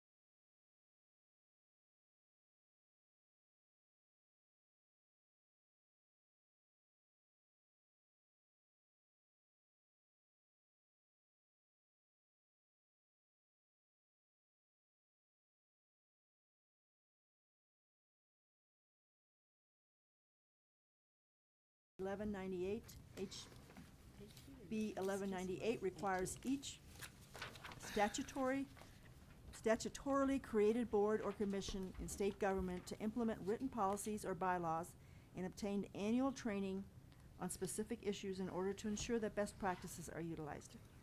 Mr. Peters, what do you have for us? All right. Hi, everybody. We have some standard trainings that we do for open meetings, open records, and for conflicts of interest. What I've done today, because of House Bill 1198, I have added some content there. The good news is that I should be able to get through this quickly because this board is already pretty familiar with all of this stuff. All right, so the agenda is going to be open meetings, open records, and conflicts of interest. You're required now to do this annually. We used to do it every 3 or 4 years, just whenever we felt like you were getting a little out of compliance. So now we're going to do this every year. And like I said, I'm going to add a little section to the end here where we go through House Bill 1198 and talk about all of the new stuff that you're required to talk about every year. So first, open meetings law. The public policy is stated in the statute. It says the formation of public policy in the state of Colorado is supposed to happen in the public eye. It is not supposed to happen in secret, so it therefore requires public meetings. You have to keep minutes and make those minutes available to the public, and you have very strict limits on what you can do in executive session. For state bodies like this one, the duties attach for the most part when any two of you are chatting about public business. So when that happens, we're supposed to post an agenda ahead of time, give public notice to a list of people that have asked for it and post it publicly outside the building, and then, honor these limits. We have in our office this little magic 8-ball grid that gives you the answer if you shake it.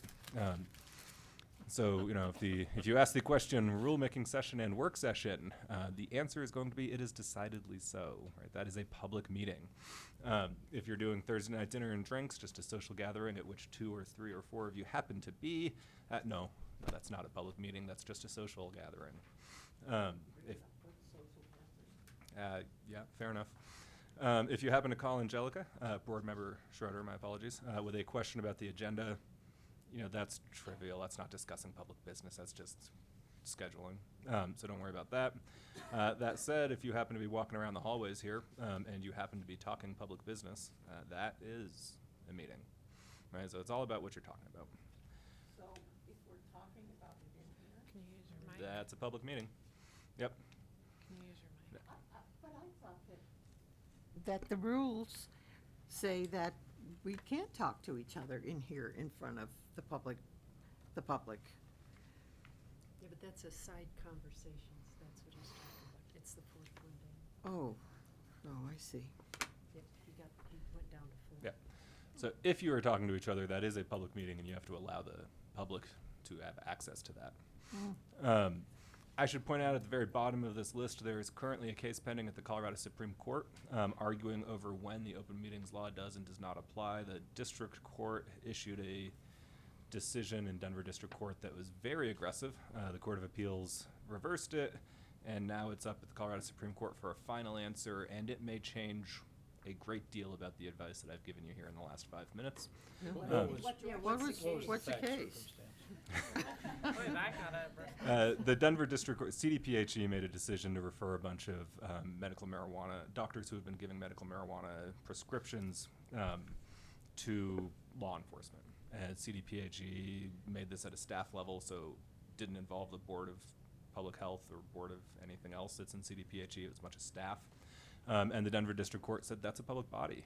So what we normally tell you here is that it's 2 of you. And if it's 1 of you and the commissioner, or 1 of you and the deputy commissioner, or 1 of you or any other CDE staff member, that's not a public body. That is not necessarily an open meeting unless there's 2 of you, the 7 of you. The Denver District Court disagreed. The Court of Appeals told the Denver District Court it was wrong, and now the Supreme Court gets to decide. So when I say it'll change most of what we're talking about, it really changes whether or not it's an open meeting when you're talking to the commissioner or any of her staff on a one-on-one basis. Yeah, that's terrible. That's my understanding of the case. We argued it, Eric Olson argued it last month. Well, then never mind what I said earlier. So that means. Did I get that mostly right? That's I would not just add, take a deep breath, and we really believe that that district court decision was an error. Court of Appeals has agreed. I would place no stock in any of that until we get a ruling from the Colorado Supreme Court. It's been on this list for several years now. Just, let's not worry too much about it. Wow. For executive sessions, there are substantive and procedural constraints. Can you go back to that last page? You didn't get to the phone call with Steve about a comment about a rule. Yep. And it says, but if it's not a rule that's gonna be up for discussion, maybe a rule from history? I would think that's public business, if you're talking about a state board rule or state board policy. Okay. And if Thank you you. and Steve are talking about public business, that is technically an open meeting. Okay. Or it should be an open meeting. All right, for executive session, there are substantive limits. There's a very short list of things that you are allowed to talk about in private. It's legal advice, property transactions, personnel matters. You did one earlier today. You can only talk about that and nothing else, and you can't take formal action. You got to come out of exec and vote. You guys are familiar with this. We do this every month. There's a procedure that you have to follow. We need 2/3 of you to vote. We have to keep a record. We keep an electronic recording of it. You have to announce the topic ahead of time. Again, you guys are very familiar with this. I have other boards I advise that do this so rarely that it's always kind of a hurdle to get through the procedure. The State Board of Education, you guys are the pros on this one. So, all right, the open record, that's open meetings law. Open Records Act is even simpler. If you guys are trading emails or any other records with each other that have to do with public business, that's a public record. And there is a much longer list of things that can be kept secret, but it is still not a very long list. So it's personnel, legal advice, and the ones that we care the most about. And there's a small list of other things that are protected by various confidentiality statutes, like educator licensing matters. Other than that, it's probably a public record if you're talking about public business. Now, if you're using your personal email account and you're not talking about public business, that is not a public record. You still are, allowed to have a private life that is not open to public inspection. But if it's your personal email and it's public business, we get to come get that. That's a public record. So this is really a question of best practices. You guys, sorry? To the extent that there's that there's a Cora request for all emails between Angelica Schroeder and Jane Goff. Mhm. There's a personal relationship there as well, many years friendship. Can I go through and take the ones out that talk about, I'll see you at such and such meeting, or let's have lunch, or So how does that Cora thing work? So when you- first of all, we'd get on the phone with whoever submitted it and get really angry with them and try to get them to narrow it down a little bit. Okay. And then would threaten them with very large bills because that's an exorbitantly broad and expensive request to process. That said, yes, somebody's gonna have to look through it and figure out which ones are public and which ones are private. Whether that's you or me or somebody else, Dana Smith, somebody's gotta do it. Okay. Because we have had Cora requests of all emails between. Yeah. No, we have. So, which is a wonderful segue to the very first bullet point here. For best practices, one thing that we often recommend to our client agencies is that you copy the board admin on those public, non-personal emails. Because then we don't have to come search your email account. We can just search Angela's and get all of those. If you tell us that you don't ever trade emails of a public nature without CCing Angela, we'll believe you and we'll go forward on that until somebody tries to prove otherwise. So that's best practices for that. Also, as always, treat all emails like they're going to be in the Denver Post.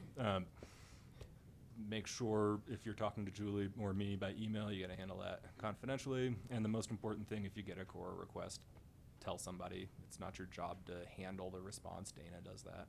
So, you trying to ask a question, board member Goff? We never know. Oh, I got it. I'm still digesting this.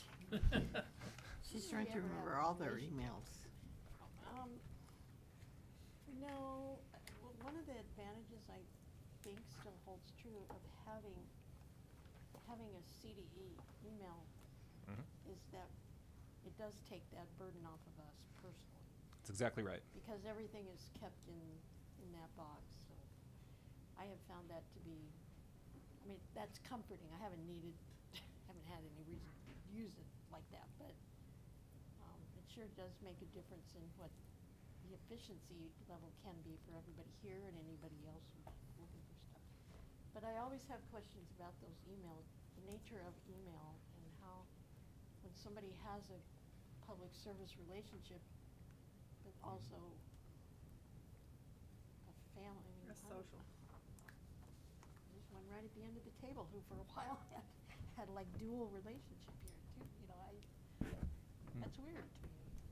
How do you ever determine that? It's crazy.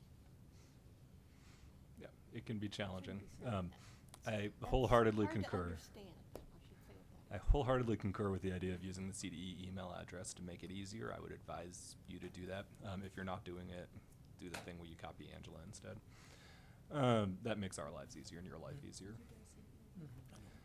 All right, so that's the Open Records Act. The most important thing there is just to let Dana handle it. On conflicts of interest, we spent portions of your last 4 board meetings doing some technical updates to your conflicts of your ethics policy. So some of this should already be familiar. You have a statute that says that holding public office is supposed to be a public trust. It's about serving the people, not serving yourself. That shouldn't be news to you. This conference appears to be inactive and will be ended soon. If you're the host and wish this conference to continue, please press any key on your telephone touchpad. In the statutory code of ethics, there's actually only one that applies to the Board of Education and any other board of uncompensated public servants, because you're not employees or elected officials, or you are elected, but you're not compensated to be in office. The only one is this one in the second paragraph here, and it says you can't, take any official act which would have a direct economic benefit for you. There's a few pieces here to pick out of this statute. First is that by law, perform an official act means voting. So as a technical matter by statute, you can participate in the deliberations, you just can't vote. We're going to come back to that because your code of ethics is stricter. May have, that's an important thing. It doesn't say in which you do have, it says in which you may have. And we construe this to mean that it refers to the appearance of conflicts as well as actual conflicts. And then financial interest, this is investment, employment, anything that involves money, compensation to you and your loved ones. It does not include political interests. You're allowed to have those. You're supposed to have those. And then finally, direct. Generally speaking, when you're doing rulemaking, that's not going to be direct. It's going to impact you as a member of a class, for example, rather than as an individual. And this statute does not speak to that sort of an impact, economic benefit. Now, I mentioned a second ago that your code of ethics is a little bit stricter. Your code of ethics includes such things as you cannot have any employment or compensation that would be incompatible with the proper discharge of your duties. So gifts, honoraria, speaking fees. Anything that might suggest that you would give preferential treatment or would impede your independence of impartiality, your code of ethics tells you not to do that. And then finally, it requires you to disclose conflicts at the earliest possible stage, and it asks you to refrain from voting, even to leave the room if you have a conflict, which, as I pointed out a second ago, is a bit stricter than statute, but it's definitely a good idea. So that's the code of ethics. Again, I moved through that quickly because you guys have been through it several times over the past 4 months already. And we're behind schedule, I think, so I'm trying to be quick. If I moved too quick, just let me know. We can go back to anything. The rest of this is about House Bill 181198. Now, in addition to those 3 legal topics that we just covered, this bill requires you to adopt written policies and be trained on best practices annually with regards to, I think, 8 other topics, none of which are particularly legal in nature. However, I'm going to walk you through them. I'm going to point out all of the places where you already have written policies. I mentioned that this is a board that is already on top of most of this stuff, unlike some of my other boards. And so it turns out that your policies cover everything they're supposed to cover already. And let's get to it. So the statute requires you to have policies and to obtain annual training on understanding your statutory duties and powers and roles. It requires you to understand your role in overseeing public funds, aligning your processes to the goals of the policies that you oversee, conflicts of interest, core and open meetings we just covered, understanding your role vis-a-vis the staff that report to you, Identifying and securing enough information to make informed decisions, ensuring proper involvement of your body in policymaking, ensuring that you act as proper public representatives, making sure you're engaging with other stakeholders, and annually reviewing management practices. Pretty broad stuff. Starting with the first one, your operating procedures already go into some detail about your statutory and constitutional role. So they begin in Article 2 with a mission statement that says you have a mission to provide all of Colorado's students equal access to quality, thorough, and uniform educational opportunities in a safe and civil learning environment. And then it lists in Article 4 a number of specific legal powers and duties that you have. So your requirement to adopt written policies here has already been met. You have them. We can review them whenever you want, and we just went through these operating procedures in December of 2017. Your duties include such things as overseeing public schools, enacting education policy, appraising and accrediting schools. We just had a long conversation about this very topic. Defining your role in overseeing public funds, you can find this also in the operating procedures. You have the duty to approve the annual budget request. You are the main distributor or decision maker for distributing federal and state grant monies. And then every grant program has some statutory conditions assigned to it, and the ultimate duty for ensuring that those are followed is with you, as your operating procedures say. The third thing you're required to do is align your procedures to the goals of the policy programs that you have, and you have a lot of those. I'm not sure if you've noticed. There are a lot of programs in Title 22 of the Colorado Revised Statutes. And you have a lot of procedures for this. So we just did your charter school appeal procedures over the last 4 board meetings. You also have procedures for exclusive chartering authority, for the Innovation Schools Act, for accountability hearings, plus early action accountability hearings. You have operating procedures for voting on legislation and whether you will or will not support it. And then you have some pretty extensive rulemaking procedures. All of these things satisfy your duty under House Bill 1198 to have written procedures for aligning yourself with your policy programs. D&E is ethics and CORA and the open meetings law. We just did the training on that. I pointed you to your conflicts policy or your code of ethics. Your operating procedures also have a written policy for open meetings. And then CDE has a CORA policy. So these requirements are already covered, and we just did the training. For F, under this statute, you're required to have written policies setting parameters around your role vis-a-vis those of your staff. As you know, you have 2 that directly report to you, and your operating procedures in Article 4 have these paragraphs for hiring and overseeing the commissioner and for hiring and overseeing the director of state board relations. I understand you just did the annual performance evaluation for the commissioner earlier today, if I'm right. So I'm pretty sure you're on top of this one already. G is identifying and securing enough information for you to make informed decisions. The way that you do this, generally speaking, is that you have an information item at least once before any voting item. And then on every voting item and information item, you have a little memo from staff in which they set forth a bunch of relevant information and context for you.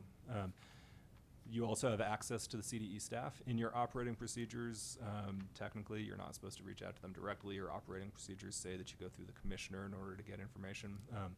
I do not know how much that's honored, or whether that's honored more in the breach. I don't know. We're supposed to go through our. No, we're gonna go Angela? through Katie now. No. No, we, Do we need to change that? we go Maybe through we should our update that. director. It's the director of state board relations that we go through. So we can update that. That would be exactly the purpose of going through this right now. Through Katie. So you have written policies that complies with your statute. If you do not believe that this reflects best practices, we will make a point to come back and update that, and that is why we are having this conversation right now. So that's what your procedures say. H is ensuring that you're involved in the departments of the board's communications and policymaking.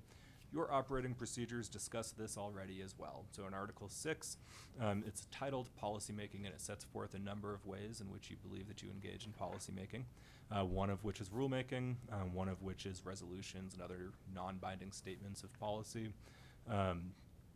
Making policy determinations at the direction of the General Assembly is one of the things that you describe in here, and so that's much like the conversation you had over the past 2 hours where the legislature told you you had to do something and now you've done it. And then you adopt these self-governance policies. So Article 6 addresses this requirement from House Bill 1198 quite well. And if there's anything that needs to be updated in light of best practices, just let us know. Next, the House Bill 1198 requires you to have policies on your role as public representatives. And in fact, your operating procedures cover this already as well. It explains that you have duties to do things like show up prepared to discuss and vote on matters. Recognize that as an individual, you can't bind the board unless you've been directed to do so by the board. You have a duty to keep informed about the schools in your district and around the state as a whole, and to note any important developments. You have a duty to refer significant educational issues and policy recommendations to the commissioner or to the board for investigation if you believe it's necessary. And then you have a duty to act in a quasi-judicial capacity when you are called upon to do so by statute. Again, this is all in your operating procedures, so you are already in compliance with this requirement from House Bill 1198. The House Bill also requires you to have policies on working with other stakeholders, and you do. You have rulemaking procedures that already include all of the major stakeholders, and then people can sign up to be on that list. So the rulemaking folks send out an email blast, and it goes to CASB and CEA and to anybody who is asked to be on that list. Those procedures are in place. Also, your operating procedures have a whole section dedicated to appointing you to committees. And so you do have formal liaisons, as you know. You have a couple of legislative liaisons. You have a liaison to CASB. You have a liaison to NASB. And these are all listed on your website. So you are in compliance with this portion of the statute as well. And if you see the need to update it, just let us know. And finally, you should annually review your management practices to ensure that best practices are being utilized. We try to update your operating procedures and other policies and procedures quite regularly. Some of them are out of date because the underlying statutes and policies don't change that much. But we just did your charter school procedures. We just did your code of ethics about a year and a half ago, or almost 2 years now. We just updated your operating procedures. Some of the old stuff is like the Innovation Schools Act determinations. That statute hasn't really been amended, and so we haven't updated that one in 11 years. We can visit that if you'd like. And then you have travel and expense policies that get updated with some frequency. So that's House Bill 1198. Did we do that? we decide that, or is that by state? Who by state decided rule? that? There's a policy on your website. I actually don't know who reviews it and updates it. I just Who found it sets on your Do we website. set it ourselves? I do not know the answer to that. Boss, do you know? I do not know either. I will investigate that. It's right here. I brought it with me, but I don't know who gets to set it. So I will find out. I will get back to you. Well, even just, Do you know the answer? the rules, we'd like copies of the rules. The operating procedures that I've been marching through with Oh, no, undue no, no, haste no. here. I mean the travel expense policies. Okay. Yeah, I can get that for you. Thank you. Yeah, I'm pretty sure they're set, because we've talked before about having what's it called, where you just have a certain amount for a meal rather than actual, and we A couldn't per do- diem. Per Per diem, diem. Mhm. thank you, we couldn't do that. Yeah, I do think that there's fairly statewide standards that Yeah. we even follow for example, our travel, but I just simply. Yeah, nobody's ever asked before, but we'll get that for you. All right, well, given the weather this morning, I really wondered if I could have stayed over last night, because I was here yesterday too. And I think I cannot because there's a rule, which I missed by a mile, but I'd like to find out. Okay. Oh, Please. better. Huh? That's, Although I think last year. We was have the- little rooms the last time upstairs, this was don't we? done- Oh, Jesus. Don't think so. Didn't we at Those some are point? just for you. Are they being, Well, they're offices. oh, they're offices now, oh. They're- Oh, Have little People rooms. work but there. there were little rooms for the board. trying. We we're done, do Joe. not have, there would not be comfortable overnight. I think we have a question. Oh, sorry. You could Jane? bring, Board Member Goff, sorry. The last time we did a thorough look at these policies was, I don't know, 2009-ish, 10-ish perhaps. At the time, the directors, State Board Relations, and a couple of us on the board worked on looking at some possible structures for it, what could go in it. And I think ultimately ended up working with, oh goodness. It would have been Jeff Blanford sort of position, whoever the budget person was, who had good familiarity with the state board line item stuff, and we worked on it, and the board actually ended up approving this new set of policies and how we were gonna do it. But one thing that it kind of is two separate parts. There's the, I don't want to belabor this, there's the expense line part, and there's the how to get there as far as travel is concerned, particularly the mileage portion. So we spent a lot of time trying to figure out what was fair and accurate and enough for the difference in people living in CD3 versus Denver, you know, and covering travel expenses. But that was all, so my impression was it was all internally done, the board and our staff people here. It's not a legislative determined thing. Okay. But I it will might, double I mean, check. there might be legislative standards or something. All right. Board Member Rankin? You know, there's that, I can't see Carol, but she's been putting some really important things up on board docs. And there's, this bill is put up there, and I believe it's just in bill form. Correct me, Carol, if I'm wrong. But this particular PowerPoint, I think, should be in that same area because, you know, we might want to refer to these at other times, and then you wonder where that paper is that we got from Joe. I believe Board Docs has the bill, this PowerPoint, and the operating procedures. Thank you. I've got that answered. At least it did when I looked this morning. Thank you. All right, if there are no further questions, that was my presentation. You are now trained per House Bill 1198. Do we have stars? Do we get sticker stars? I can find them. You got a pumpkin. This is a school I got a building, right? There's gotta be pumpkin. What do something you call somewhere. it on? You get an endorsement. We need an endorsement. We Thank you, did Mr. seat Peters. time. Yeah, we need a piece of chocolate. We did seat time. We needed an Piece of endorsement. chocolate. Thank you. I'm telling you. No assessment? Okay.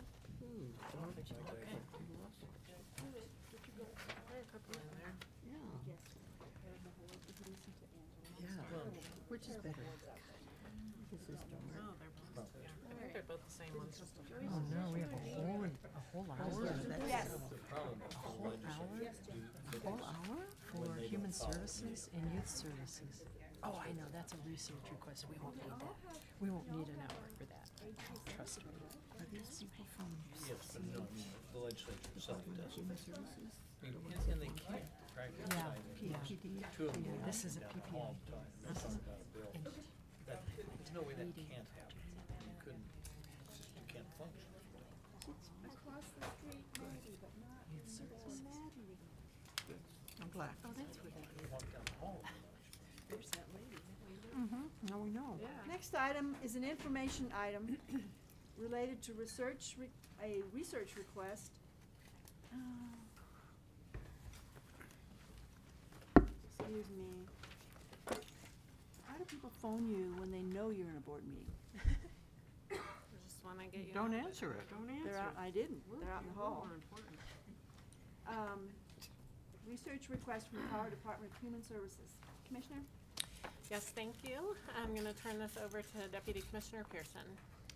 Good afternoon, everyone. I am here for Marcia Bohannon today. She had a conflict and couldn't be here, so I'm going to do my best attempt to fill in for her shoes and talk you through this research request.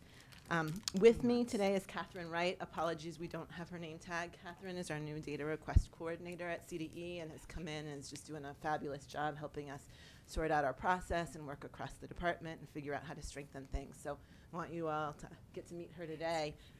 And she's here, she's learning the ropes still, so I will try and take questions, but hopefully I won't have to lean on you too much. Also with us is Tara Wass, who's the evaluator for the evaluation that this data request is for. She's here and you'll hear a lot from her about the details of the request today.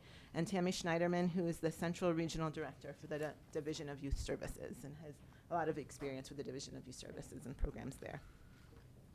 So what we're gonna do today, I'm gonna give you, again, this is just an information item today, no vote. We wanna do our two-step process of information this month and a vote in the future, to share the information about the data request from the Colorado Department of Human Services. I'm gonna go over the process for review, what we've done internally and where we are at in the process today and what the steps would be in the future if we keep moving forward with it. We'll talk a little bit about FERPA and state statute and what CDE will learn from this request. Then I'll turn it over to Tara, and she's going to talk to you more about the details of the evaluation, what data they're requesting and why, and what we'll learn from that.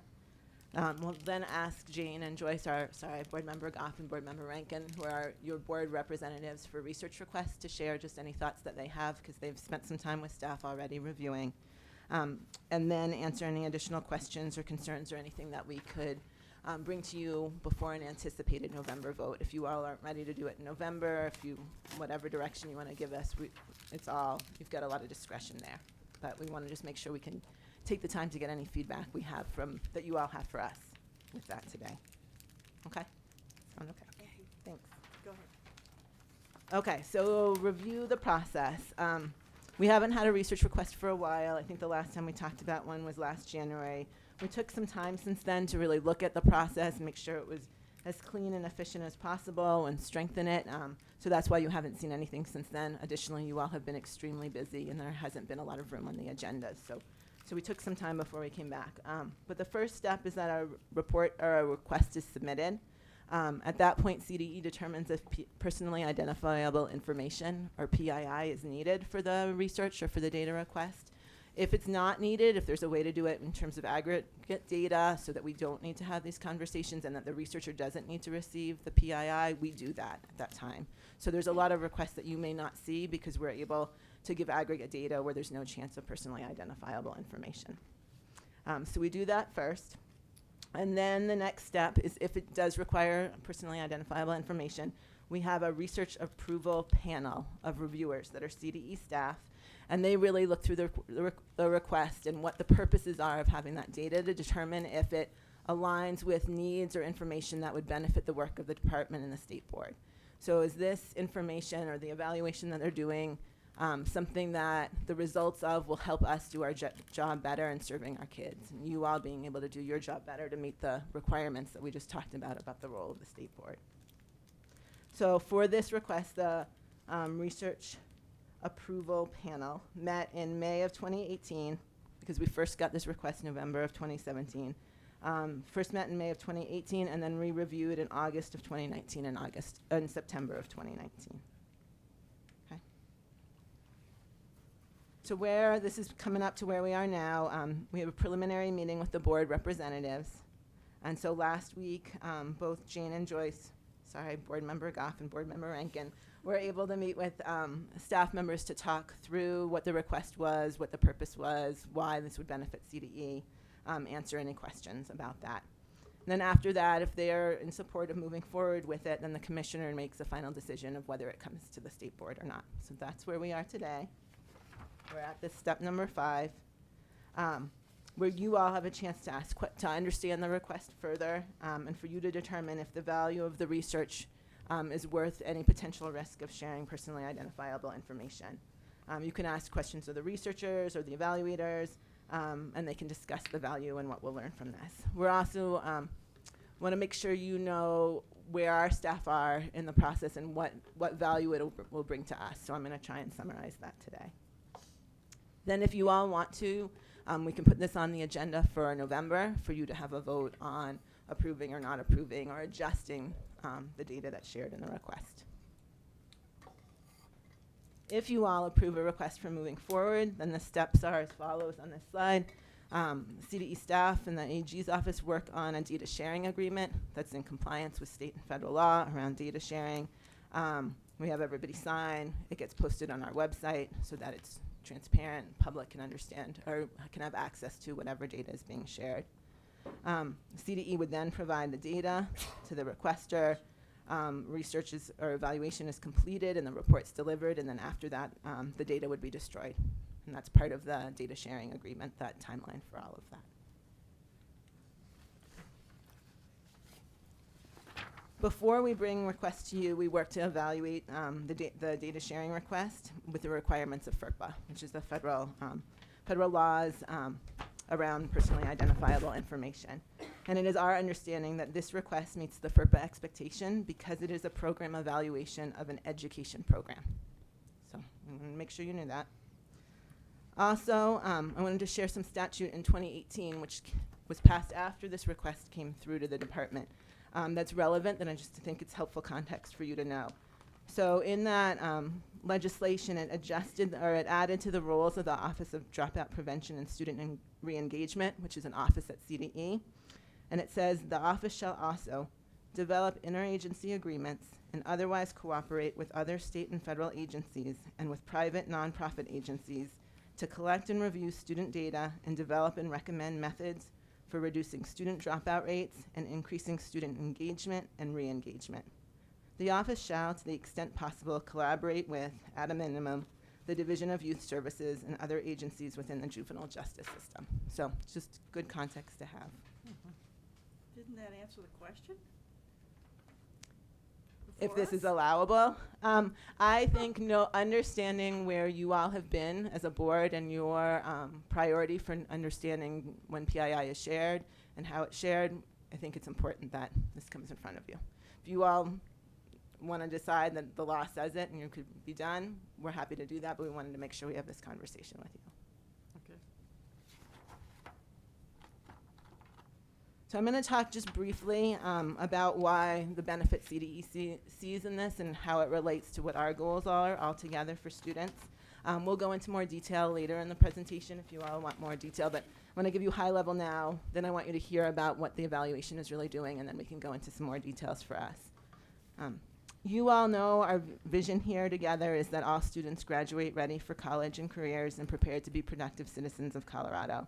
I think you know that we've made some really great gains and steady gains in graduation rates and decreasing dropout rates over the past 10 plus years, but we're starting to plateau with those. And as we've dug into the data that we have here, we know that in order to be able to make further progress, we need to figure out, we need information and strategies on how to support some of our highest need students. I think we've figured out for a lot of kids, but I think there's some of our highest need kids are where we need to get some more information.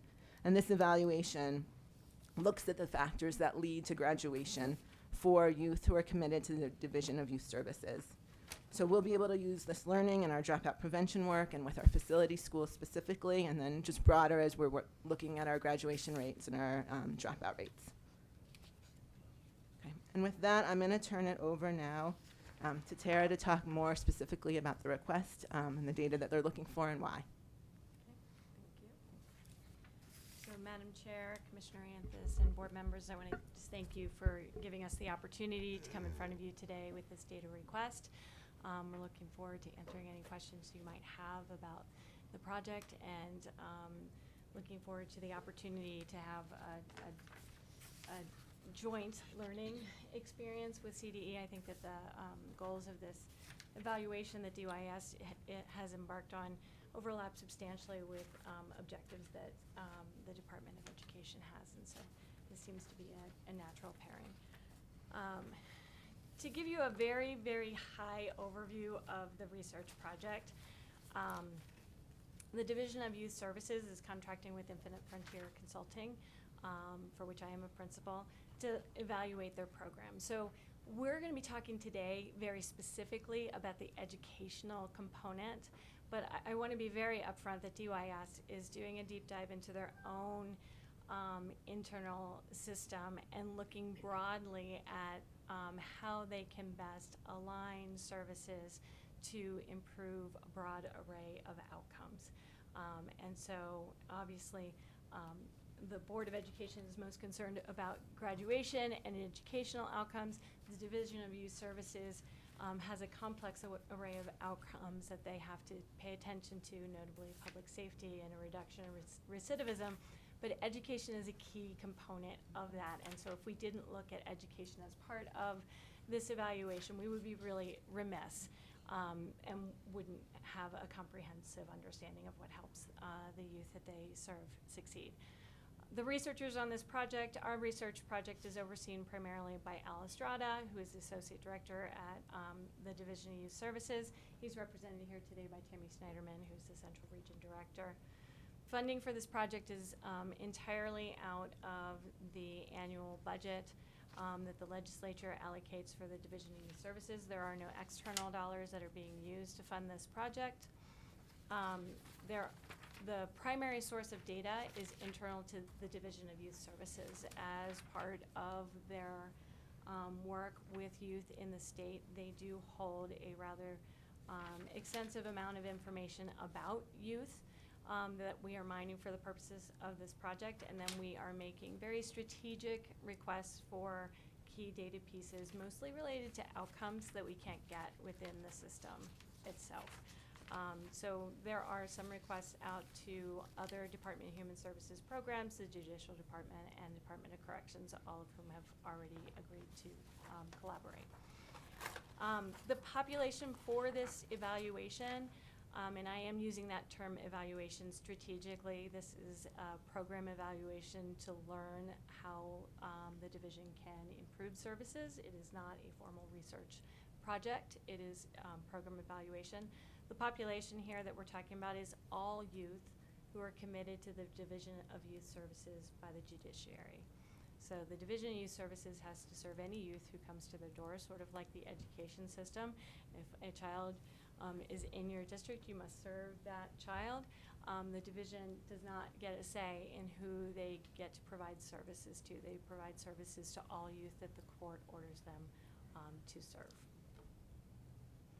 Are there any questions? Do you want me to take questions as I go along or at the end? I don't know if there's a preference. Generally, it's a good idea to go all the way through, but if something really triggers any of us, I am sure we will speak up. Great. But thank you for asking.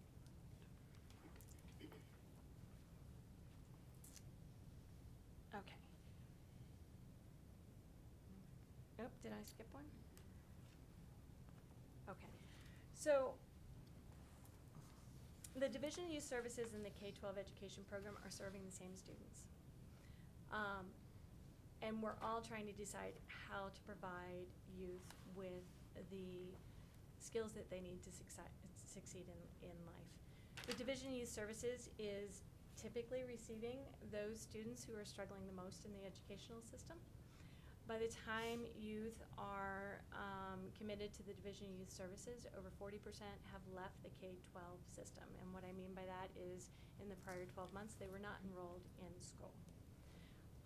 Where in the state of Colorado, about 13% of your students have a special education designation. In the Division of Youth Services, we're talking over 30% of the youth coming into the system have a special education diagnosis or designation.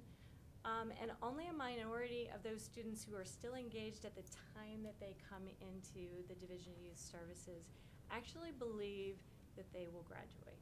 So we're talking about less than 30% of the youth think that they're going to stay enrolled and that they're going to graduate. And we're talking about youth also who have a long history of challenges in the school system. So 95% of youth who at the time of their commitment to DYS have already been expelled or suspended at least once. Many of them have been expelled or suspended multiple times before they come to the door of the Division of Youth Services. So they've already had a pretty fragmented educational experience before they even get to the Division of Youth Services. And now, in addition to a broad array of services, the division is compelled to provide educational services as well. But youth do go in and out of division schools, facility schools, and local K-12 schools. So while all youth are going to start in a division-run school, which is not a facility school and not overseen by CDE, they will typically step down into a facility school and eventually step down back into a local community school or an alternative school or an online school. And both those facility schools and the traditional schools and alternative schools do have CDE oversight. And so there is this transfer off of students between the Division of Youth Services and schools with CDE oversight, and that that transition is really important in terms of ensuring the continuity of that educational success.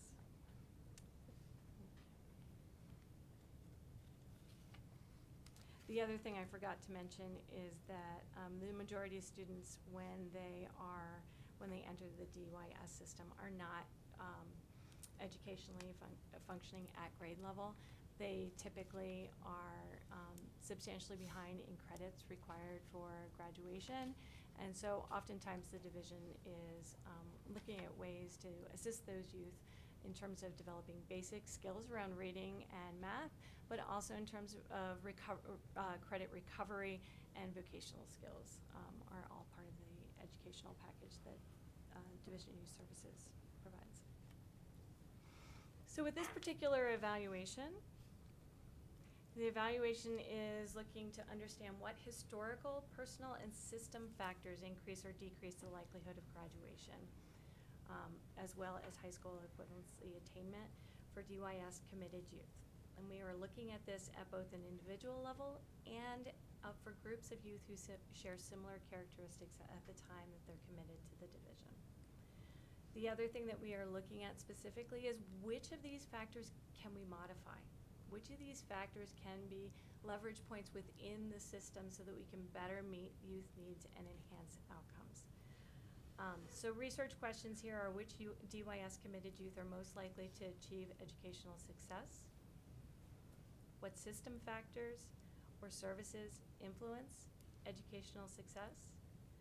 And also, to what extent does graduation impact the likelihood of recidivism for individuals and for groups of youth who share similar characteristics at the time that they are committed?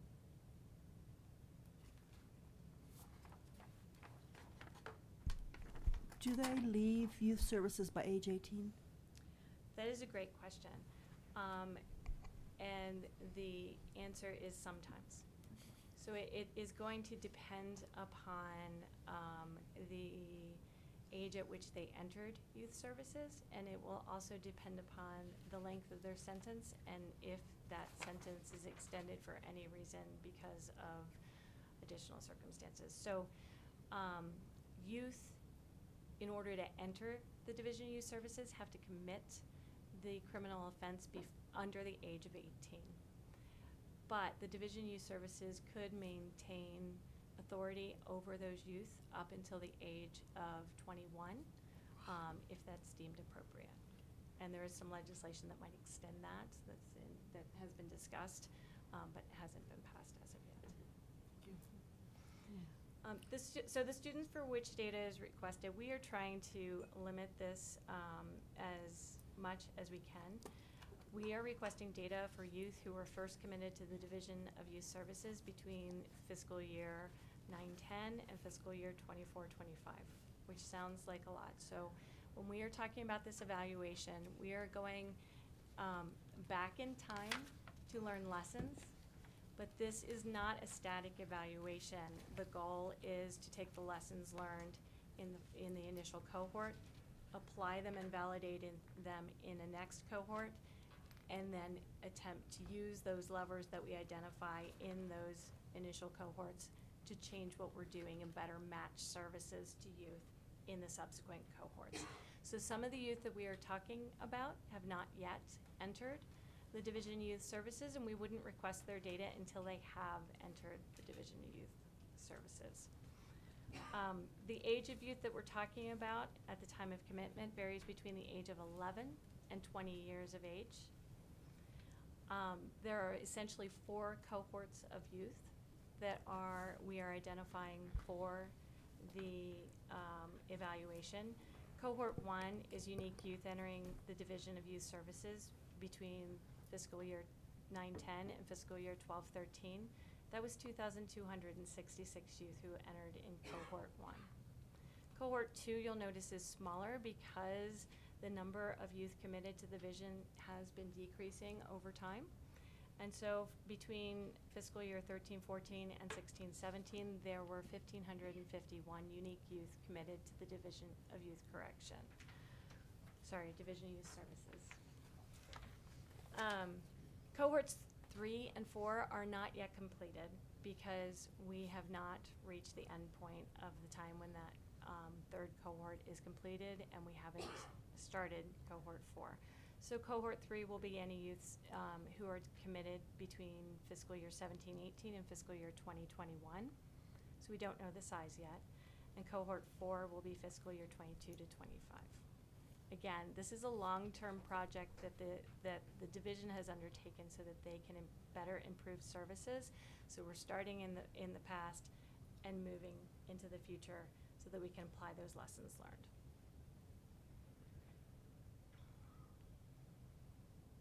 May I ask a question?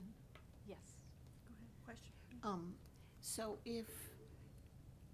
but you do have the numbers for each year, don't you? It's just that maybe it's better for you to do it within the constraints of 3 years or so?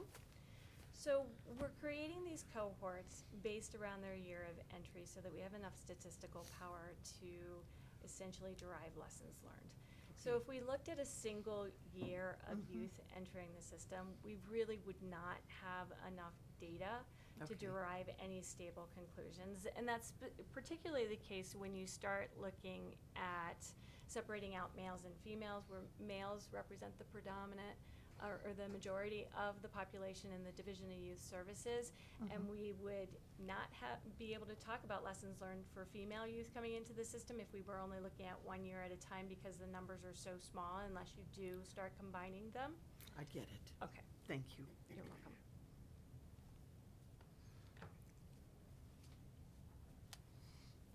The data that we are requesting for the evaluation essentially revolve around 3 separate pieces. One is the pieces of information that are going to allow us to determine whether or not the youth graduated or received a high school equivalency certificate or diploma. I know the language around that has changed. DYS sometimes DYS sometimes has this information. If they graduate when they're with the Division of Youth Services, then we know that information. But a lot of times youth are not age eligible to graduate. So for example, if they exit the system at 14, then we would not know whether or not they graduate, and we would not know whether or not anything that the division did may have contributed to any success or lack of success, educationally speaking. And so we are asking for exit code data, which provides information about graduation and the high school equivalency. It also provides school year, district, the school name, and the date, so that we can understand which one comes first, which code comes first, and process that information. The other pieces that we're looking at are free and reduced lunch status and English language learner variables, which we believe have the potential to impact educational and juvenile justice outcomes, and we don't have within the Division of Youth Services records that are accessible. With respect to personally identifiable information, we do need to have individual level information to understand the individual factors that would lead to an individual graduating or not graduating. And what services did they receive within the division? Which facilities were they at within the division?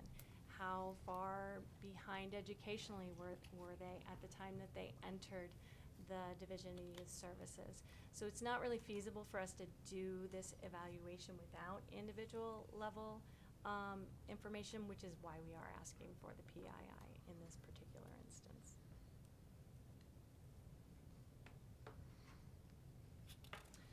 So the time frame for which the data is requested, DYS is asking for data only for those youth who are in the cohort, so those youth who were committed to the Division of Youth Services between school, so data for school years 07 to 08 through 29 to 30. So 07 to 08 provides us with a window of 2 years prior to when our first cohort would have entered the Division of Youth Services. The reason why that's important is youth could, it's unusual, but they do sometimes come into the Division of Youth Services with a high school diploma or with a high school equivalency. And then 2930 allows us to go approximately, I think, 3 years beyond when our last cohort, the last entrance into our cohort would have left DYS, assuming that they had a 2-year commitment. So essentially, we're bracketing the beginning and the end of those 4 cohorts.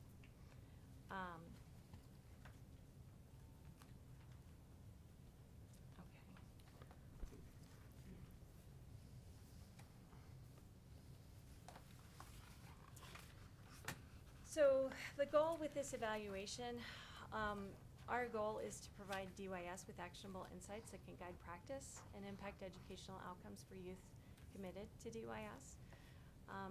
Decisions are made throughout a youth's commitment that can have immense but currently unmeasured impacts on their progression through the juvenile justice system, on their progression through the educational system, and on their long-term life outcomes.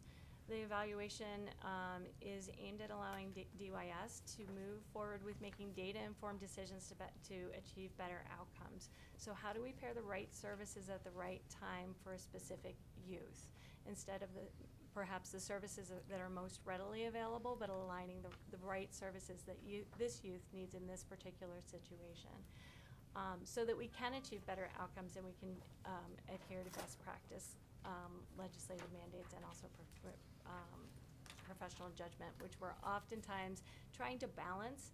So sometimes what may be best practice or we think is best practice, if we have legislative mandates, those have to take a higher priority. Education is one of those things that, while we know is really important, I think we need better data within the division to be able to say how important is it.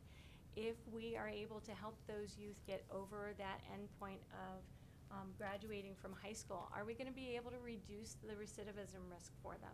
And if we can say that we're going to be able to reduce the recidivism risk by reaching that educational outcome, then we're more likely to say, wait a second, we need to include education in our conversation as we're making decisions about what are we doing with this youth in terms of next placement, in terms of is this the right time to step them back down to the community.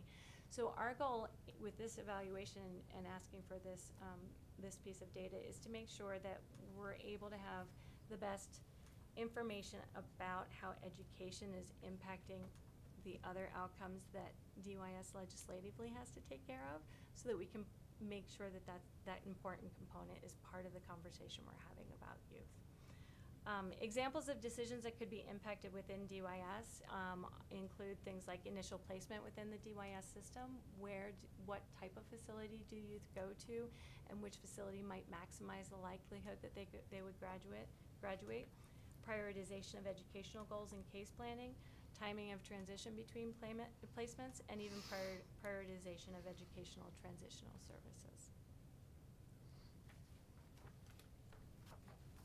Great, so we want to spend just a few minutes talking to you about the evaluation for CDE and what we'll learn from this and how it'll apply to us. So first, just understanding from DYS and from the evaluation what they learn about the factors that lead to higher graduation rates for students, or more likelihood of students being able to graduate. That will be specifically helpful for our facility schools. There are some similarities with students, some differences, but the fact that those students are in and out of different schools, like they are in DYS, like they're in and out of our facility schools, I think we've got a lot to learn there about what factors help students reach that end goal of graduation. Our dropout prevention team likewise has a lot to learn in terms of what are the strategies that help keep kids engaged, keep kids going. So just understanding those strategies is one thing that will help us. The other things that we know that we want to learn about and can impact our practices here are how many grants we have, and we have grants focused on dropout prevention and student re-engagement, and the strategies in here and the focus on these students. There's ways that we can prioritize our funding or prioritize what approval goes into the grant or the requirements of the grant that can inform what we're doing. Additionally, we've got dropout prevention framework, and there's learning from this that may support that, as well as how we provide guidance to and resources to districts when we have district-to-district transitions for students. There's a lot more information from our team about how this will help us, but I'm going to keep it high level for now. If you guys want to go into more of that, we're happy to do that. But we think not only will DYS learn a lot from this, but it will really impact and support different aspects of the work we do at CDE in service of our goal for graduation for students. So with that, we're going to turn it over to Board Member Goff and Board Member Rankin if they want to share anything, just since they've dug pretty deep into this already, and then just open it up for questions. Do you have the questions you have accumulated handy? Yeah, Can you just go down that list? Yeah, we both had some questions at the end, and one of them that that I had was, and this may not even be something in your research, but I'm curious about the students that you get from Colorado schools. Is there any kind of an entrance assessment when they come in where we can find out what grade level they're reading at that time of entry? So when youth come into the Division of Youth Services, they spend approximately 30 days in an assessment period. 30 That days. assessment period is extraordinarily comprehensive. It is not limited to education, but education is one piece of it. So typically during the assessment period, there is a MAP test that is completed that provides information about where those youth are starting out at. Prior to using the MAP, they were using the Woodcock-Johnson, and so we're using both types of data in this evaluation since we are going back so far back in time. DYS also additionally requests information from school districts, and so any available information that the school districts share with DYS is also taken into account as they start planning the educational path for the youth within during their time at the division. So if they haven't been in high school or middle school for 2 or 3 years, do you still go back and get that information from the last school they attended? So yes, they do. They will go back to the last school, and I don't know if you know this or not, but I think they send a request out to all schools that the youth has attended, because for youth who are entering the Division of Youth Services, often it's not a single school that they're making the request to. It may be 4 or 5 or Sure. 10 schools that they're making the request to, because those youth, typically even before they come to the division, have been highly mobile across schools.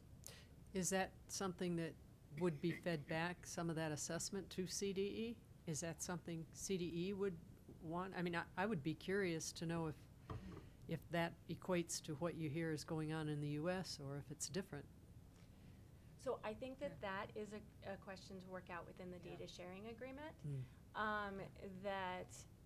So obviously with any evaluation, when you're requesting data, there's going to be some level of a report that comes back when that evaluation is completed. And so whether or not how much detail is included in that and what pieces of that, I think the agencies have to make that determination in the data sharing agreement, but I agree it could be valuable. It was a question I asked, and Ms. Wright, you were there, and we talked about it, and we also talked that we don't need to wait till 2029 to get that report. If there are some reports that we meaning CDE, can have sooner, and I thought the answer to that was yes, that can be a part of it. And then I have another question. If you have a student enter, let's just hypothetically say 9th grade, and then they leave a year later, and then they come back, do you double count that as different people? How does that work? Are you talking with respect to the evaluation, or are you talking with respect to your educational research? services? Yeah, to your research. So youth are assigned to one single cohort, and that cohort is the cohort in which they first entered DYS. So youth could be committed to the division more than one time. If they're committed the first time before 9-10, they're not in the cohort, even though they were receiving services from the division. They have to have been committed to the division for the first time somewhere between fiscal year 9-10 and 24-25. a long time frame. Yeah. So only once. Only We're dealing once. with unique youth. We would Okay, never that- duplicate. That was my Mhm. question. And those are pretty much the ones that I asked, and Jane had another one. And I appreciate the answer that we did receive, just kind of following up because of the conversational nature of. Is there, I asked as part of this if there was a tool such as what our K-12, well, high schools mostly, some middle schools, but are using what's called the ICAP, the Individual Career Plan. And if the response was yes, there is a high school graduation planning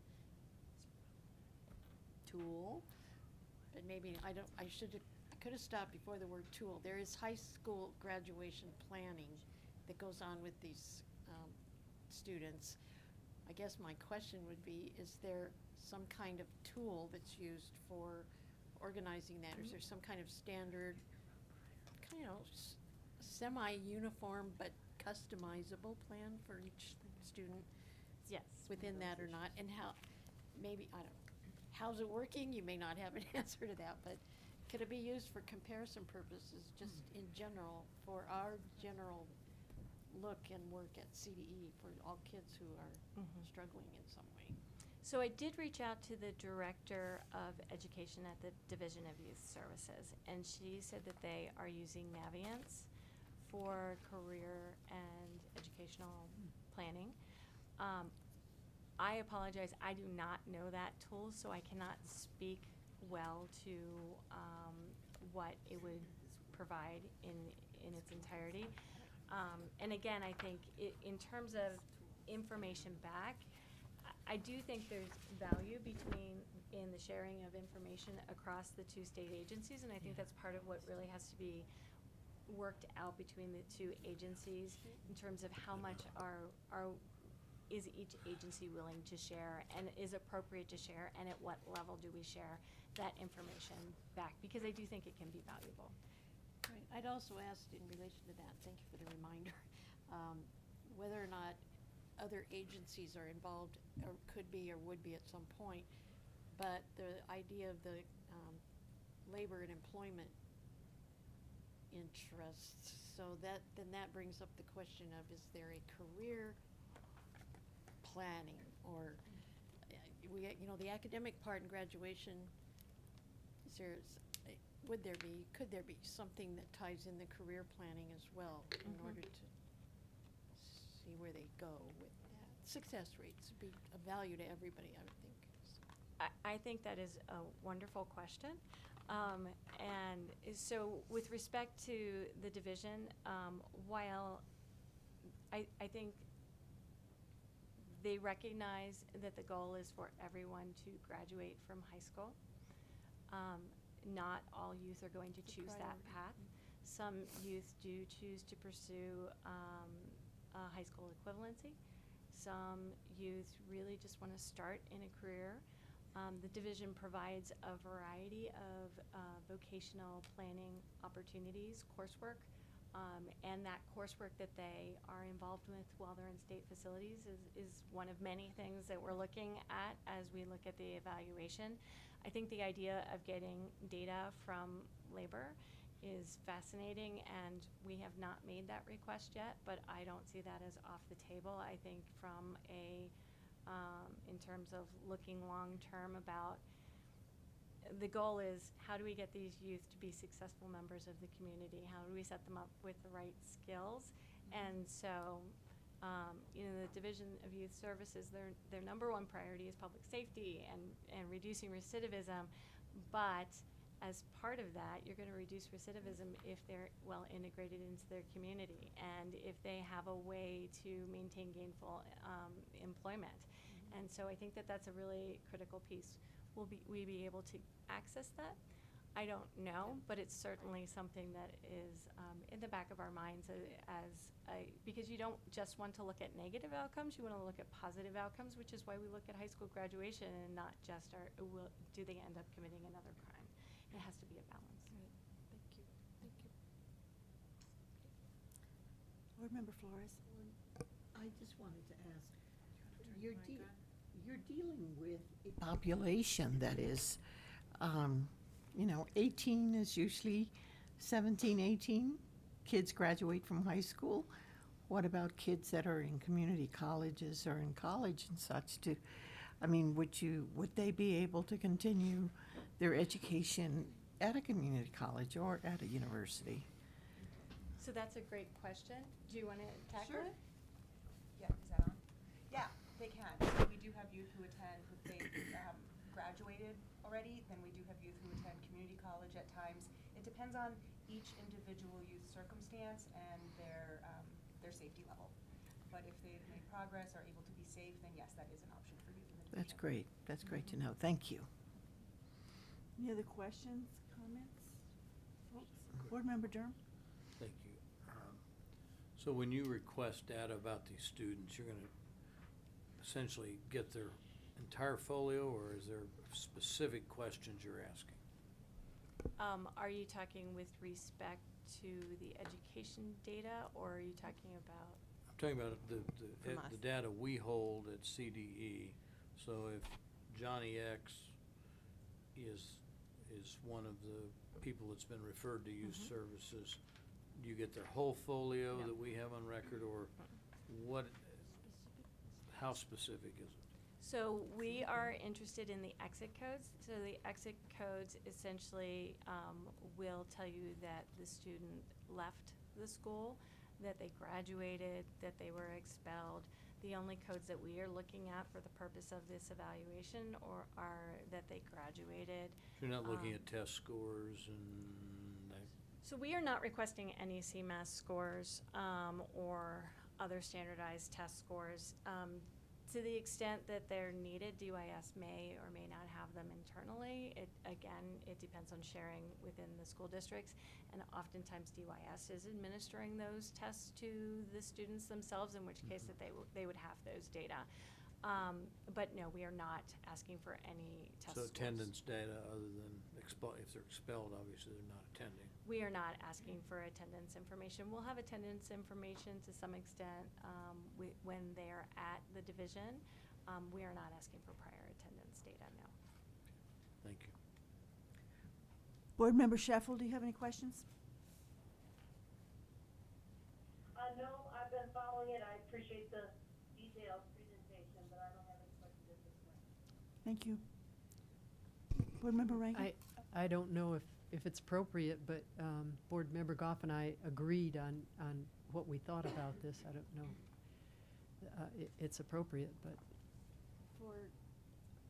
Tell us. accepting, yeah. Well, yeah, could we, Is there a motion? could we move to vote this meeting, or do we have to hold this as an informational and go ahead with next month?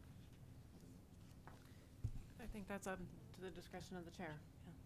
We would be very happy to Clear the deck. clear the deck for this month, if you're okay. Do you want to start now, or were you planning to have? So this evaluation is ongoing. We've been working on it for a little over 3 years already, and it will be continuing. So we would be happy to have the data as soon as it's available to us. Make a motion. Yeah, make a motion.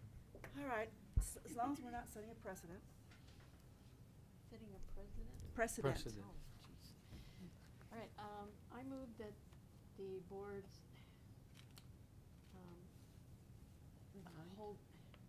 vote on the approval of this grant request at this meeting. It's not a grant, is it? Colorado. Research request.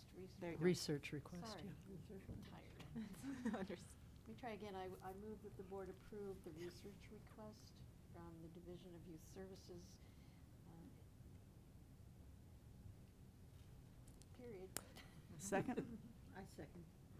Ms. Rankin, you want to say? So I was just gonna reword a little bit of her motion. The Colorado Department of Human Services, Division of Youth Services, research request. That's good. You can say And I'll it. second it, yeah, sure. Okay, great.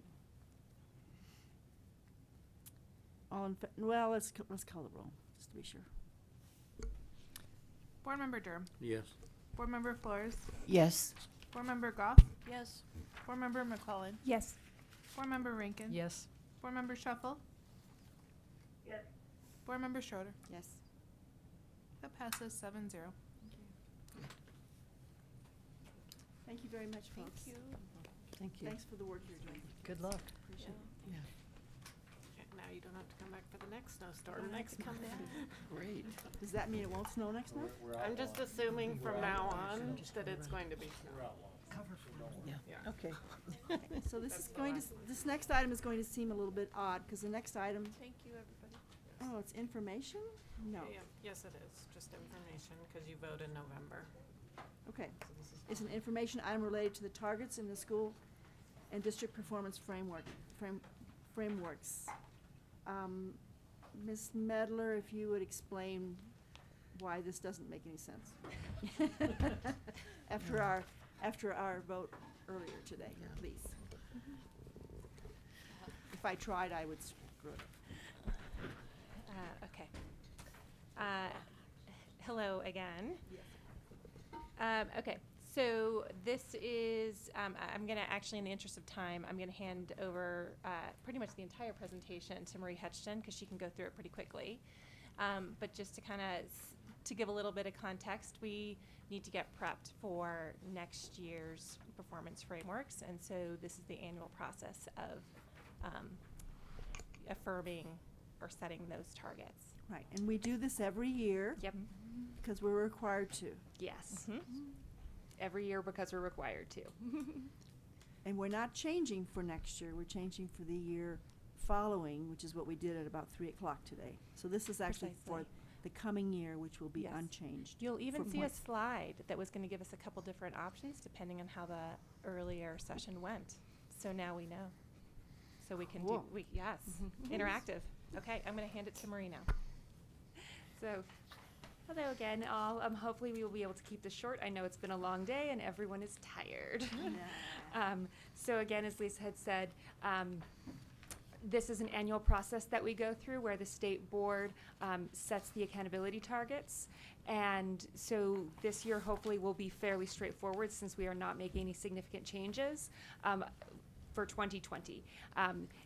The changes that we discussed earlier will be put in place for informational purposes only, so we'll at least show what it would look like, but won't take effect until 2021.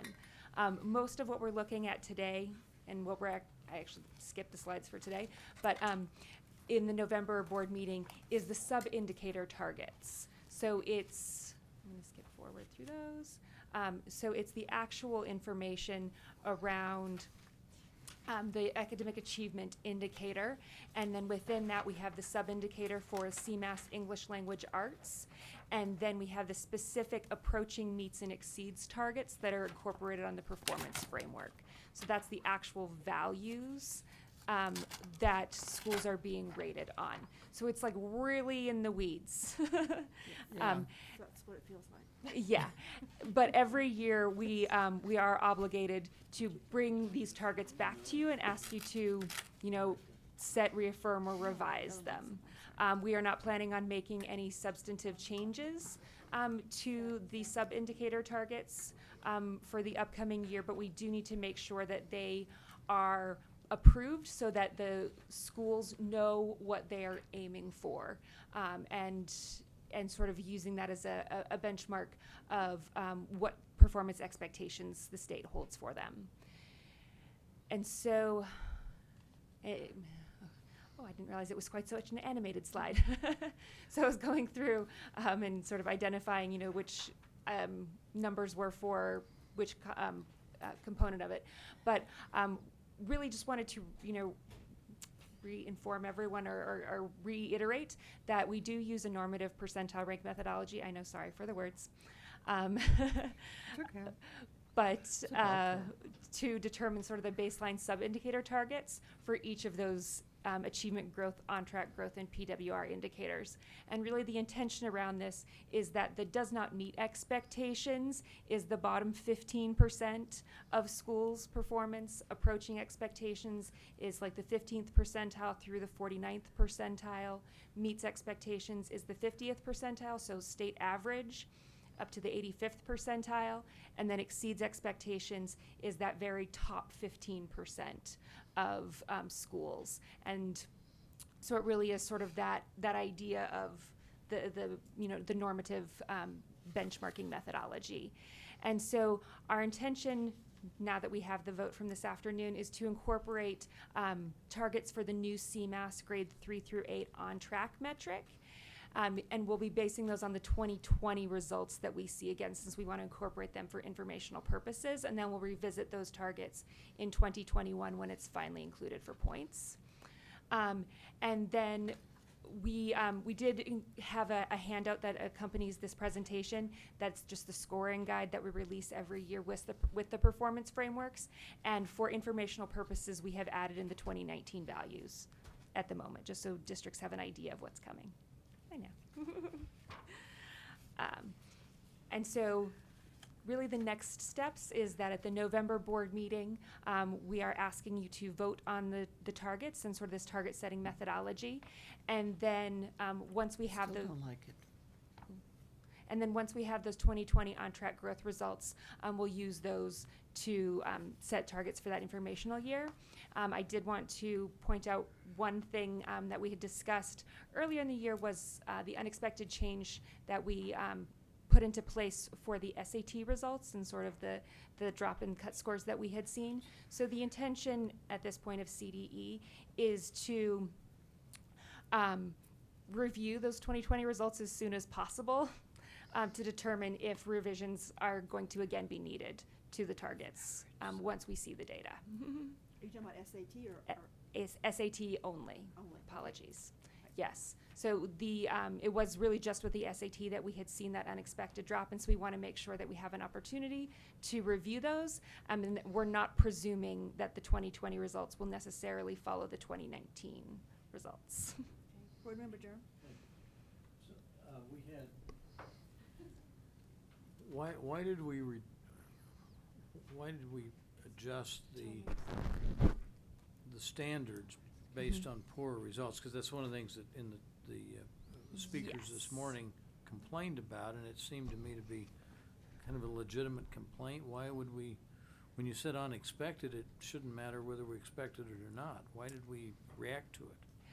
So I would say that when we said unexpected, we saw a shift at the state level overall, and I believe at this point other states have also seen a similar shift in their SAT results. So the conclusion may have been that the tests weren't comparable. They're Well, not. And I can kind of chime in on this. So we saw that it's like now we have more hindsight than we did when we first got the results. We didn't know everything. We didn't have full information, but we saw a substantial enough drop that was unusual in an assessment that had not changed. And so I think when we see that and we have to make a very quick decision where we have to think about the comparability of the results, we had to sort of make a quick decision. We didn't know. We did some research with the vendor to assess, like, was everything done right? Were the scores, and we got all, thumbs up on that. But I think there was still enough uncertainty in the system that we want to look at multiple years of data before we make big decisions. So we just stuck to, let's make it be comparable, look at multiple years, and then we can adjust with that data. After that decision was made, then we've gotten more information that other states saw this drop too. I know College Board is looking at this as well. But I think, and I'll take the heat for this, making that call in a quick decision because we needed to get the data and the results out.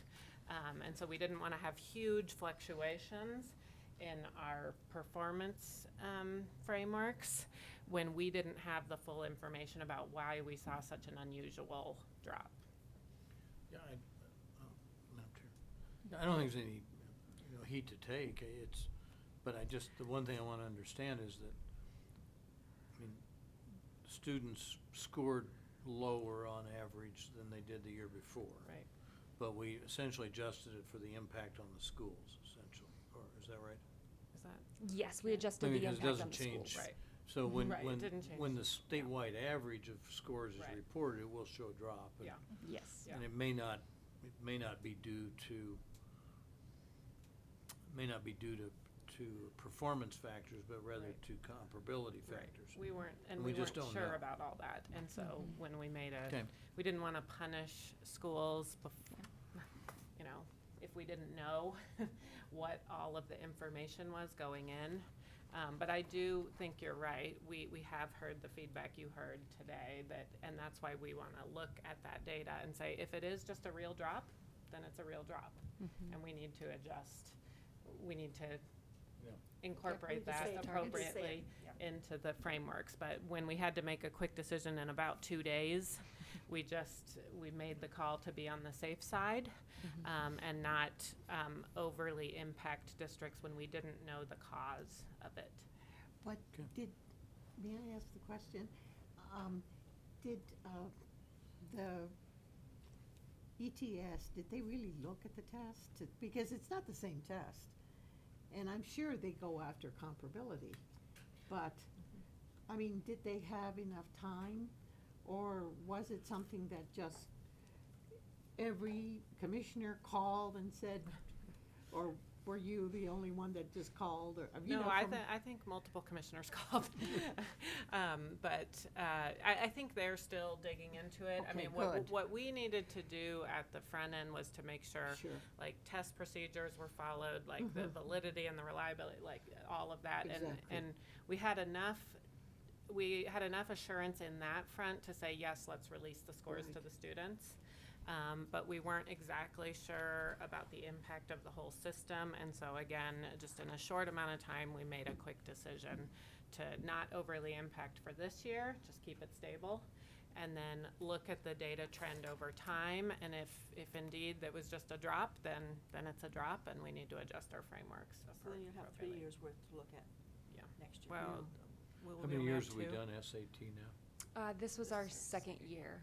So just Next year seven. we'll have Yeah. it. Mhm. Okay, That's why. that makes sense. Okay, that's understandable. And they've changed the test too. And so that is actually all we have for this informational item, so thank you so much.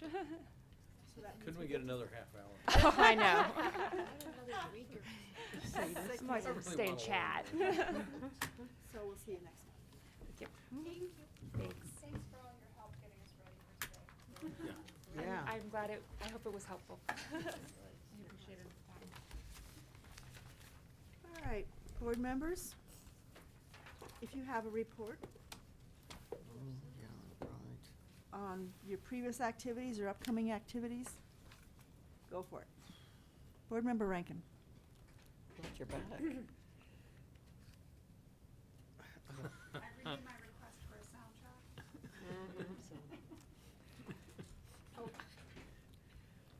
Very good. Dog and pony Okay, we'll show. just leave that up there. I got it, all right? And they're beautiful, thank you. So, one of the things that I've been involved with, and you all know this, as I've been around my district talking about the READ Act and pretty much the actual bill of the new READ Act and what it says. And I went to Norwood School District in San Miguel County, and they held it at the Lone Cone Library.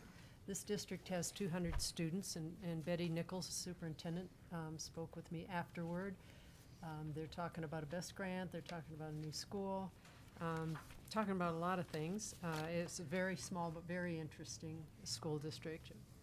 And then I went to Mancos in Montezuma County. Superintendent Brian Hansen, he has 500 students, K-12, and he just got a new school redone, or the school is the oldest school in the state, actually, and it was redone and really very nice, with a BEST grant, fields outside for sports activities, and a performing arts center, and he said he was gonna invite me to it when it opens in the spring, probably, the Performing Arts Center, but the kids are still going to school there. And then Durango School District, La Plata County, Superintendent Dan Snowberger shared with me a lot of what's going on in his district.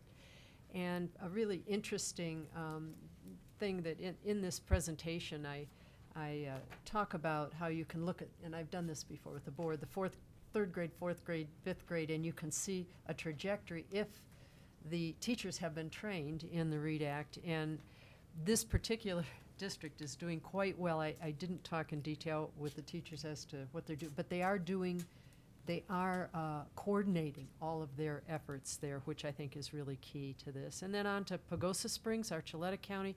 And I have to tell you the counties just because I want you to know how big this district is. It's huge.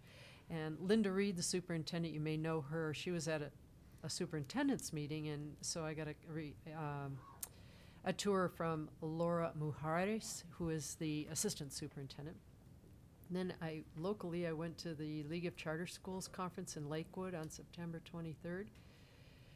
And October 2nd I was in Glenwood Springs at an AP Social Studies class, which was, AP courses are always really interesting because they have tons of questions that they ask me and ask Senator Rankin about. But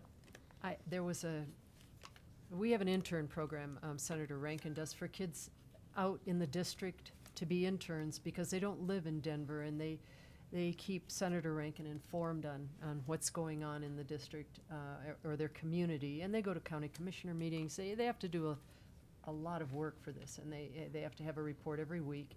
If they miss 1 week, they're out, and they have to visit the Capitol. I mean, it's very rigorous. Not a lot of kids get through it and the first couple of years, but then they realized that we weren't kidding, and now we get some very, very good reports. But a young man there, he was, I believe, a junior, and his passion is math, and he wants to be a high school math teacher. And some of the students in his class were interns or are planning to be interns for Senator Rankin, and he asked me if he could be my intern. And I think that's great, but I'm now tending to figure out what I'm going to have him do. But I'm getting some really great ideas, and I've never seen a student this excited about being a teacher. So I think, talk about grow your own. And then I was in Grand Junction for just a community talk, and it was about what the state board does. And a lot of people do not understand our job, and I love to have that opportunity to fill them in. Next week, I'll be at the West Slope Superintendent's meeting, then on to Steamboat Springs, Montrose, Grand Junction for REDACT presentations before the snow flies. And then I wanted to share with you, as you can see, I've been driving around a lot. And what I have up there is just some pictures of some places within what I've just shared with you. This is up on McClure Pass. This was maybe 2 weeks ago. And then when the leaves started changing, you can see the bright yellow. McClure Pass goes up over into Gunnison. And just before you go up the pass, I don't know if you've heard of Marble Charter School, which is doing quite well. And they are in Gunnison County, although they're closer to Garfield, I think. Here's some other pictures. I just have a few, but I think we all need to share what goes on the western slope sometimes. This is one that's very close to where we live there, and these are not the aspen, but boy, they sure are pretty trees in the fall with the blue sky. And there's another one. And then this is from Pagosa Springs. These are the teachers that came to the REDACT. Some of them, they wanted to get a picture, so they came up on stage and we had a picture taken. So that's it. You That's look my so report. cute up there. And then you all got your leaves from that trip. Thank you.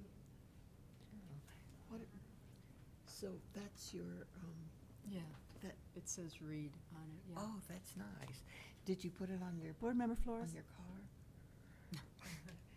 Because you would, read out. Thank you. I just wanted to tell you about what I've done, some of the things I've done. I attended the DPS discussion on the school zones that will help provide services for innovation schools, which was provided by, I think it was the Rose Foundation, wasn't it? No, that was before the last meeting. It's okay. Okay, and then I did attend a Rose Foundation ceremony honoring Elsa Olguin, who is now directing the early childhood program for Denver, and also is a new chair for the Colorado Early Childhood Foundation. Also, I met with CEA, the Colorado Education Association, President Amy Baca-Ollard, and She was very interested in supporting and skilling of teachers for the hard work ahead. And also she was interested in the changes that we were making to the performance framework. I've been attending these debate meetings. Sometimes they're just introductions to candidates, board member candidates in Denver, Jefferson County, Aurora, and Adams 14. I also attended the Denver Initiative to support Proposition CC, which was a very interesting discussion. I also attended the NALEO conference, which is the National Association for Latinos of Elected Officials, and this one particular conference dealt with policy, school policy, and the people who attended were school board members from across the country as well as regents from across the country. And I just can't tell you what, they had people from all over the country, super people on work in the workplace and the programs, how to support these programs. And they actually had us talking together and solving problems. And one of the big problems that we had was how we were going to talk, how we were going to make it possible to talk to the regions about when universities, it's a problem that we have here, when the University of Colorado in Boulder isn't taking the coursework that is happening at Metro or the University of, or the community colleges. So we met some, and I'm looking right now through some of the other sessions, but most of them were policy sessions and how to advance the learning of Latino students. That was one of them, and I know I have it written now. Leveraging data for effective policymaking, K through 14 partnerships, equipping students for post-secondary education in the workplace. A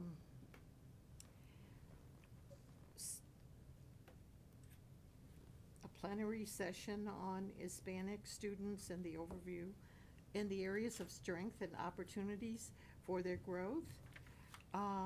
Governing roles and responsibilities for boards, and clearly understanding our responsibilities. Something like what we had here today. There was a very interesting one on governance that was chaired by the Deputy Commissioner of Education in Texas, and how they had brought,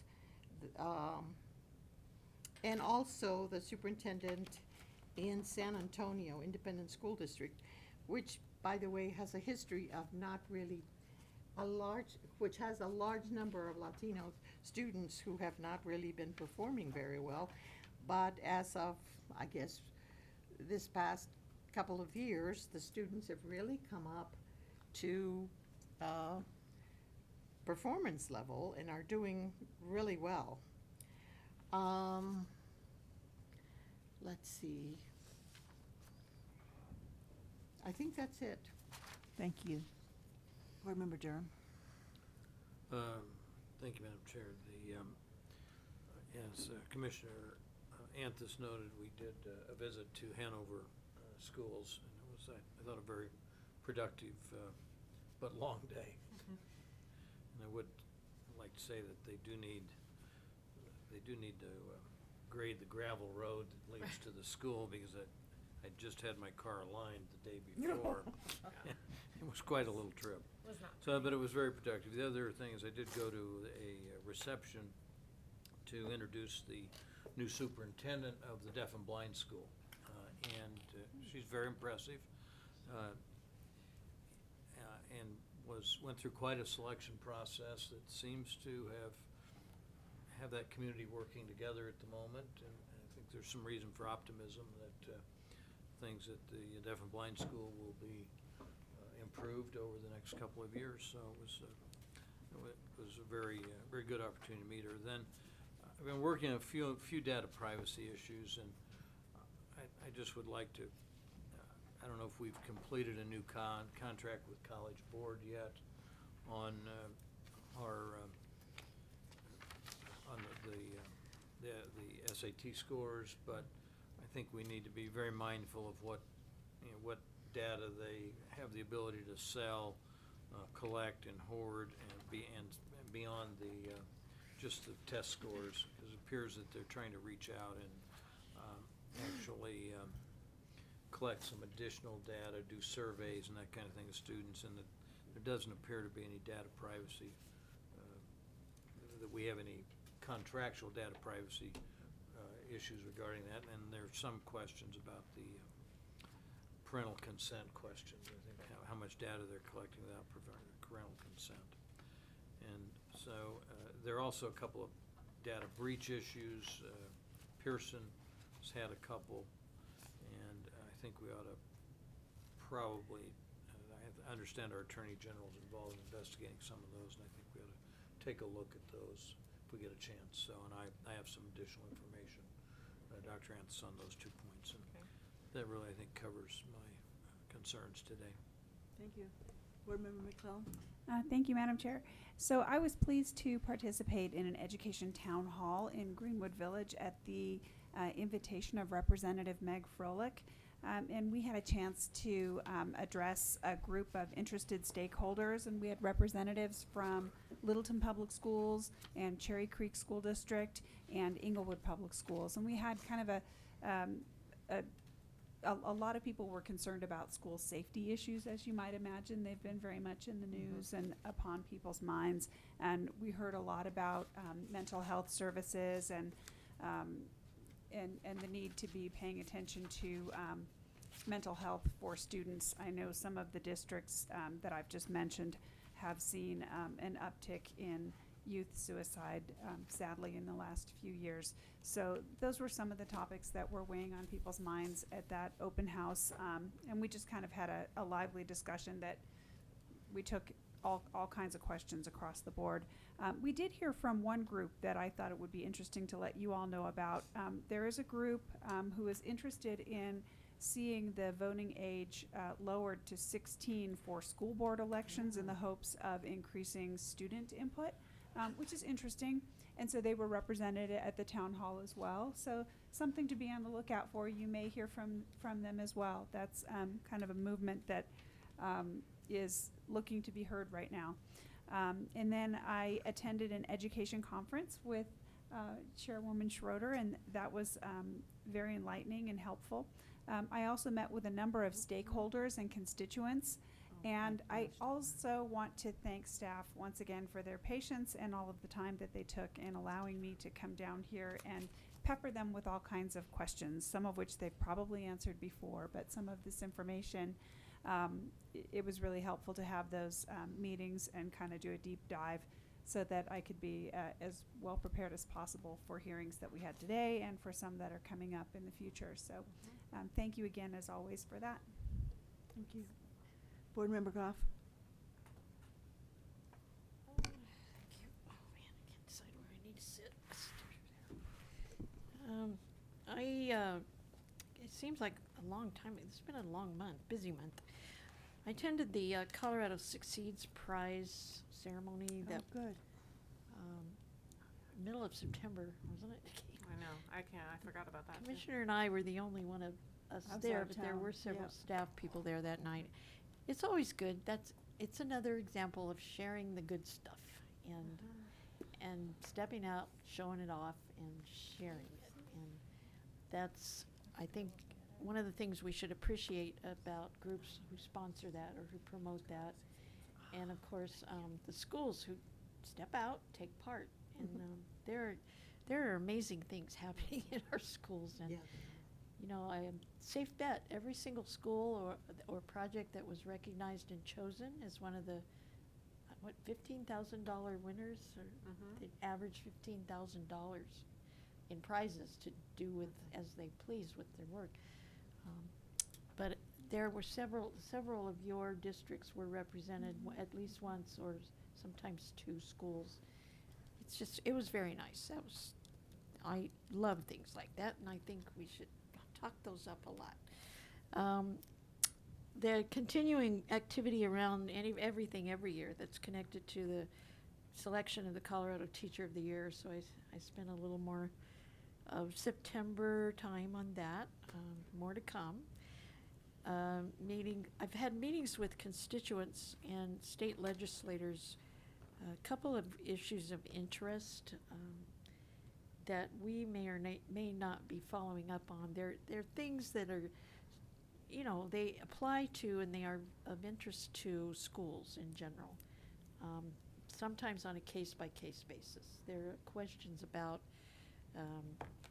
one of them is the policies in districts and/or schools. It's an awareness issue. How aware are people, how aware are districts and schools about their own policies around, in this case, transgender students. And I know that Jefferson County is working actively to review and look at their policies around LGBT groups, including teachers. And they had a renewed interest from their parent community this past year, early fall, to just relook at all those policies again. And so I've met with one representative of JeffcoSafeSchools.org, who's been heavily involved with Jeffco's Safe Schools problem, and it's a learning exercise for everybody. Are there questions that really are legislatively pertaining at the starting point, or whatever? People want information. Paying attention to the, particularly this time around, Jeffco's school board candidate forums. I've been kind of making the rounds to those. Good for you. It's interesting to see what people are talking about and their approaches to things. The Gifted and Talented Parent Advisory Group that meets quarterly, met with them recently. And Dr. Flores, the 2 articles that you sent out tie in really nicely to all of these things that are going on in the gifted community. It's interesting what that sort of what's become a controversy in New York City is sort of eking out and around a little bit. People are talking, which is always good. That came up in an indirect way the other day at our meeting, but I mentioned to the group that in Colorado, it's another example of where Colorado has actually, here I go, taken the lead in so many things. And the universal screening that was passed by legislation 4 or 5 years ago, maybe. But we've had that where by second grade, all young kids are screened for GT. There's been news lately of how Aurora Public Schools has learned and by looking at its screening procedures has been able to identify as gifted in some category a huge increase in the number of minority and underserved kids. So I believe there's another district that's been working on that, but it's Colorado. We've got some encouraging things already going on that really does create equity and access to things. So that was part of our conversation. The Research Review Committee, thank you for your support of that work. We appreciate it. And the READ Act, coming up, a couple quick things. I'm continuing conversations with Colleen O'Neill primarily to start with, but with the Aspen Institute follow-ups that I'm doing from the week I spent this summer talking about teacher prep, the state of the profession, and such as that. So I've got more work to do with that. And a lot of time in and around and about Adams County. All the various districts up there, a lot of things going on, and we'll see how the reception is after today. But looking forward to it. Deb? I'm here. I think we know what you did this month, but you might share. Exactly. I really just been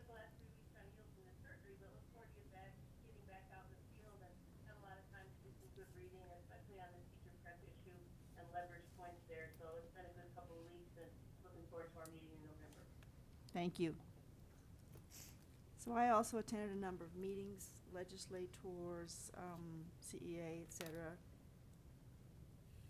I did go through my district and Board Member Durham's district, but we really were just doing the leaf peeping instead of visiting schools. Saw some smoke going down to New Mexico, saw some smoke coming back from New Mexico, and then found out it's very near Salida, the Decker fire. It's still not out. So we saw it when Maybe we it's saw here the today. smoke, yeah, when it first started. So a few of us, Mr. Durham and I, and Miss Miranda and our attorney are going to be at NASB next week. So we'll give you a report after that. I'm really sorry that Ms. Goff is not going, because now I'm stuck on a panel on educators, and you would have had more up-to-date information than I will, but I'm collecting it. Good for you. But it should be, yeah, good for me, thank you. So I'm looking forward to that. And with that, I understand we have no more public comment. Thank you for being patient this morning. I just felt that we needed to go through it, although, again, I don't think it's an ideal precedent for us, but we did manage in about a little less than an hour, so I think it worked out pretty well.